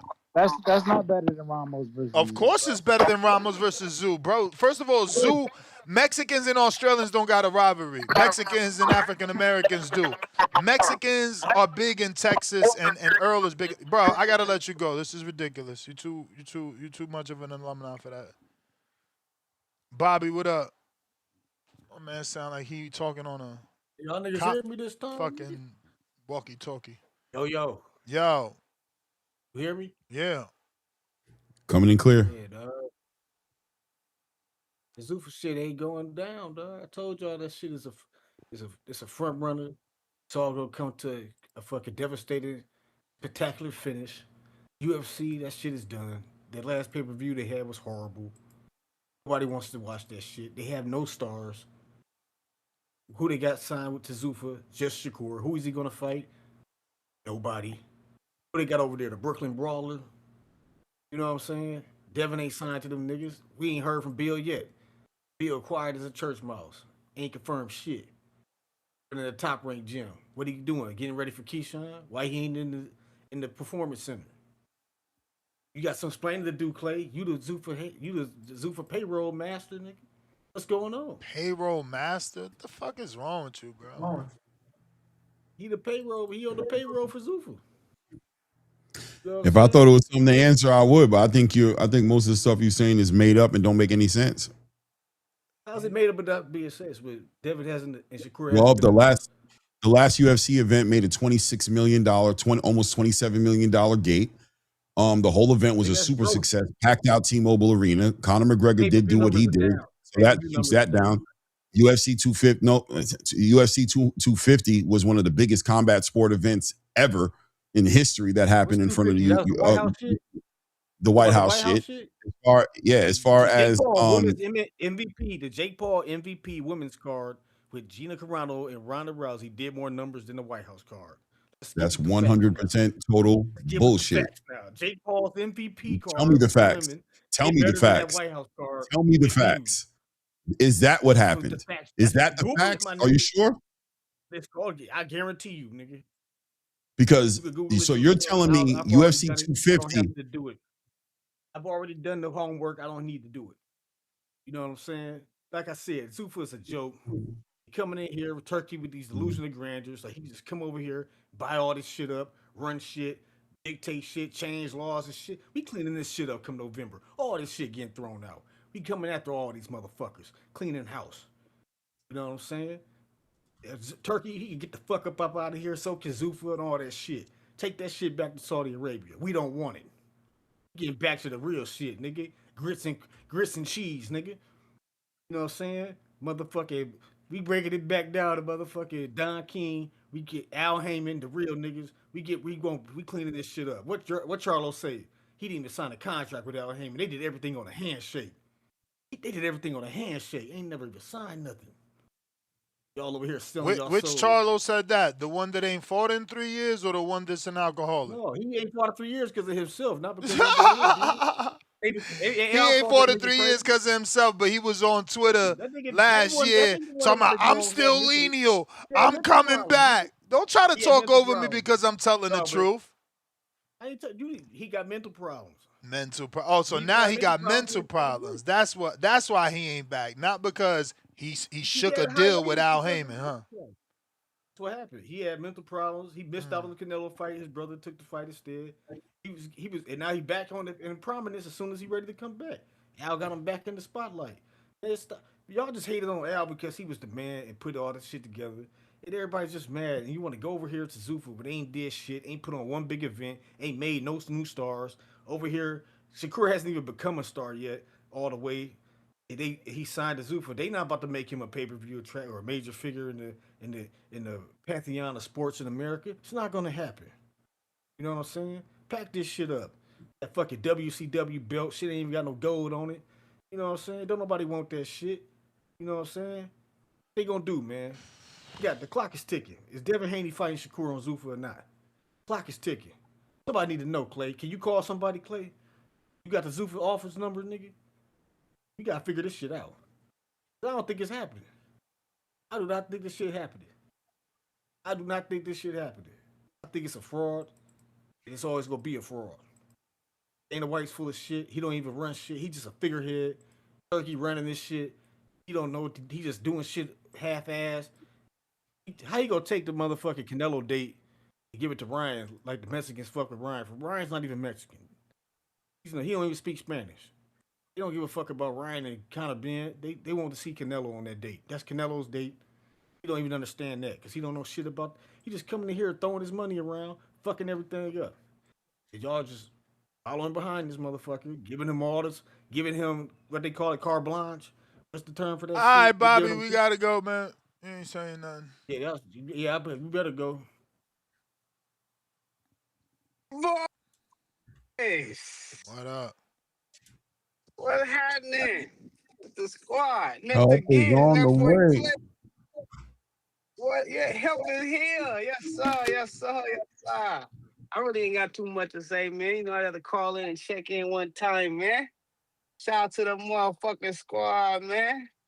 Zuffa, I'm with Zuffa. I don't care, man. I just want to see the best fight the best, man. And hopefully Dana getting this motherfucker and force motherfuckers to fight. If they don't fight, he put them on that motherfucking shelf. Shit. That's they deserve. They want to fight the top dogs. Fuck all that telling us you this and that, man. Shit. What I tell you, that boy, hey, Pacheco, if he can beat Soko, he can beat anybody. I told you. That boy done passed the tough test already. A lot of this other shit gonna be easy work. He said that's easy work. What the fuck going on? What the fuck been happening these last couple of days in boxing anyway, man? We got Richardson Hitchens this weekend. I can't wait for that. But even though he ain't shit, I just want to see him get some. What Shakur say? Get some adversity. I want to see some adversity, man. I'm tired of lining these niggas up. These what they call they blue chips. These blue chips. He a blue chip. You know what I'm saying? He ain't proven or nothing like that. He a blue chip. I'm tired of them fucking lining these blue chip niggas up against these fucking tomato cans, man. That's the thing about boxing. Shit trash, man. So fucking trash. And that's another thing. That's crazy that Charlo shit got fucking canceled. His career might be over. This shit might be over, man. The way this shit looking. Time is ticking, and it just seems like nothing going right for him at all, man. At all. I seen an interview with him and Andre Ward, Clay, and Ness. The nigga, they was having really a deep conversation, right? And Andre Ward was like, pretty much he was asking about Al Heyman. Was like, do you think he be putting anybody on the shelf? And Andre Ward pretty much asked him. He tell him he think he do, and Jamar Charlo like no. He said, well, do you think he do? And as he asked, I'm just thinking in my head like a couple questions ago. He asked you told you your brother been out the ring 3 years. I'm like, Yeah, he put y'all niggas on the shelf, nigga. What you mean? He didn't even notice that shit though until like Andre Ruhr said that shit. It was like, nigga, yeah, nigga, your brother ain't fought in 3 fucking years. But Andre Ruhr would never put nobody's name out, like who, because he asked me, who you think? He's like, I'm asking you. Like, he never put nobody's name out, but I'm thinking like, nigga, your brother, nigga, for starters, he ain't been 3 fucking years, bro. It's like when them niggas in PBC take a loss, they gotta sit on the bench for shit for some time. Unless they done did a favor or some shit. That shit weird as fuck. And then they still pumping Al Hammond up like he this and that. PBC done went down the drain. The fuck we talking about? That shit crazy as hell, bro. He signed a real Al Hammond make these niggas do some other shit, man. They don't not turn their back on that motherfucker. He done did, man, it's crazy to me. But shout out to the boxing boys though, man. And shout out to that boy Adrian Bronner, man. And I tell you, when you up, niggas will start showing back up, man. That shit weird as fuck, dog. Hey, Adrian Brown need to watch his fucking friends. My boy Zab Buddha done went over there. He done stepped on the string. He ain't left since he showed up in that motherfucker. Robert Easter done showed back up and shit. I'm like, damn. Did not see these niggas in the picture a couple months ago. Hey, B, man, that's crazy how that shit go. Boy, niggas, niggas is funny time. I don't care if they already done made it. Niggas is funny time. You can see right through niggas. Niggas was not on Adrian Bronner line a couple of months ago. Nigga popping, niggas is back in the picture, man. Boy, hey, shout out to the chat. Hey, y'all, watch your friends. That's an example right there. Watch your fucking friends, man. Niggas is fake. Niggas is shady. They want your motherfucking spot. You know what I'm saying? Don't let that shit happen. Shout out to the fucking boxing boys, though. And shout out to that boy Lester Gibbs. And shout out to that boy Claymore. Y'all keep doing y'all motherfucking thing. And then whenever you're down and out, and you're down to your last, you don't know what you're going to do. You're back against the ropes. And he's swinging at you. You know what I'm talking about? Don't trick. Help is on the way. Shout out to the motherfucking squad. And shout out to the SP fighter of the fucking year. Yes, sir. Shout out to, I'm sorry, off topic. Shout out to the motherfucking Spain for winning that fucking World Cup. I ain't never watched soccer in my life. But I watched that shit yesterday, and the shit was kind of entertaining. I have never watched soccer, and the shit was fucking entertaining. I gotta shout out to the motherfucking Spaniards. They did their fucking thing. Shout out to Argentina. Y'all tried. Y'all just didn't have a fucking enough. It looked like Bud versus Earl Spitz last night. It was all fucking Spaniards all fucking day. Shout out to the squad. Shout out to Nestor Gibbs. Shout out to TVV, the best fucking podcast going, man. Somebody raise their fucking hand. Pat Pandero, Jen Benitez. Come on, special feature. Marco, King, Bo Rogers. Keep this shit popping. K Banger.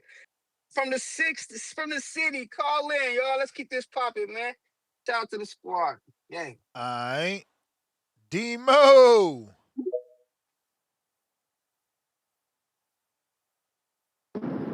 Yo, can y'all hear me?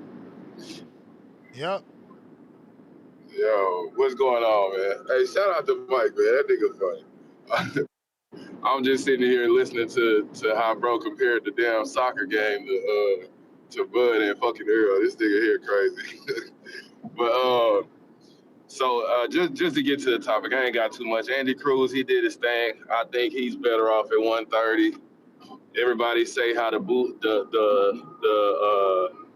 and them style don't work with him, but I think he's gonna be getting a whole lot more stoppages, even if it's not him knocking people out. Just the pressure that they teaching and the catching and shooting inside. I think he gonna be all right at 130. You know what I'm saying? I think 130, 35 just a little bit too big. He ain't really got that type of power or pop to keep dudes off. You can box all you want to, but you see Murataya kind of ran him down. But yeah, the Zuffa Shakur thing. I didn't catch the whole monologue, so I'm just going off of I heard. But yo, can you still hear me? Yeah. Look like my mic off. All right, bet. But yeah, I heard somebody say something about it being a 10-year plan or some shit like that. I think it'll be faster than that. And even if not, these guys that they sign, half of them want to leave. You know, half of them gonna be out the game. So, damn, I should say reconnecting. Yo, you still hear me? We hear you, man. All Stop right, so, fucking saying that shit. nah, the screen. You know, I'm looking It at the don't screen. That don't matter say what the screen say. We fucking hear you. just making sure. But all right, so you know, I don't think it's gonna be like no 5-year plan or no shit like that. But because half of these dudes is wanting to be out by their 30s anyway, so if they end up in a bad contract, it's not really gonna matter to them. So it's not gonna be like people think it'll be with having these ironclad contracts holding dudes to their UFC shit be like that because half of them gonna be gone anyway. But Pacheco, I'm one of the dudes I ain't get to call in. I'm one of the dudes that's I'm not gonna say big on Pacheco, but I'm higher on Pacheco than most people. They think that he is basic, but he's a little more basic than what people put to him. And I think with Buddy, like somebody had just said with Frank, they added a few more wrinkles of Frank making a move a little bit more. Obviously, he's a jab fighter or a jab teacher. So I seen that coming out of Pacheco. And then the biggest thing that I've always seen with Pacheco, when he hurts you or he start getting to you, if you crack him with a shot or hit him back, you counter shot, then he stopped trying to go after you.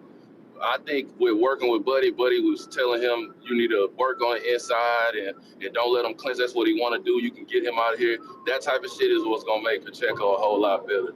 I think he'd be there, except for Hamzah, obviously. You know what I'm saying? He can go after Munguia or Berlanga and them right now. That's how I feel about it. So I'm going to be riding with him if he fight them. Hamzah, that's going to be a tough fight. Either way it go because of the height and the matching size. Because Diego like to try to lean out of range sometime, and he gonna get caught against Hamzah trying to do that, I think. But yeah, I mean that's pretty much all I got. Before I leave, last thing, you know, I always gotta give my little Texas bias to my insider. You know, everybody talking about this Earl shit and whether he gonna look good or not.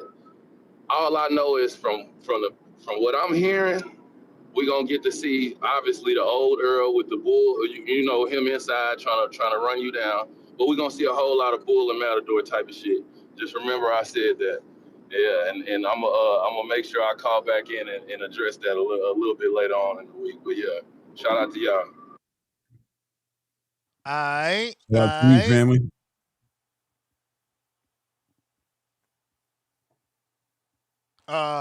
Last call for them callers. Last call for them callers. We got Quest the Best. Quest the motherfucking best. Yo, can you hear me? You hear me? Yeah, you're coming in clear. Yo. Yep. All right, bet. Yeah, salute. Yeah. I'm just now getting in, you know what I'm saying? So I'm gonna have to fucking listen to fucking damn Mike ABCS call, man. And then the dude before me had he just co-signed that shit, man. Y'all, that's terrible, man. Y'all got come on, man. I wasted 6 minutes, man. But I'm just now getting on this, man. All right, it might be a slow day then that you ain't got probably much callers and salute. And I caught a little bit of round one shit, you know. He got to put the shovel down. I did want to catch him about that shit, you know.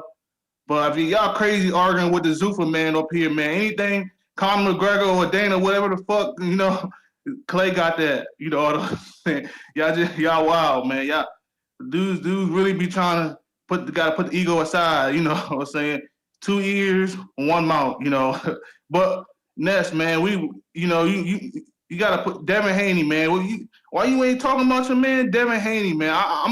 I'm a Haney fan, you know, and you've been talking about Shakur. And I guarantee you, bro, Shakur fight is not gonna be bigger than Devin Haney fight in this year. To Bro, me, what you are we know, gonna if they talk don't fight about each other. Haney though? Like what is him? What are we supposed to Cause say? you know, it's what are 2 days.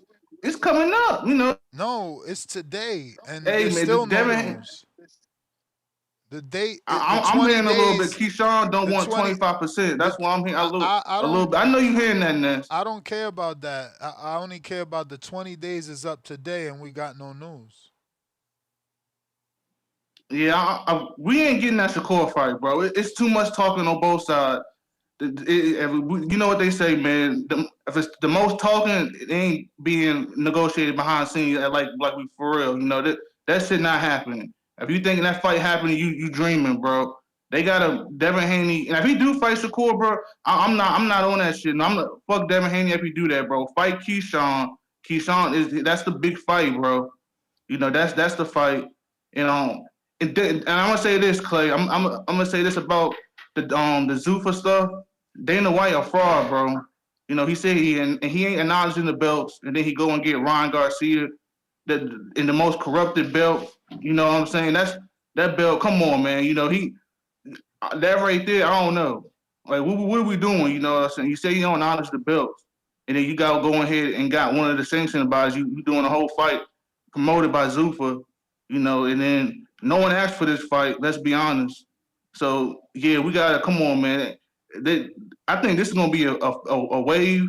I think they ain't gonna really stay in the business too long. I think this is something that Dana White just sticking his toes in. I think he.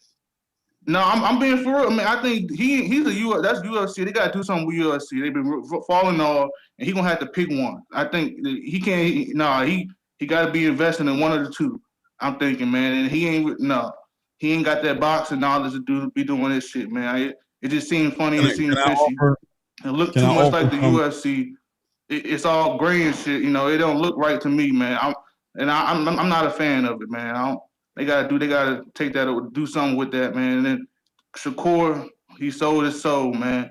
He sold his soul for the dollars. How you gonna say that when you wouldn't say that if Devin would have signed to Zuffa first? Y'all Devin Haney fans be looking so biased. They sold his soul, man. When Devin was out here saying he was gonna sign to Zuffa, he ain't talking about legacy no more with them niggas, man. It ain't about legacy with them niggas, bro. We should have knew that from the start, man. It ain't gonna be about legacy. Once I seen Devin that he didn't take that 25%. It ain't gonna be about legacy. He ain't take that 25%. I knew it wasn't about legacy, bro. It ain't gonna be about legacy for I'm Devin just saying, man.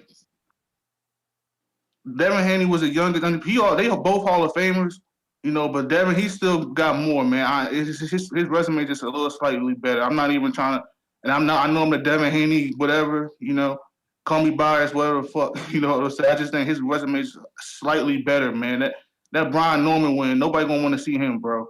I think so. I think that one gonna be T.O. He ain't fucking with Rolly. Rolly gonna spark him out, and then we're gonna really, really nitpick and be. I'm starting it now. We're gonna nitpick Rolly, but T.O. about to get sparked out, and then we're gonna be looking at Shakur even funny when he go fight fucking Josh Padley, no name again. He talking about Russell with PBC. They not about to do that, man. He didn't just put himself. If he don't he didn't put himself in no man's land, man. If he don't fight Devin, he did all that talking and he ain't even getting the fight. That shit not happening. Dana White, then he didn't trick y'all with this Zuffa big promotion shit. Y'all, and Clay, you crazy co-signing that shit though, man. But hey, man, salute. That's my call, man. All right. Yeah. I mean, it sounds like a lot more hoping than anything research or anything, track record reference or anything like that. So, I mean, clearly you guys don't want it to succeed. I get it. You know what I'm saying? I do want it to succeed. You know what I'm saying? I want all the boxing to succeed. I just want the fights to happen, the biggest fights, the best fights, the most competitive fights. The more boxing, the better for me as a fan. I can't see myself boycotting something that's giving me what I want just because of some dude who's at the top of it. You guys watch Golden Boy and Oscar's always is on his shit. You watch Top Rank, Bob Arum's had his issues. Everybody's had their issues. Don King, the king of issues. It don't matter, man. It's about the fights being made, man. Everything else is up to the fighters to figure out as far as money, business. If it makes sense for them, they like it, I love it. Let's have it. Let's have it. James, counter. Hey, Clay, man, how you going to say Zuffa's giving? You say Zuffa's giving us what we wanted? Is that what you're saying? Zuffa's giving me what I want. It's clearly not giving you what you want. I get that. So that's what's up. Right. Yeah. I mean, because, because I really can't think of too many fights that Zuffa really gave me that I can say that I actually wanted. They gave us competitive boxing. They gave us stuff to keep us busy, but they haven't given us anything that we actually wanted, that we actually desired yet. Like this big promotion with Ryan Garcia and Conor Benn, that's nothing that we wanted, but it helps move the sport along. So, they keeping us like with stay busy fights and shit like that. So that's what they doing. But Ness, man, I see the news with Denzel Bentley. I think he's a trash fighter. but I do like the fact that Xander is moving up to 160. I'm happy So for him, man. I'm very, very, very happy for him. It was shocking to see that news. I know it's not, something. It's not how he wanted to receive it, because he's had a tough career. People probably never thought he'd be champion. Of course, no, So to be definitely not. elevated, I almost hate that he was elevated because Why do you hate that he was elevated, man? I don't see he was going to get no other fight. because he's not a Devin, right? He's nobody that's previously been elevated where you expect them. You know what I'm saying? Like this one is more like people gonna be like, man, he wouldn't have been a champion if it wasn't for this type shit. And I just hate that he's in that position because, fuck, bro. He's been trying. Gotcha. Well, I can see that Top Rank going to try to make a move on that belt immediately with Xander to go ahead and give him back his strap. What do you think about that? That's a good fight for Xander. Hell yeah, bro. I don't mind it. I don't mind it at all. Yeah, man, but I just went ahead and chime back in just to go ahead and throw some other shit out there, man. But the shit that Quest was talking about, man, like I'm tired of the Keyshawn, Devin, and Shakur drama and everything. I'm just ready for this chapter to fucking be done. So hopefully by later on today we get some news. I seen that it's gonna be a couple days because they either gonna submit a final contract or term sheet or they going to purse bid. But WBO says news later today, so I'm guessing mid-afternoon. I mean late evening. Late evening today, right? Late evening today, or maybe, or probably. I think after 5, because he's on Eastern time. He's in Puerto Rico, so I think after 5 maybe. He's always on Twitter. He gonna tweet something for sure. He ain't telling me Twitter, but he said we gonna see the news later today. And also, hey, did that Frank Martin news drop, man, or we still waiting to see where he's about to be at, man? What's going on with that? I know where he going. Where he going? Where he going? He going to the zone. Yeah.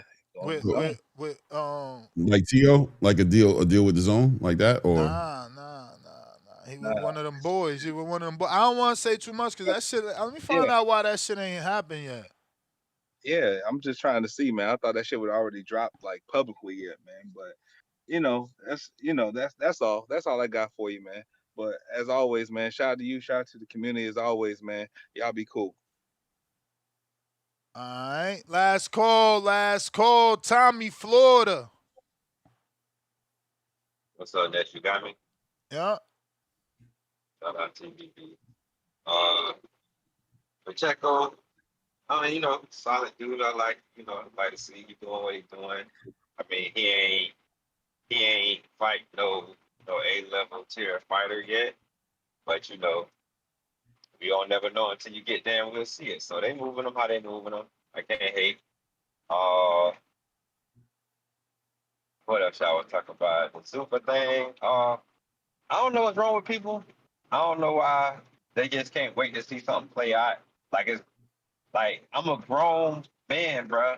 If I'm a professional in anything and I decide to have my lawyers and advisors and managers look over a contract from a new company and sign with them, I think I'm gonna be all right. That's what I'm signing. So as fans we don't see no money.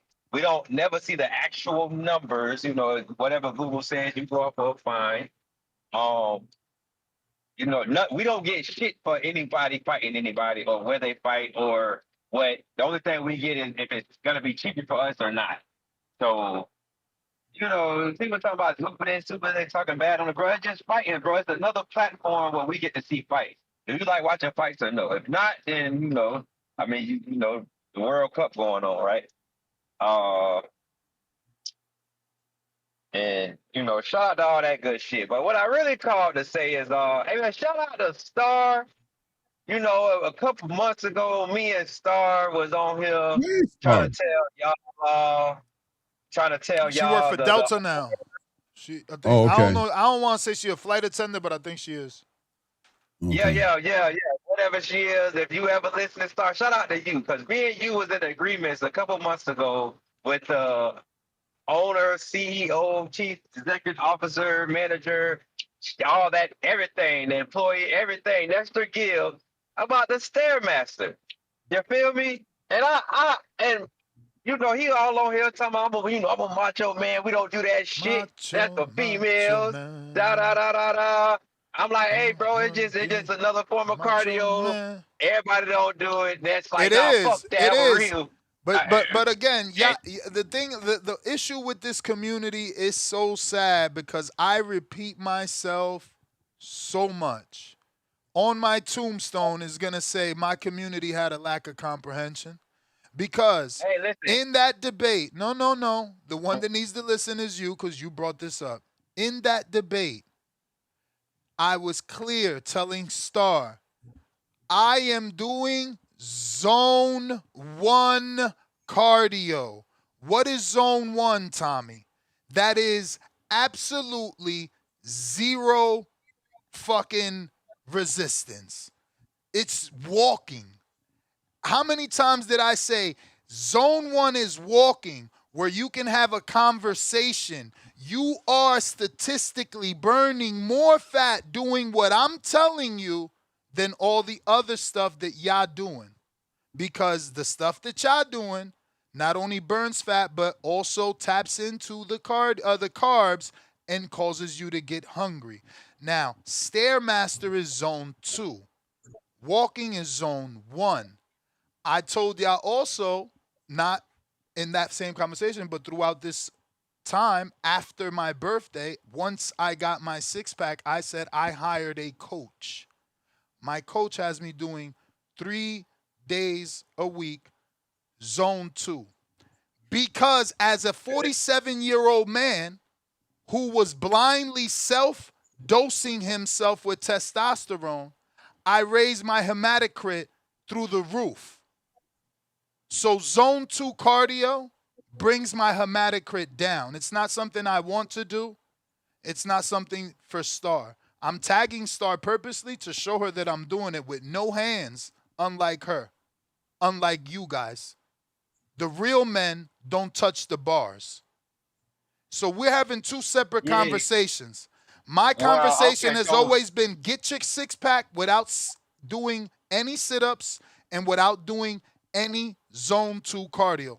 Only walking. What, Mr. Gill? Only walking. Okay, Mr. Gill. What you just said, if that's how the conversation went on a show I wasn't on, then that's how a conversation went on a show I wasn't on. That's definitely how it went.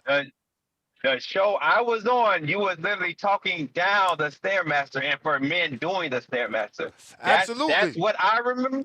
Absolutely. Okay, so no man should be on the Stairmaster. What you doing up there? And now that I'm up there 3 days a week, I don't see other men next to me. I see fucking women. But you know what I'm going to do now? Because I've been recording myself, right? Because you've seen it. And everyone else when I posted, the first thing they say is, Star would be proud. Star's fucking laughing. I can't wait to see what Star says. And that's why I posted, because I know it's an inside joke for our community. But I'm going to start recording to the left and to the right now to show you that there's no men. I'm going to show you there's no men. I'm going to show you there's no men. I'm not saying, listen, when you go work out, if they're in there doing it with you, the argument that day was men be on the Stairmaster, and that was it. So that's it. That's all. So, like I said, if you had another conversation, another show after that, or even before that, that's fine. I'm just going off of the one show that I was on, that I called in on when you said what you said about the Stairmaster. But yeah, shout out to you.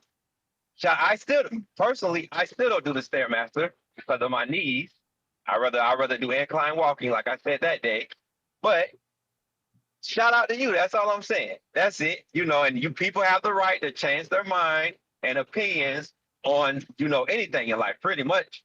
So that's all I'm saying. Shout out to you and shout out to Star, who was trying to tell you that back then that it was good to do as well. So that's all, my brother. Nothing else. There's still a lack of comprehension. Still a lack of comprehension. Star was telling All me to right, do baby. that for a 6-pack. My argument was, I'm going to show people my age we don't have to do all the fucking dumb shit Star was doing.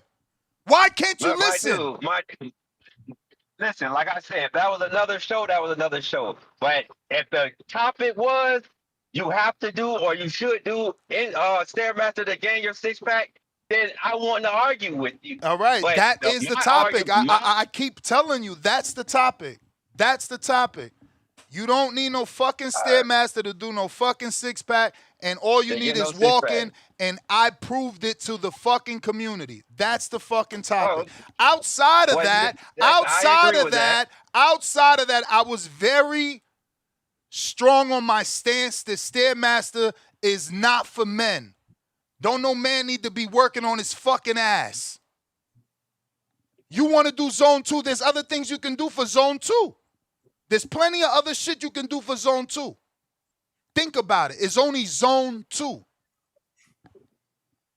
I get you, I'm doing it because I'm being instructed to do it specifically for my hematocrit. Google it. What is a hematocrit? That's it. You know what I'm saying? But I'm not mad. I'm not mad. I'm posting it. I could be doing it in secret, remember, because there's going to be lack of comprehension people in the chat saying, look, Ness is mad he got exposed. No, I'm the one posted it. And I continue to post it. People won't even know. People won't even know that I'm doing it. So I'm being open about the truth, that I'm using it. But I'm also being open because I knew this conversation would happen. And I applaud you for that. Yeah, but I knew this conversation would happen. And now not only do I not have not only was it an opinion, but it's fact there because I never see a man next to me. But now we're going to further this conversation by documenting it. I am now going to not only record my feet, not only record the machine and the time, not only record myself on the Stairmaster, now I'm going to pan to the left and pan to the right and show you that there's no men. And when there's a man, we're going to fucking celebrate that there's another man up there with my dumb ass. All right, so keep in mind that your gym. We're in the Matrix. I'm not saying shit else other than you breaking up, champ. I'm not saying anything else, but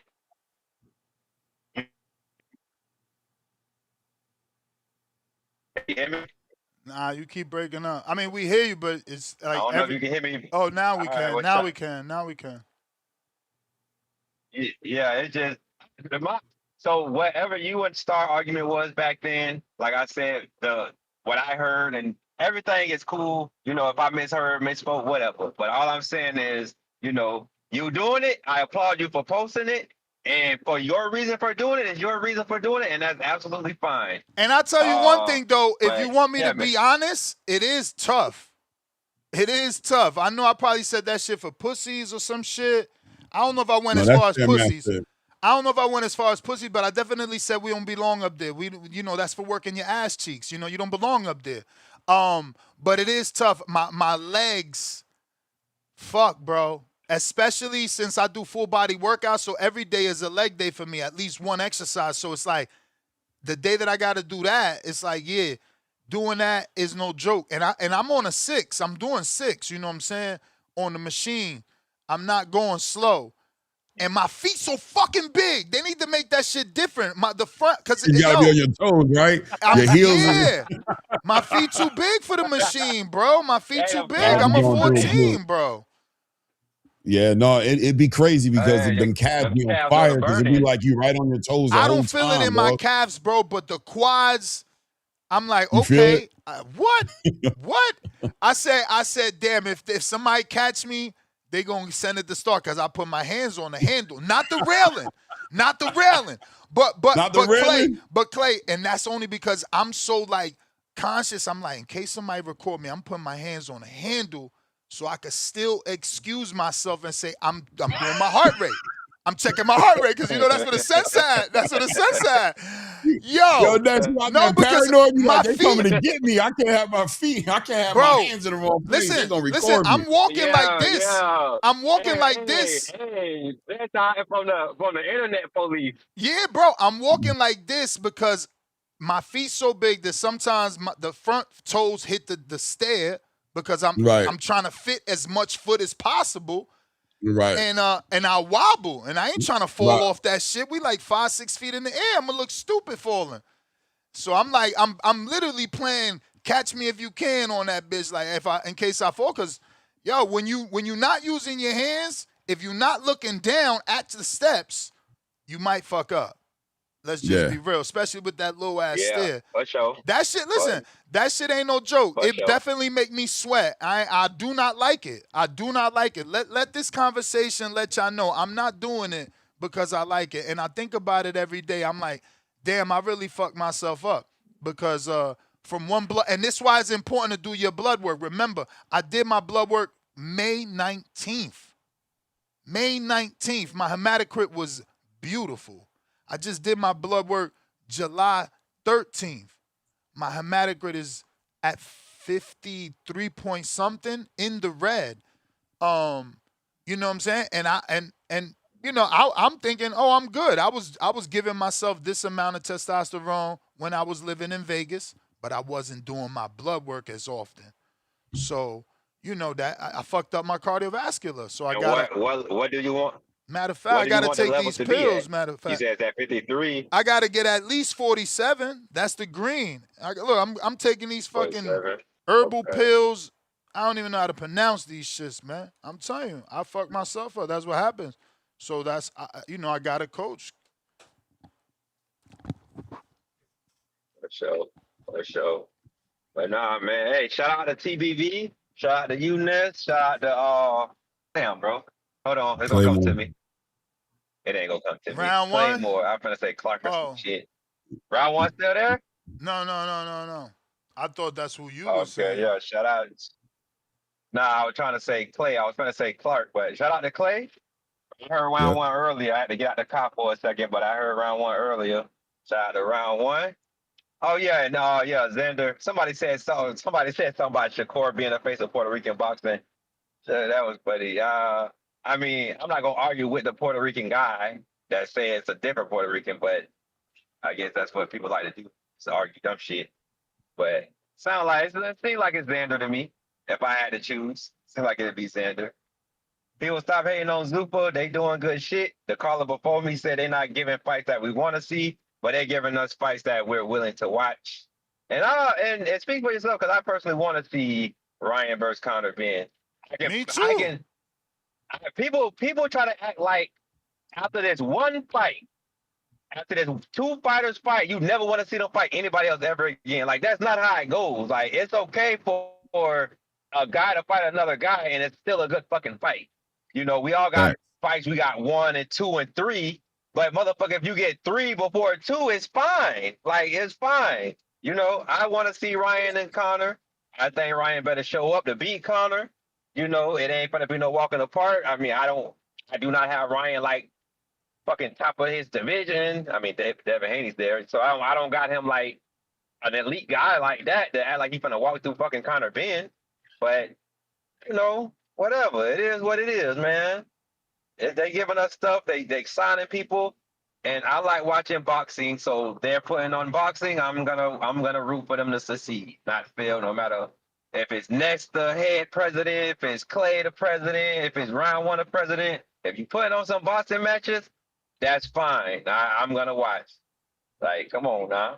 Shout out TBV, man. Shout out to you, fam. And yeah, just to kind of add on to what he's saying, man, competitive, you know, the fights are the fights, right? There's stars in the sports and we want to see them fight each other. But I think as a boxing fan, I want to see competitive boxing. I appreciate the matchmaking that Zuffa does. I appreciate the quality matchmaking that they give me because it gives me what I like to see, which is competitive boxing. I want to see the big fights. And when people are talking about they're not giving us the fights we're asking for, well, I hear you. I don't know if you were getting the fights you were asking for before they came along. Maybe that'd be another conversation. But the competitive nature of the sport is what I'm here for. And they provide a lane for us to see competitive boxing matches. And I think they're building a space for casual fans who are not familiar with the biggest stars They don't understand the significance of a Gervonta Tank Davis versus Shakur Stevenson, or a Terrence Crawford versus a Jerome Butenis, or Jerome Butenis versus a Virgil Ortiz. They don't really understand the star power of these fighters because they're not following the sport that closely. But when they come into the Zuffa space, what they are getting is competitive boxing, which is making them interested in the sports, and they'll build up their own demand for the fights that they want. They'll want. There's fans right now, Zuffa Boxing, who want to see a Kane Sandoval versus Julian Rodriguez Part 2, or Julian Rodriguez versus a Richardson Hitchens, or they want to see those fights because they're seeing these fighters and they're making their own matchmaking that they want to see in their super fights. They're not familiar with these other big fights that we in the traditional space are familiar with. So I think they got their own lane and they're doing their own thing and they're building the momentum up in the own space that they're creating. And I think that's a good thing for boxing and to expand and grow the boxing fan base up, right? From casuals that are going to become hardcore casuals or hardcores or whatever else is on the other side of that. Oh, shit. RJ in the building. Yo. What's the deal?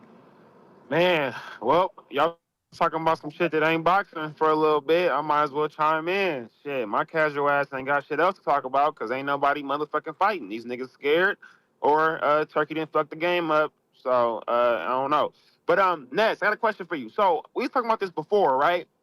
So, is Zone 1 good for you? I know you said, because your blood test and all that, but is that because your age and because, like, you more like an ectomorph, like, where you can lose weight?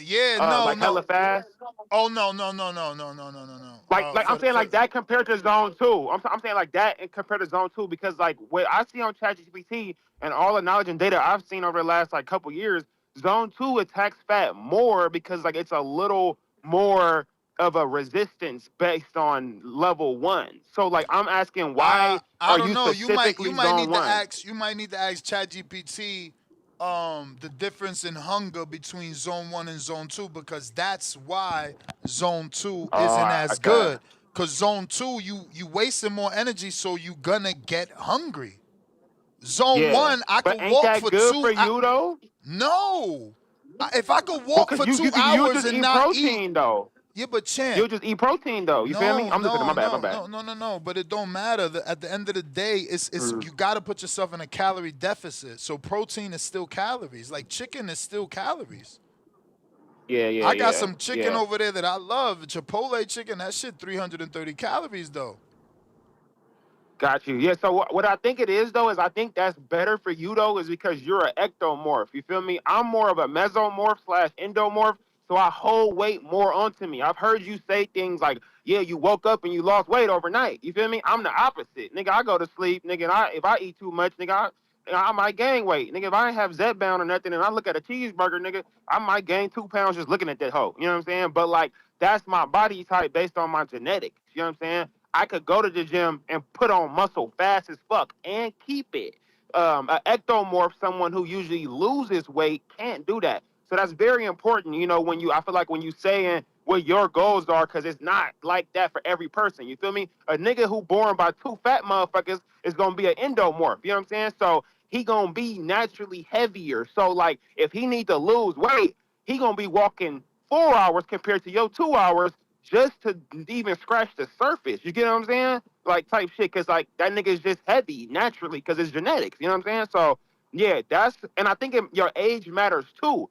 At 47, you need to bounce back tomorrow. And Zone 2 probably can push you out of that resting phase to where you can't bounce back as much. You know what I'm saying? If you ran 2 miles or 4 miles compared to walking it, it's like it's going to be harder to get back up the next day and do the same shit again. So I think that's why. But I think you should, like, before you go to Zone 1 or Zone 2, no matter if you're taking Retta, Zepbound, or whatever your goals are, you need to know your body type and, like, how that affects you. Because if I did Zone 1, bro, I would not crack nothing. I wouldn't lose no fucking weight. Zone 2, I'm running a mile at like 9-10 minutes, talking on the phone, chilling, barely sweating. I barely feel like I'm running, but that's the steady state cardio for my goals. So I just want to make that distinction when we talk about all this, because a lot of this shit is anecdotal. You feel what I'm saying? Your goals at 47 is way different from a nigga that's 33 that's a little, heavier than you based on genetics. You feel what I'm saying? So yeah, that's good that zone 1 is for you, but zone 2, where that be Stairmaster, a slow mile, or an incline walk. Fuck a Stairmaster. You don't want to have a nice ass as a man, pause. Go hit the incline walk. That's better on your joints than running. You feel me? So that's all I want to say. I want to just chime in there because I'm with you on the zone 1 and zone 2, but I don't think that's for every single person. You know what I'm saying? So yeah, that's all I want to say. That's it though. I ain't got shit else to say. Holla. No doubt, no doubt.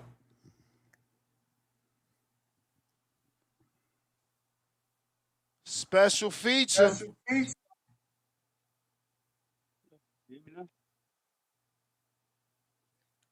Yeah.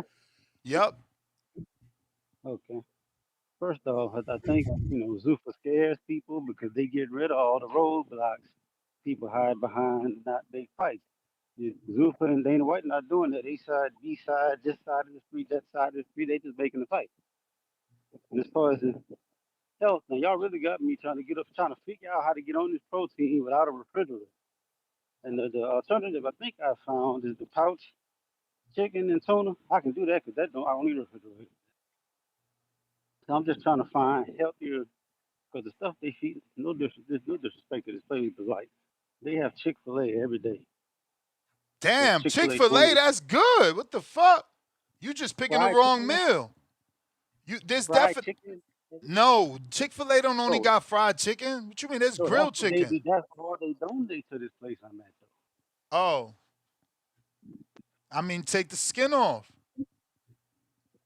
I would rather just it got a couple dollar stores. I think not too far from where I'm at. I'd rather just walk and go get the pouch tuna or the pouch salmon and work with that.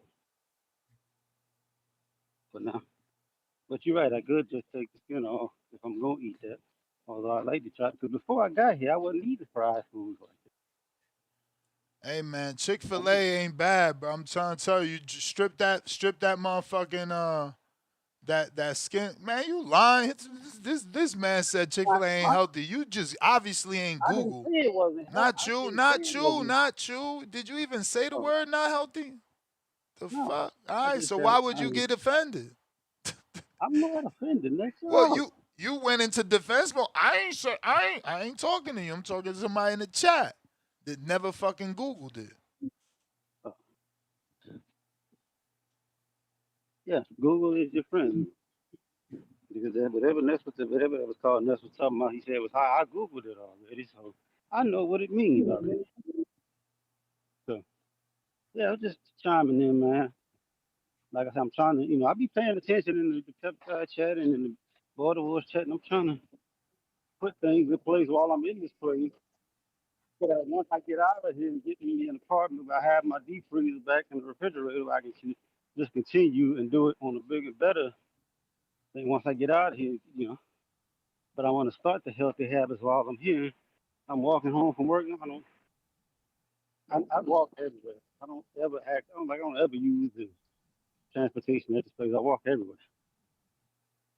So just like I said, trying to put the healthy habits in place, and you know, hopefully Earl Spence do something when he fights, and hopefully, we start getting some fights locked in for the next border wars. I don't know if you're doing the show Wednesday or not. And hopefully we get a location locked in and we start getting fights locked in so we can start promoting on that. But that's all I got.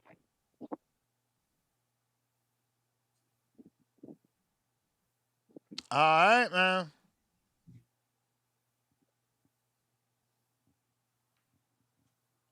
Brandon.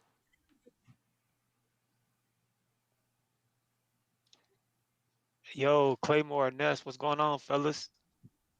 What's Good good, afternoon. family? What's good, man? Man, you know what it is, man. Peptides and pussy in the building.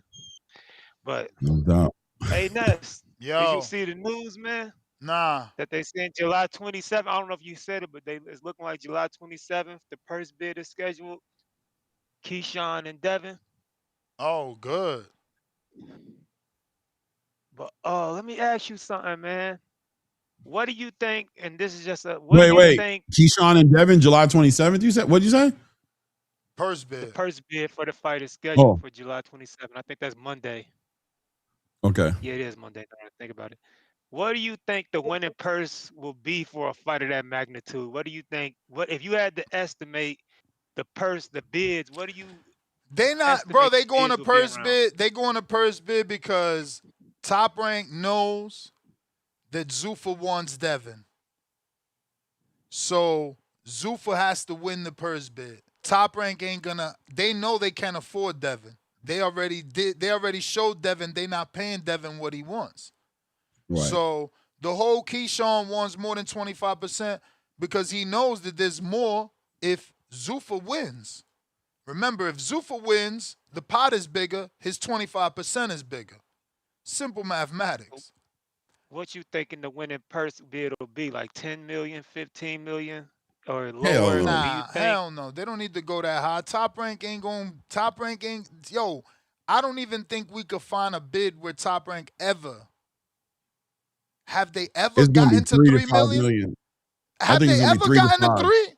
I I don't don't think think so. I don't think they've ever. I mean, I know Matchroom did a 3, and I know Al did a 3. I never heard. I don't remember. I could be wrong. Like I was wrong about the double pay per view on one day. I could forget. I'm not saying I'm not know everything, but as a Yeah. community, think about it. Like y'all answer it. I say Because if 3 the to winning 5 is gonna purse, be inside that window. if it's 3 to 5 million, and Devin gets 75% of 3 to 5, I don't think he's Right. too happy with what his guarantee will be. Because what he just make 10, 12 million for Brian Norman.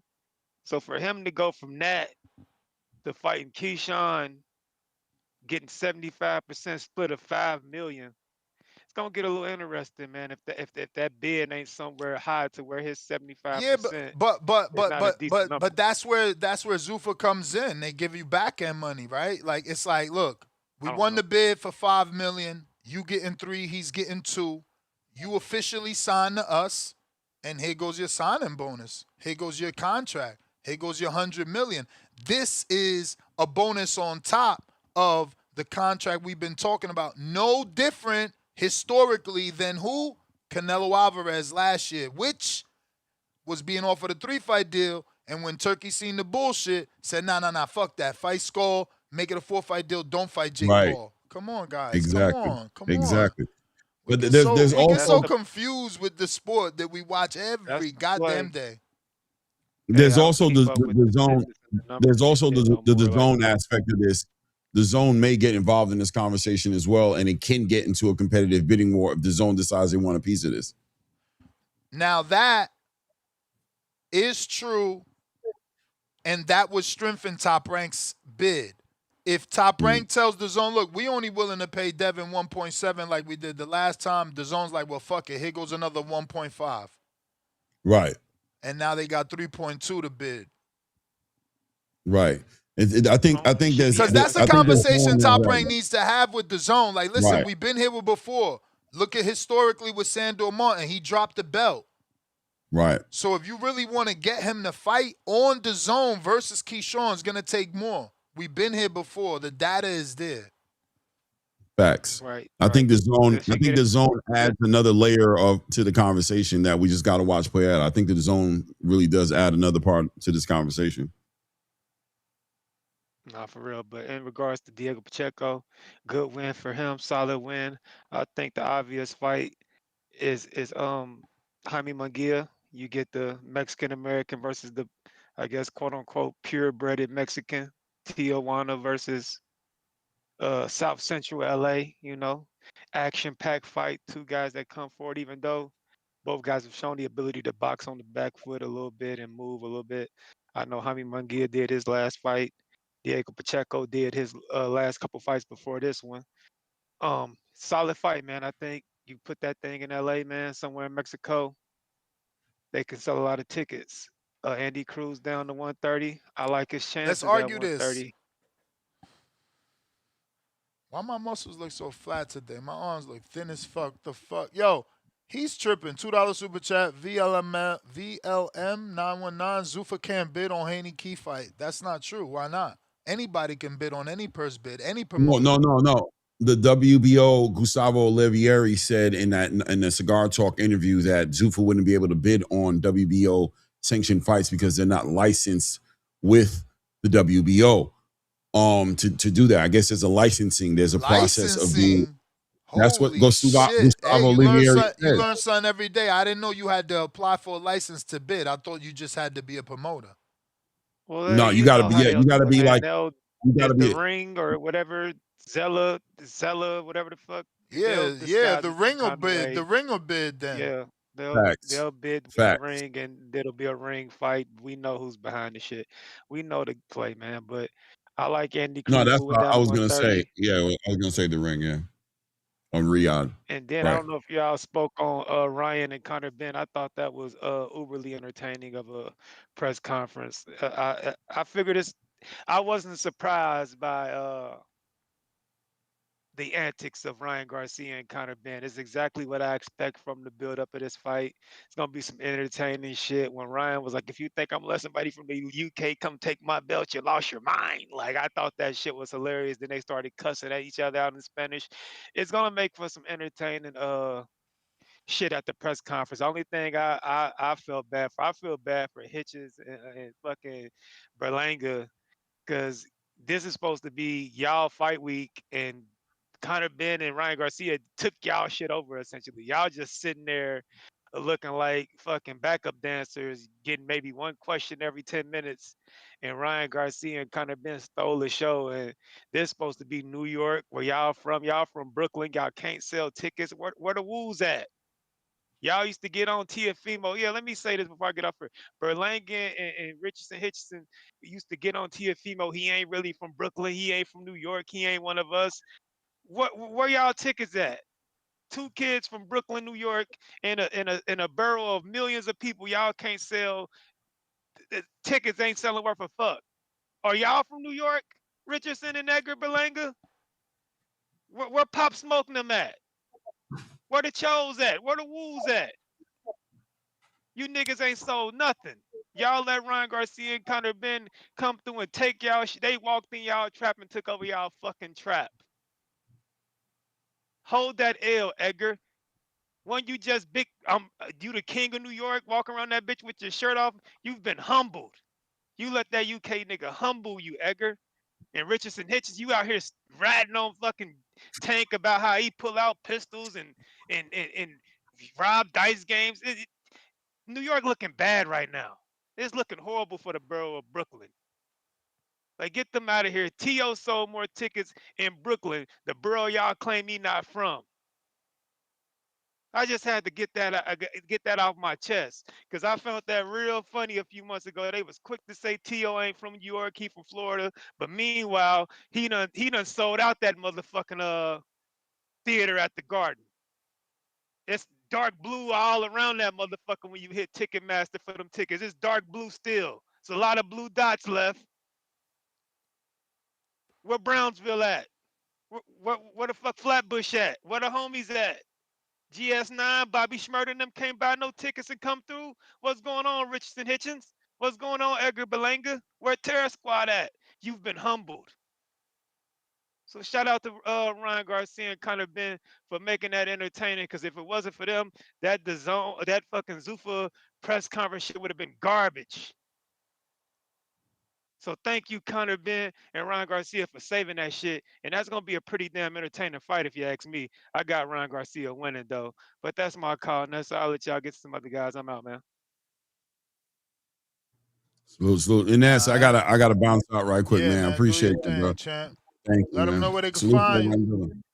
Clay Moore Rain. I'm actually going live today at 3 too, by the way. You know what I'm saying? So, you know what I'm saying? If y'all want to stop by Ness. I'll try to get the Discord working, you know what I'm saying, working right.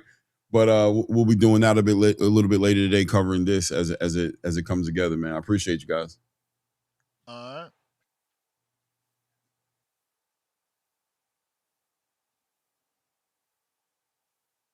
So there's a possible theory floating around that there was a bidding war between Zuffa and DAZN on getting Devin Haney to sign. And since the stipulation wasn't only going down to 144, but also the Devin had to vacate, he's going to the zone, the home of boxing. That is just a theory from someone, not facts. Just food for thought. Something to think about. Fucking Florida. It was Yo, thundering, now it's sunny. What up? my bad, Ness. My bad. I heard you talking. My bad. I Nah, know how you you straight. get. You funny. But yo, thank you for the topic, of course. And damn, fucking Clay just got off. You know I was coming to say something to him. But to speak on the topic, Diego Pacheco, yo, shout out to Pacheco, yo. You know, before the fight, I was like, yo, is he gonna knock this dude out? I was asking in the Discord, is he gonna knock this dude out? And and nobody would answer, right? He just one of them dudes. Yo, shout out to him though, for getting with Buddy McGirt. Yo, like he's the type of dude, and you seen it. Like he need a corner because Buddy would tell him do something, and that motherfucker would go right out there and do it. Like you don't usually see that from fighters. Buddy was like, "Yo, jab and get your head off the line. Jab and get your head off the line." He went right out there and started doing it. Like and just like Buddy he did well, man. He listened to instructions very well, and some people really need that corner. And shout out to him, man, for getting that stoppage and turning up the heat, right? Like Andy Cruz kind of set the night off. Well, not set the night off, but he kind of set the tone, right? Before that, Eddie said, "Yo, I'm gonna go back there right now and tell him get the stoppage." And he delivered for it. If you go on main event, I hate that, right? When the co-main outdo the main event. Nah, you supposed to feel just like someone get a stoppage in the co-main. You supposed to come out there and do what you do. And Andy Cruz, yo, again, man, shout out to the team. To the team. Yo, Andy Cruz is becoming a complete fighter, right? A lot of people say, want to separate boxing and fighting. So I'm gonna say he's becoming a complete boxer or a complete fighter, however you want to say it. But it's looking good, man.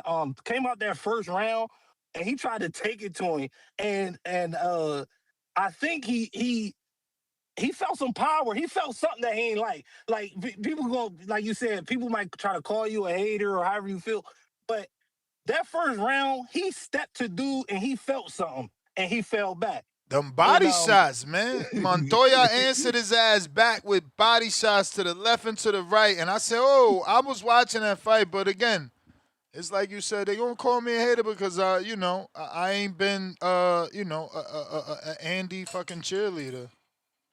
It is what it is, though. I fuck with Andy, and I like how he came out in the first round. I like when Andy He keep try to proving fight. me I like wrong that though. shit. Let that be said before somebody else try to be, oh, Ness, you a hater. He always prove me wrong. Look, he proving me wrong, and he's stopping these dudes. So whatever. Yeah. So shout out Andy. I was just right though. He did lose the Muradaya. I picked against him. And you was, I was big on Andy, right? And when he went and fought that way against Murataya, I was like, hold the fuck on, right? Like it made me fall back. So I didn't pick Andy for a stoppage this fight because he didn't. Mortaya wanted to fight. He ain't want to fight Mortaya. He wanted to box. He ain't want to fight. He ain't want to fight Mortaya. So I ain't picking.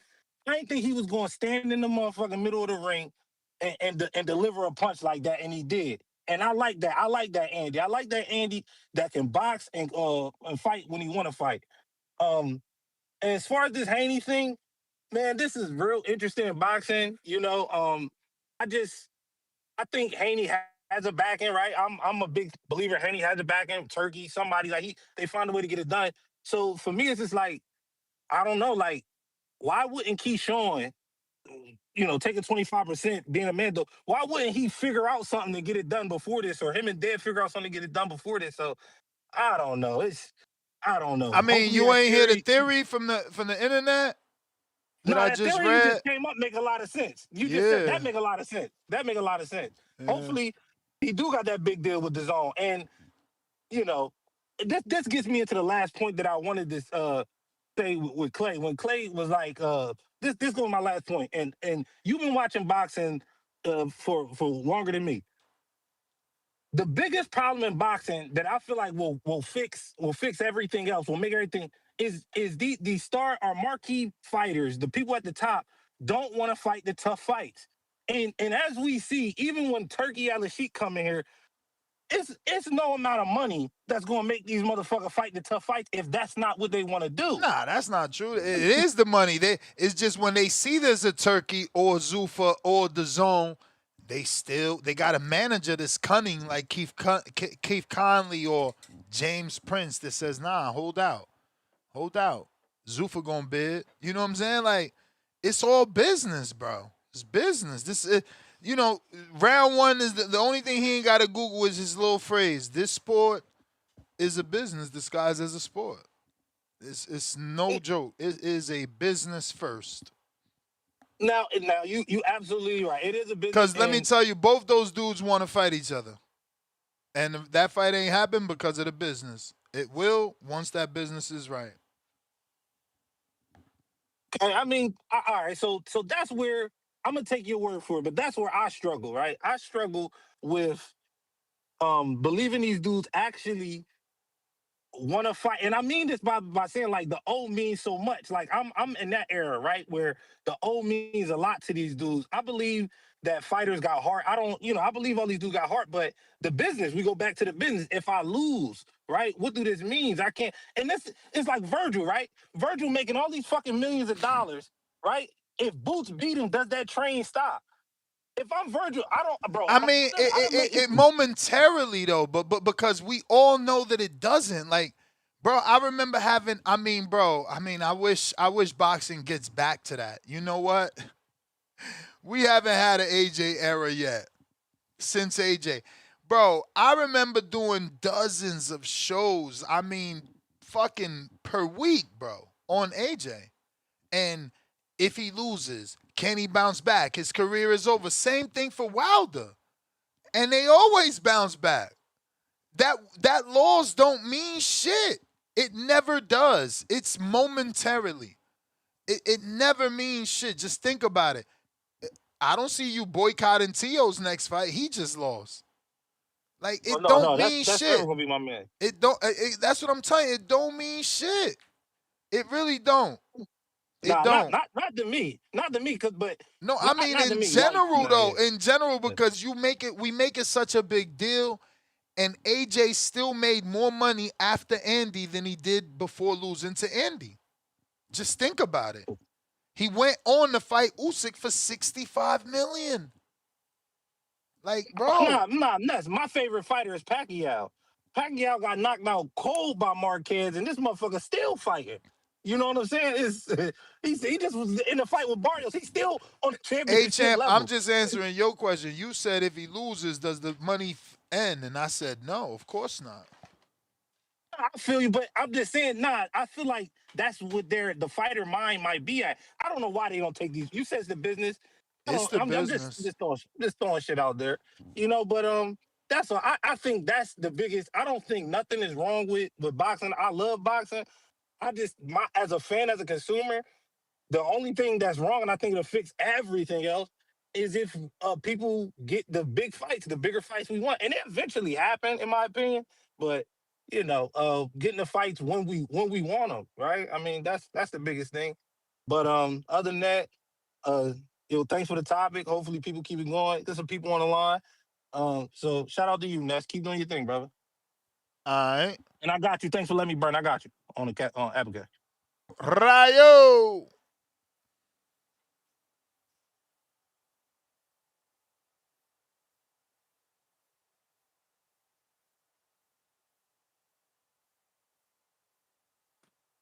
Yo, Ness, how's my audio? Straight. All right, everybody need to like the video, subscribe to YouTube and Patreons for something. Yo, boxing's back. We Zuffa-fied. We Paramount Plus. I mean, it's back, baby. I'm with the last caller, the two previous callers. They hit it right on the nail. Ryan Garcia and Conor Benn, they stole the show. They went in there with that Zuffa mindset, you know, and just Zuffa fight the whole event and took over. So Edgar Berlanga, you know, Hitchens, you know, hey, this is my humble opinion. Humble opinion. It looked to me that they were nervous. You know, they're rubbing shoulders with some great athletes. Messi, you know, LeBron James, Bud Crawford. You saw Bud Crawford there at that Fanatics event. He was all smiles, having a great time. You know, those guys, they were locked in. They were, you know, they're focused. They're on a mission. Is it nerves? Is it that they're on a mission and want to win? You know, it gets me really interested for their next fight.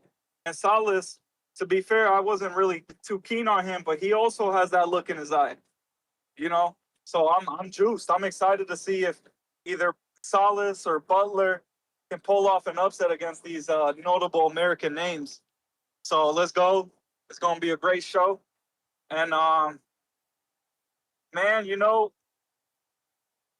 Ness, I'm a little concerned, though, because to me, it just seems like Dana White's just going to steal Ryan Garcia from De La Hoya, you know? They have a notorious beef that goes back in the day where Dana doesn't like that guy. So this, to me, just is going to be a, you know, clear as day robbery soon, you know? They're going to, you know, maybe fight 1 or 2 fights with De La Hoya, because I think that's what he signed for, like a 2-fight extension. And after that, he's going to be straight to the Zuffa team. Hey, but that's my call. Shout TBV. Smack that like button, is free. Hey, you know what? Right before I go, hey, Pacheco, great win, Pacheco. But we want to see a step up now. You know, that was a great win. I'd like to see that Jaime Munguia fight. Let's make that shit happen down in LA. Shit, might even have to pull up to that one. All right, but that's my call. Shout out TBV. Charlie Suarez is requesting the WBO enforce his shot against Navarrete Toledo. Yo. What up, though? What up, though? Yeah, man. It was a solid weekend of boxing, man. It was a solid weekend of boxing. Something light for the people if you was in the house, you feel me?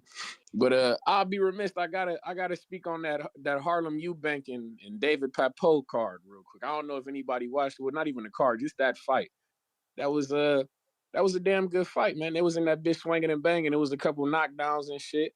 Shout out to the Papeau nigga. Hopefully he get him another title shot, man. Fuck it. That Harlem Eubank shit, it was for like a intercontinental or some shit, IBF belt. You know how that shit go, them regionals and shit.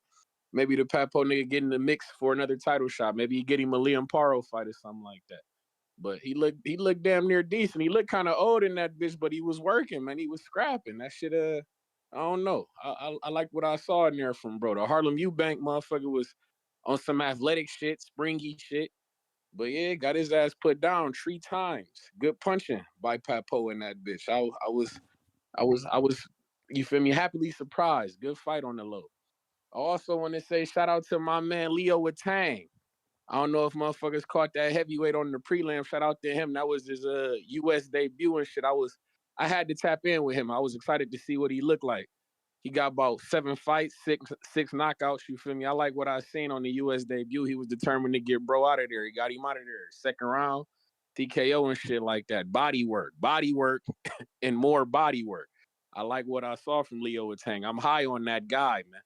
He's the future. He got a Moses Saitama trajectory going for him in the UK. I definitely see him being a champion in the future. You feel me? He looks easily promotable. Eddie Hearn seemed like he high on him. So yeah, man, I'm looking out for bro in the future. I like Leo Watang. I'm high on bro. He looked damn good. Damn good. That what was my man? Chop Gonzalez. Did you see his fight, miss? Of course. What'd you think of him? Solid. I think him and Shushu would be an interesting fight. Word. Bingo. Bingo. You took the words right out of Interesting. In fact, especially he's with solid power, very calm. He's not rushing anything. He's working behind the jab, but he's got good power. Shushu got good power too, but we've seen Shushu crack. This kid could pop. Word. I like it. He called him out. I seen it at the end of the fight. I'm like, damn, when he called him out, I literally was like, fuck it. Let him get, I hope he gets Shushu. I like that fight, man. He looked damn good. Like you said, he looked composed, putting the combinations together. He didn't look rushed, like he didn't get overly excited. I liked what I seen from Mr. Chop Chop. And I know he got you feel me? He coached by them Garcias and shit like that. So I'm liking that. He got a good team behind him. Yeah, I definitely would like to see that Shushu fight. I'm not gonna bullshit. You feel me? I think that'd be a good test, man, for Shushu. I would like that. He was working that body. I like everything that I seen. I was highly impressed with, bro. I ain't gonna lie. He stuck out to me. And like you said, he called him out. He wasn't like, oh, like a Pacheco or no, I'm looking for maybe another fight or develop. No. He said, I'm trying to get to the top, my nigga. This is good. I'm happy with the regional belt, but I'm trying to get one of these guys. I want Leo. I want Shushu. I want a belt. I was highly impressed. I like that he called this shot. You feel me? I definitely would like that Shushu fight. Andy Cruz. Shout out to Andy Cruz. He looked pretty good out there. Looked solid. I don't know about the level of competition that he was facing. You feel me? I know he was supposed to be in with my guy, Alberto Campana. But we had to you feel me? We had to jump on that title shot. It is what it is. But you feel me? He got him He should have went that route, bro. Because Bell wasn't ready. He bro, if he wasn't ready for a 12-round fight, he should have known that. And stood the Andy route. He would have got the win, bro. I believe he would have got the win too. I believe he would have got the win too. But you got to when it's the title shot offered, man, you can't turn that away, man. Yeah, but bro, you went in there with that tank. That was nasty, man. Nasty tank. Man, listen. Especially in his position, we're not. Listen, it's rare that a motherfucker.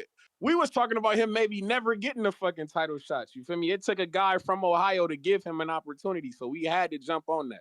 I'll never beat on. I'll never kick his back in for taking that shot. He had to do that. You feel me? It might have been now or never for Cuz. So good on Albert Bell for, you feel me, strapping up and getting in there and taking the fight. Most motherfuckers, well, it was motherfuckers in front of him who passed on it. We ain't no.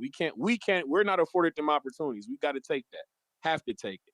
But Andy Cruz, he looks solid.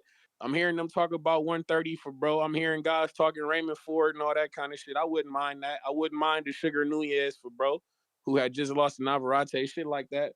You feel me? Maybe the Cacace fight. I mean, his options down there at 130 for him. So yeah, Andy Cruz, that was a lateral move. You feel me? Nothing lost, nothing gained in this fight. So shit, it is what it is. He's still there, still a player. But Diego Pacheco, good shit. I'm not gonna lie. I wasn't expecting Pacheco to get a stoppage. I'm not gonna bullshit. I didn't think he was gonna stop Aleem. So I was impressed. He made me a believer this go around. I said, okay, Pacheco, we might be back. You got your buddy McGirt in your corner. Got some new coaching. You feel me? And one thing I will say about Pacheco that I was impressed with was his coachability. I like that he was actually listening. He was taking the advice. You feel me? Most motherfuckers get in their head. You feel me? Oh, I'm get stuck in their ways and shit like that. But he was actually listening to McGirt in the corner. He was implementing what he was saying in the ring. You feel me? When he was saying don't clench, you feel me? Just leave your hands here. Just you don't gotta tie him up. Just rip him to the body. Work on stick your jab. I was impressed. That's why they want that one more developmental before they go into that title shot, man. They need to give Buddy some time to work with him. Word, because everybody not coachable, and he was coachable that go around. If he looking for a developmental fight, I mean, shit. I'm hearing you talk Berlanga. I'm hearing guys talk about Lester Martinez. That's a good scrap. Him and Berlanga. I like the Berlanga scrap. I'm not mad at that, but I wouldn't mind seeing my nigga go ahead and get in there with a boo boo Andrade. He got a fight coming up. Both of them will be on the same schedule. Yo, Boo Boo fight is on the Zone. Shout out to the Zone. Shout out to the Zone. Fucking home of boxing. They really put that. They really picked it up, bro. Like they really picked up that fight. That's what's up. They did it when Rashidi Ellis had this. Yeah, they did. Yeah, they did. Yeah, I just can't believe it though. I'm like, hey man. That's why I like that fight for Pacheco. That's why Pacheco, he should jump on that. They right on the same time. That's why the Zone package is worth it, bro. Because if you really like a hardcore, and you wanted to see Boo Boo, that shit is dead, bro. That shit is crazy. Shout out to the Zone. No, that shit, I respect it. That's fine. We still not fucking with the Ultimate package. I'm not gonna bullshit. I'm still not fucking with the Ultimate Package. I'm I sorry. hear you, Even man. and it's crazy because watching the fucking Pacheco fight, literally every fight that they was promoting was pay-per-view Every this, fight, every pay-per-view that. fight, every I fight. said, God damn, they want me to pay for the AJ Yup, and and Pringles. Peranga. Yup. I'm not paying for that shit. They want me to pay Bro, for the is Tim there Zoo even and an Earl undercard Spence. on that? Like, bro, that shit is terrible that shit is pay-per-view, man. They got no shame over there, bro. No shame. I said, shit, they hit niggas over the head with that Ultimate Package shit. I'm like, I can't pay for this shit. I'm sorry. Because everything on there I don't want. I don't pay for shit I don't want to see. You feel me? I don't give a fuck about AJ and Pringles or Paranga, whatever the fuck his name is. I'm sorry. I'm not with that shit. The Josh Kelly shit and Yarko, that's a solid fight. It's an okay fight, but fuck, pay for it? Motherfucking Hamzah Sheeraz fighting. I don't even know who the fuck that guy is. He fighting a creative player and shit. Like I'm not. No. Word. I'm not. I'm No, not paying for it's that. I'm bad. sorry. It's totally unfair. And then with the Earl Spence and the Tim Zoo shit, the motherfucker Charlo can't even make it to Australia. They want me to. No, this shit is no. I'm Yeah, not paying for but this it's shit. still Earl. Like we was I gonna get pay it. for that anyway. I get it. I get it. I Just hear like you. I hear what AJ, you forced to pay because he's the A side. Like that's because of the you names. know you forced to pay. You forced to pay for that shit. That shit nasty, bro. Oh man, and then they promote the TO and the Rolly. It's like, but fuck all the shit that they want a nigga to pay for is guys coming off either layoffs or bad performances. It's like fuck the Tiafimo and Rolly shit. Yeah, Tiafimo but just got his styles make ass. fights, bro. Come on, man. You about to But hold that listen, shit bro, against T.O.? What the fuck? I don't. Hold on. You telling me you feel if I'm talking to a guy, I'm like, oh, bro, you get the design package. I'm trying to upsell the package and shit. Oh, but they want you to pay for Tiafimo versus Rolly, and then the motherfucker be like, you talking about the T.O. who just got swept by Shakur in his last Yeah. fight? It's supposed to be your job to be like, yeah, it's fucking Shakur. Who wouldn't have looked like that? Listen, man. Yeah, exactly. Educate. Motherfuckers ain't look like. Let me get to some other callers. Nah, man, but everybody not looking like that. That shit nasty. No, bro. We can't. Don't tell people to pay for no shit like that, bro. Tiafimo should have had a Educate, tune-up. man. Educate. And he going up in division. That shit horrible. But shout out TBV.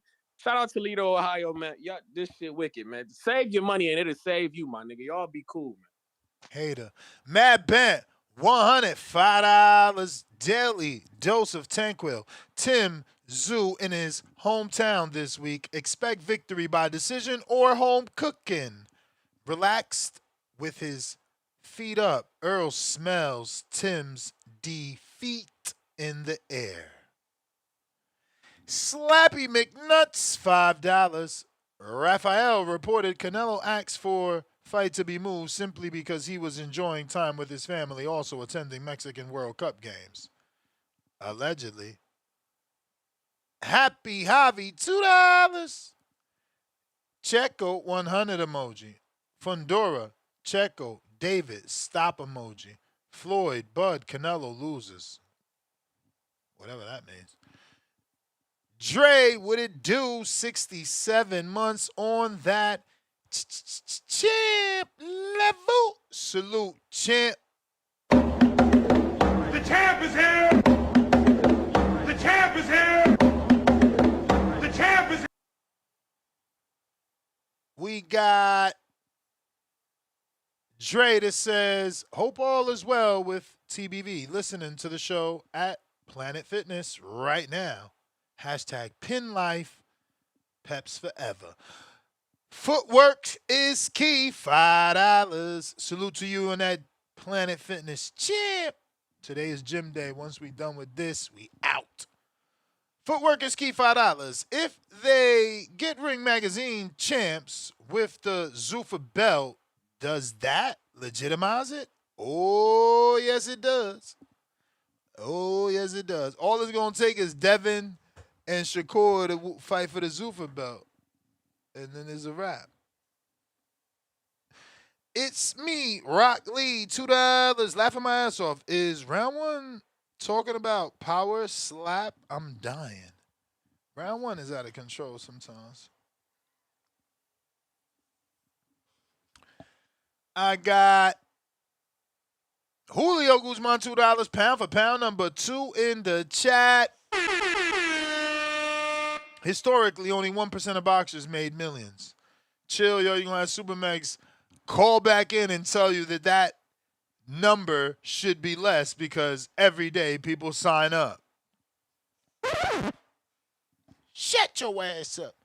Oh, so Wilson, $2. Round 1, like abuse. Just keeps coming back, crying out loud. He needs to fucking take that and use it as motivation to work harder. Like, yo, you know that's a stubborn old man when you get yelled at for not using Google, but you refuse to use Google. It's like, just fix that by using Google. He doesn't care. It's sad. That's some old man shit, lazy shit. Julio Guzman, $2. Puerto Rican Amanda Serrano has more cred than Tio. Julio back with another 2 pound for pound number 2 in the chat. PBC tried to be Zuffa, and the chat was crickets. It's Ivan, $5. Counterpunch for Los Nose Boxing. Low Nose Boxing. Low Nose Boxing. 420 Weedy, welcome to the prospect level. And that's 420 Weedy Gonzalez. Weedy Gonzalez, not to be confused with Speedy. Oh, so Wilson, $2. Told you, round 1 loves the verbal abuse. Crying out loud. Leonard Sterling, pound for pound, number 1 in the chat. Drop a bomb for the status. He says, Bentley elevated. Opportunity for Zayas versus Bentley. Yeah, I get it, man. I just wish Bentley would have got it, the right way. Because imagine now he gets the big Zayas fight and Zayas just sparks him. It's like, bro, you was never a champ. You got elevated. You ain't fight for the strap. You ain't defend the strap. I just hate the way, especially his story, bro. He deserves to have won it in the ring.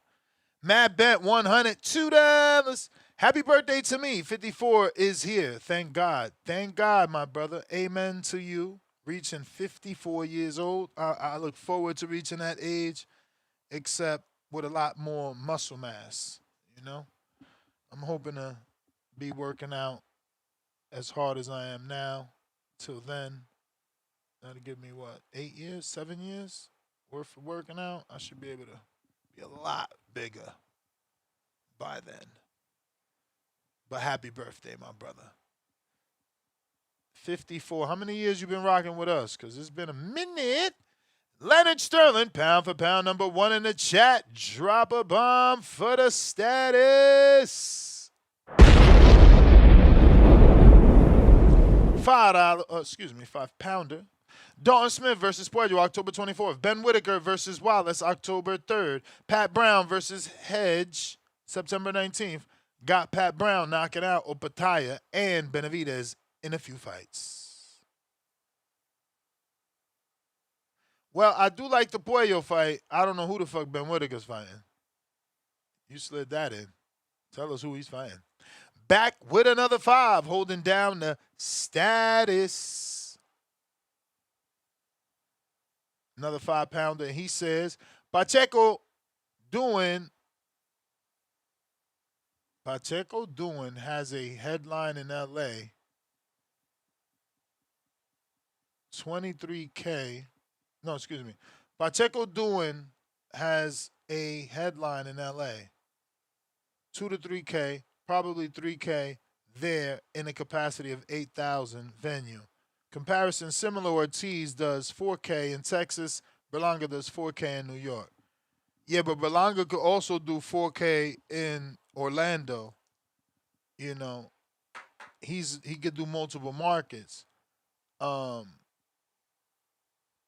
Pacheco's only been headlined in LA. He hasn't touched Arizona or no other market.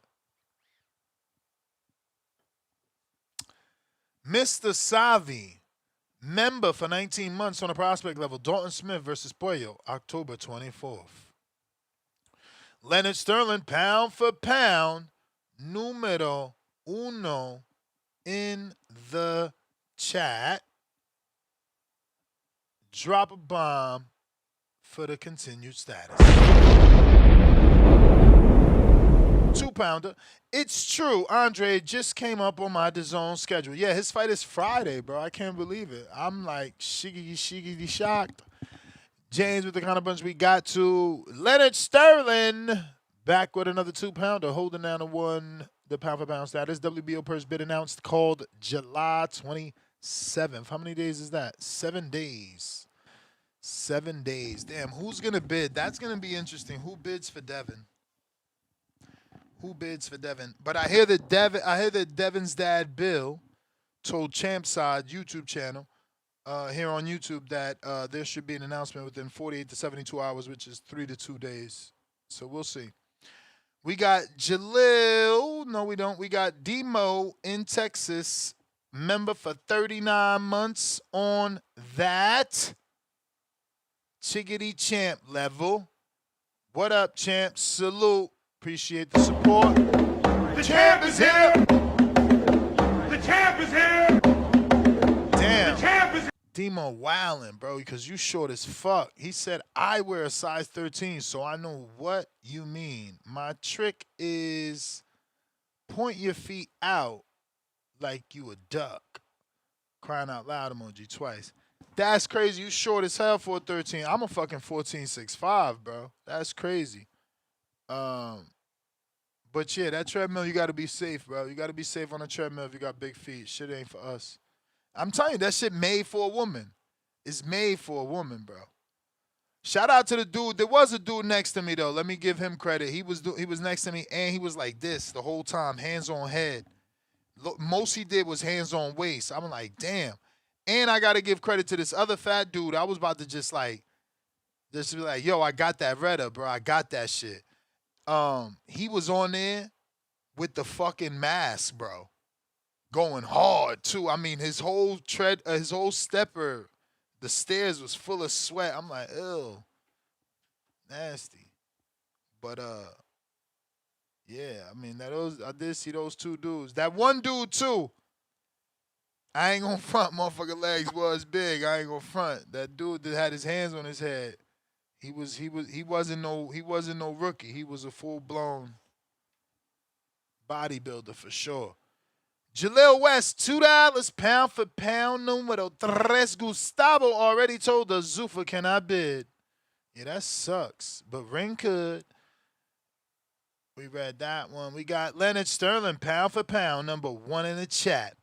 Only WBO registered promoter can bid in the WBO purse. Doubt if Zuffa Boxing registered with sanctioning bodies, they can get someone registered to bid. Exactly. Another promoter. Javier Oliveras, $2. I'm Cuban, and I know Andy's opponent ain't ish. Jaleel West, $10. If Devin does sign with Zuffa, let me get DAZN versus Zuffa 5v5, Devin versus Shakur. But that would be, they both on Zuffa. Wait, did I read this wrong? If Devin does sign with DAZN, let me get DAZN versus Zuffa 5v5, Devin versus Shakur, Tio versus Hitchens, Berlanga versus Diego, Amari Jones versus McKenna, Rayo versus Ford or Andy.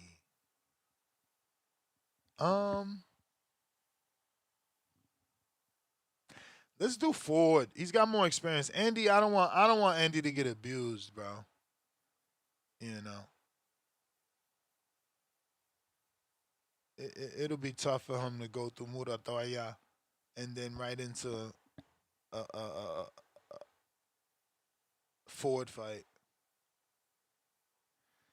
But Pat Bandero, what up? Yo, Ness, you can hear me? Yep. Shout out to BV. Shout out to you, Ness, for still rocking out.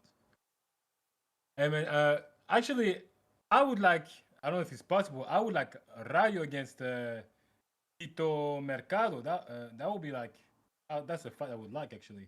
That would be a good fight to me. Because I think Rayo can make 140. I think he can.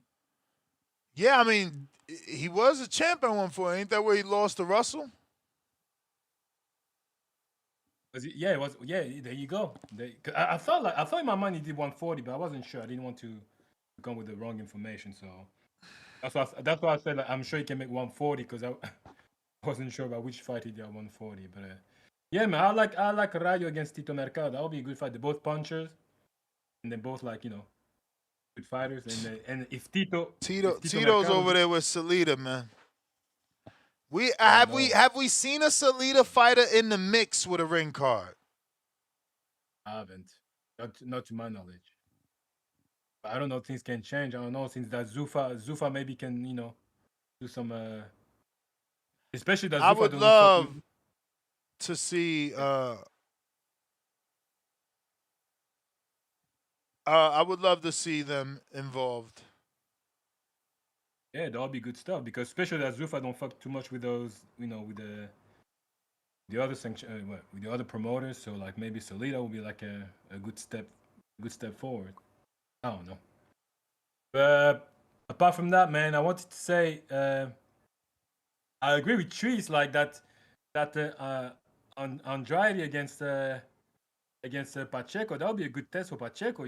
That would be a really good fight. I think that would be like a Difficult fight that you don't need. Like, what's the point, bro? I'm talking stylistically now. Obviously, Like, Pacheco is like but Andrade still a is he name gonna though. get the credit that he deserves if he beats somebody as tough as Andre? I think so. I would give the credit like crazy. Yeah, I mean, Yo, you're an older Andre. boxing fan, right? Like, that's the thing. Like, who knows Andre? I mean, Andrade just only lost against what's his name against Benavides, but we know Benavides. Benavides is that dude, man. Yeah, I know. You know I'm what I'm just saying? saying Andre'd be like not fighting. So, out of sight, out of mind.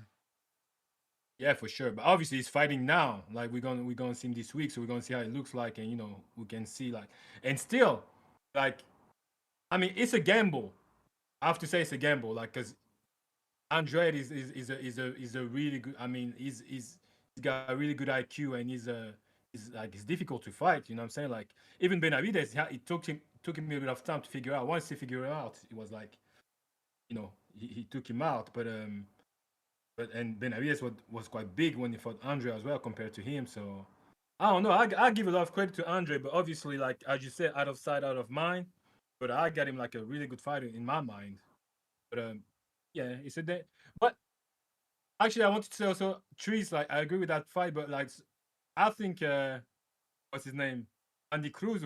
I think he will beat Alberto Campana. I think he will beat him. Me, I got Andy Cruz on that one. I think because we only think about the fight against Murataya, but stylistically, I got Andy Cruz beating um Alberto Campana. What's his name? What's his Yeah, name? I would have to see that. Yeah, I got him. I got Andy Cruz on that one. No, And I hear you. I hear you. also like I remember Tree saying like what's the difference between Hitchens and Keyshawn? Oh, there's a massive difference for me. Like Keyshawn is a boxer puncher, like he hurts people. And Hitchens is a more boxer. Yeah, he stopped Camboses, but like I don't have like Hitchens like if I put a fight with Hitchens, I don't have him like betting him on knocking people out. But I would have like more, I will have more like trust in Keyshawn to knock someone out. You feel me? Like it's a boxer puncher. I think they're different. But on the other side, like Keyshawn can also box, so like they like, and I think they have like a common opponent, Lemos. I think they both fought Lemos. If I'm right. Oh, Keyshawn stopped Keyshawn and Lemos. Richardson Hitchens, yes. Yeah. So Keyshawn stopped Lemos. He stopped him, and, and Hitchens was running.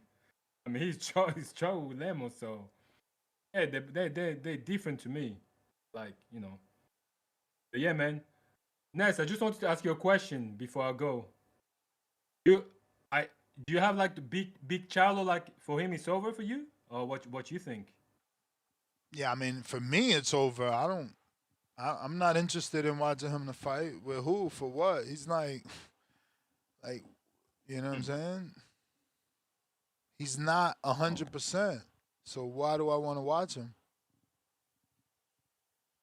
I don't know. Like the dude is like was so good. That's what I'm thinking. And he's still like it's not like what's his name? It's not like Broner. He's still in the gym. He's still like he's still working. So I hope he doesn't in my opinion I hope he doesn't fade away, man. Because I mean I was watching few of this fight before, bro. That dude was like Bro, he did was you see like the that. footage?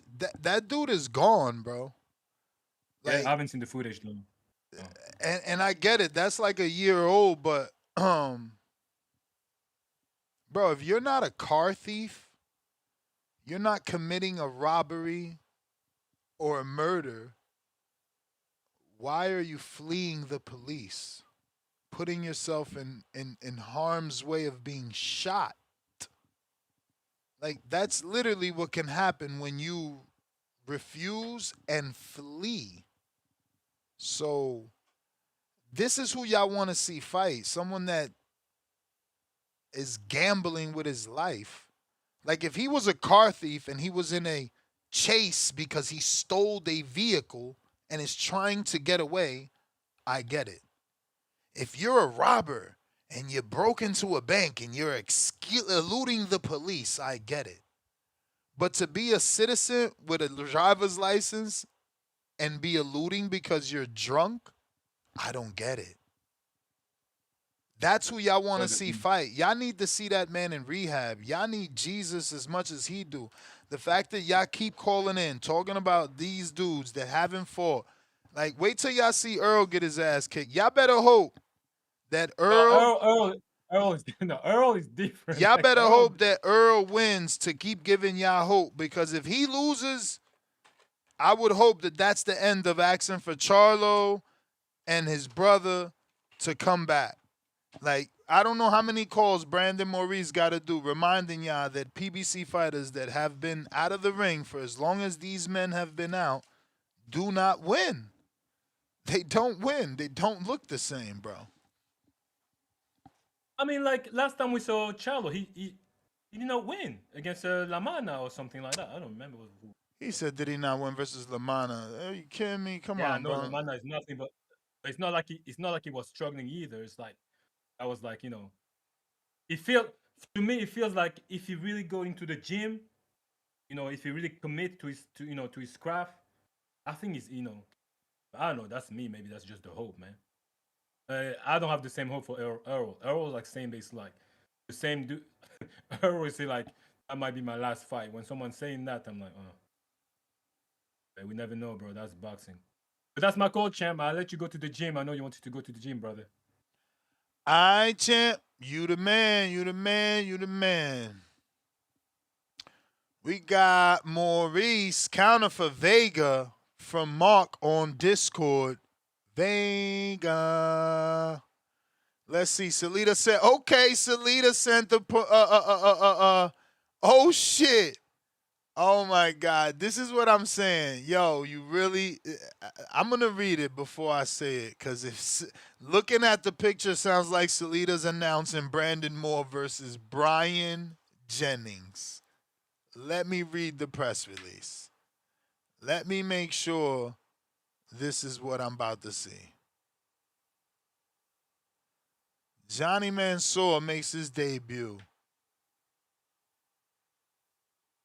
Wow, he signed Johnny Mansour. Okay. I remember that kid got his own fucking DAZN date, remember? He did that WBC green belt type show for cancer.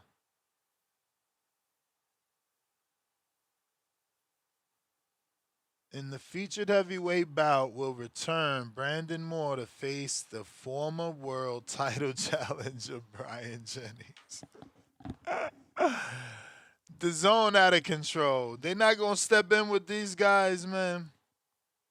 They not putting no pressure on Salita. I mean, when is the last time Brian Jennings has even been in the ring, bro? This is wild. Let me see how old he is, cause maybe he still got something left. He took some time. Oh, he's 41. Jesus. He fought this year in Michigan. Was that on a fucking Salida card? It was. So Salida been bringing him back. He had 2 fights this year. Lord of mercy. This one was not a Salida. This was TM Promotions. Where the hell did this take place? Michigan as well?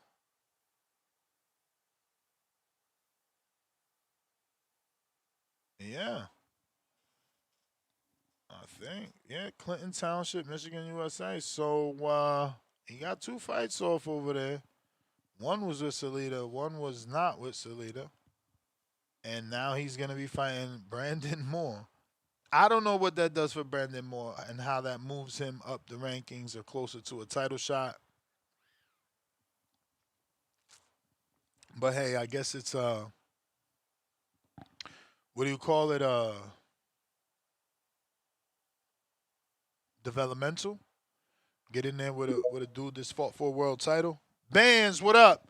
Clocking it up, What's baby. good, man? Clocking it up. I gotta hit this gym. It's almost 3. Yeah, no, I get you though. I got a short call anyways, man. You already know it's all a doula, man. I ain't even got to say it, just getting off from work, getting off the clock, man. But I just want to say shout out to Fats, man. Hey, you always been a good caller. I ain't shout you out the last time I shout out some of my favorite callers, but you made sense today, bro. Like nobody don't want to see no Shakur, bro. He don't move the needle. Zuffa signing him don't do much for him unless they throwing him into the big fights. You know what I'm saying? The Devin Haney fight, which I said, man, it's not the most interesting fight for me. You know what I'm saying? I like the bangers. You know what I'm saying? But I feel like that's the only way you can succeed with getting him. Like his dude said, upward eight figure or something like that. And then I seen Devin Haney talking about some. So the 100 million wasn't a lot, bro. Not 100 million is 9 figures, Devin. You know what I'm saying? 8 figures could be 10, it could be 50 million.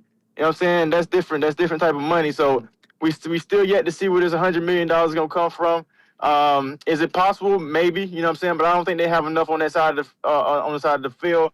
Like, bro, I'm not about to pay. I literally stopped all my subscriptions. You do know that Turkey gave Usyk 130. Yeah, I know that, but I'm just saying, like, Devin isn't Usyk. No, you're right. Devin sells more tickets. Where the fuck is Usyk sold tickets Bro, at? when the fuck? How is that true? Where has Usyk sold tickets at? Man, you talking about Devin? Bro, I'm asking you a question, bro. Stop being an immature child and answer the question. Bro, I don't know. Okay. Probably, so then say that. Nowhere. Say him that. And Fury, say him that. And Fury say did that. though, right? Say that. Why are you acting like a child, laughing like I asked a silly question? Where the fuck has he sold tickets, bro? I gotta go. That's what you get for being a nincompoop, man. Show me an A-side fight that he was in where he sold tickets. Does he have a hometown? Anybody know what's his hometown? Because isn't he from the Ukraine? Have we ever gotten a Ukraine fight? Anybody know where he lives? Do we know where he resides? Does he reside in the UK where his biggest fights have taken place? So what the fuck is this idiot talking about? Bro, I'm about to start treating you real different because you move weird. You move weird. You know what I'm saying? You move very weird. Check yourself, bro. Like, you gotta, you act like these calls are not recorded. You know what I'm saying? I'm starting to see through your calls. You gotta watch what you're saying, bro. Cause you moving fucking weird, and we gonna call you on that shit. Next GTO, I'm out.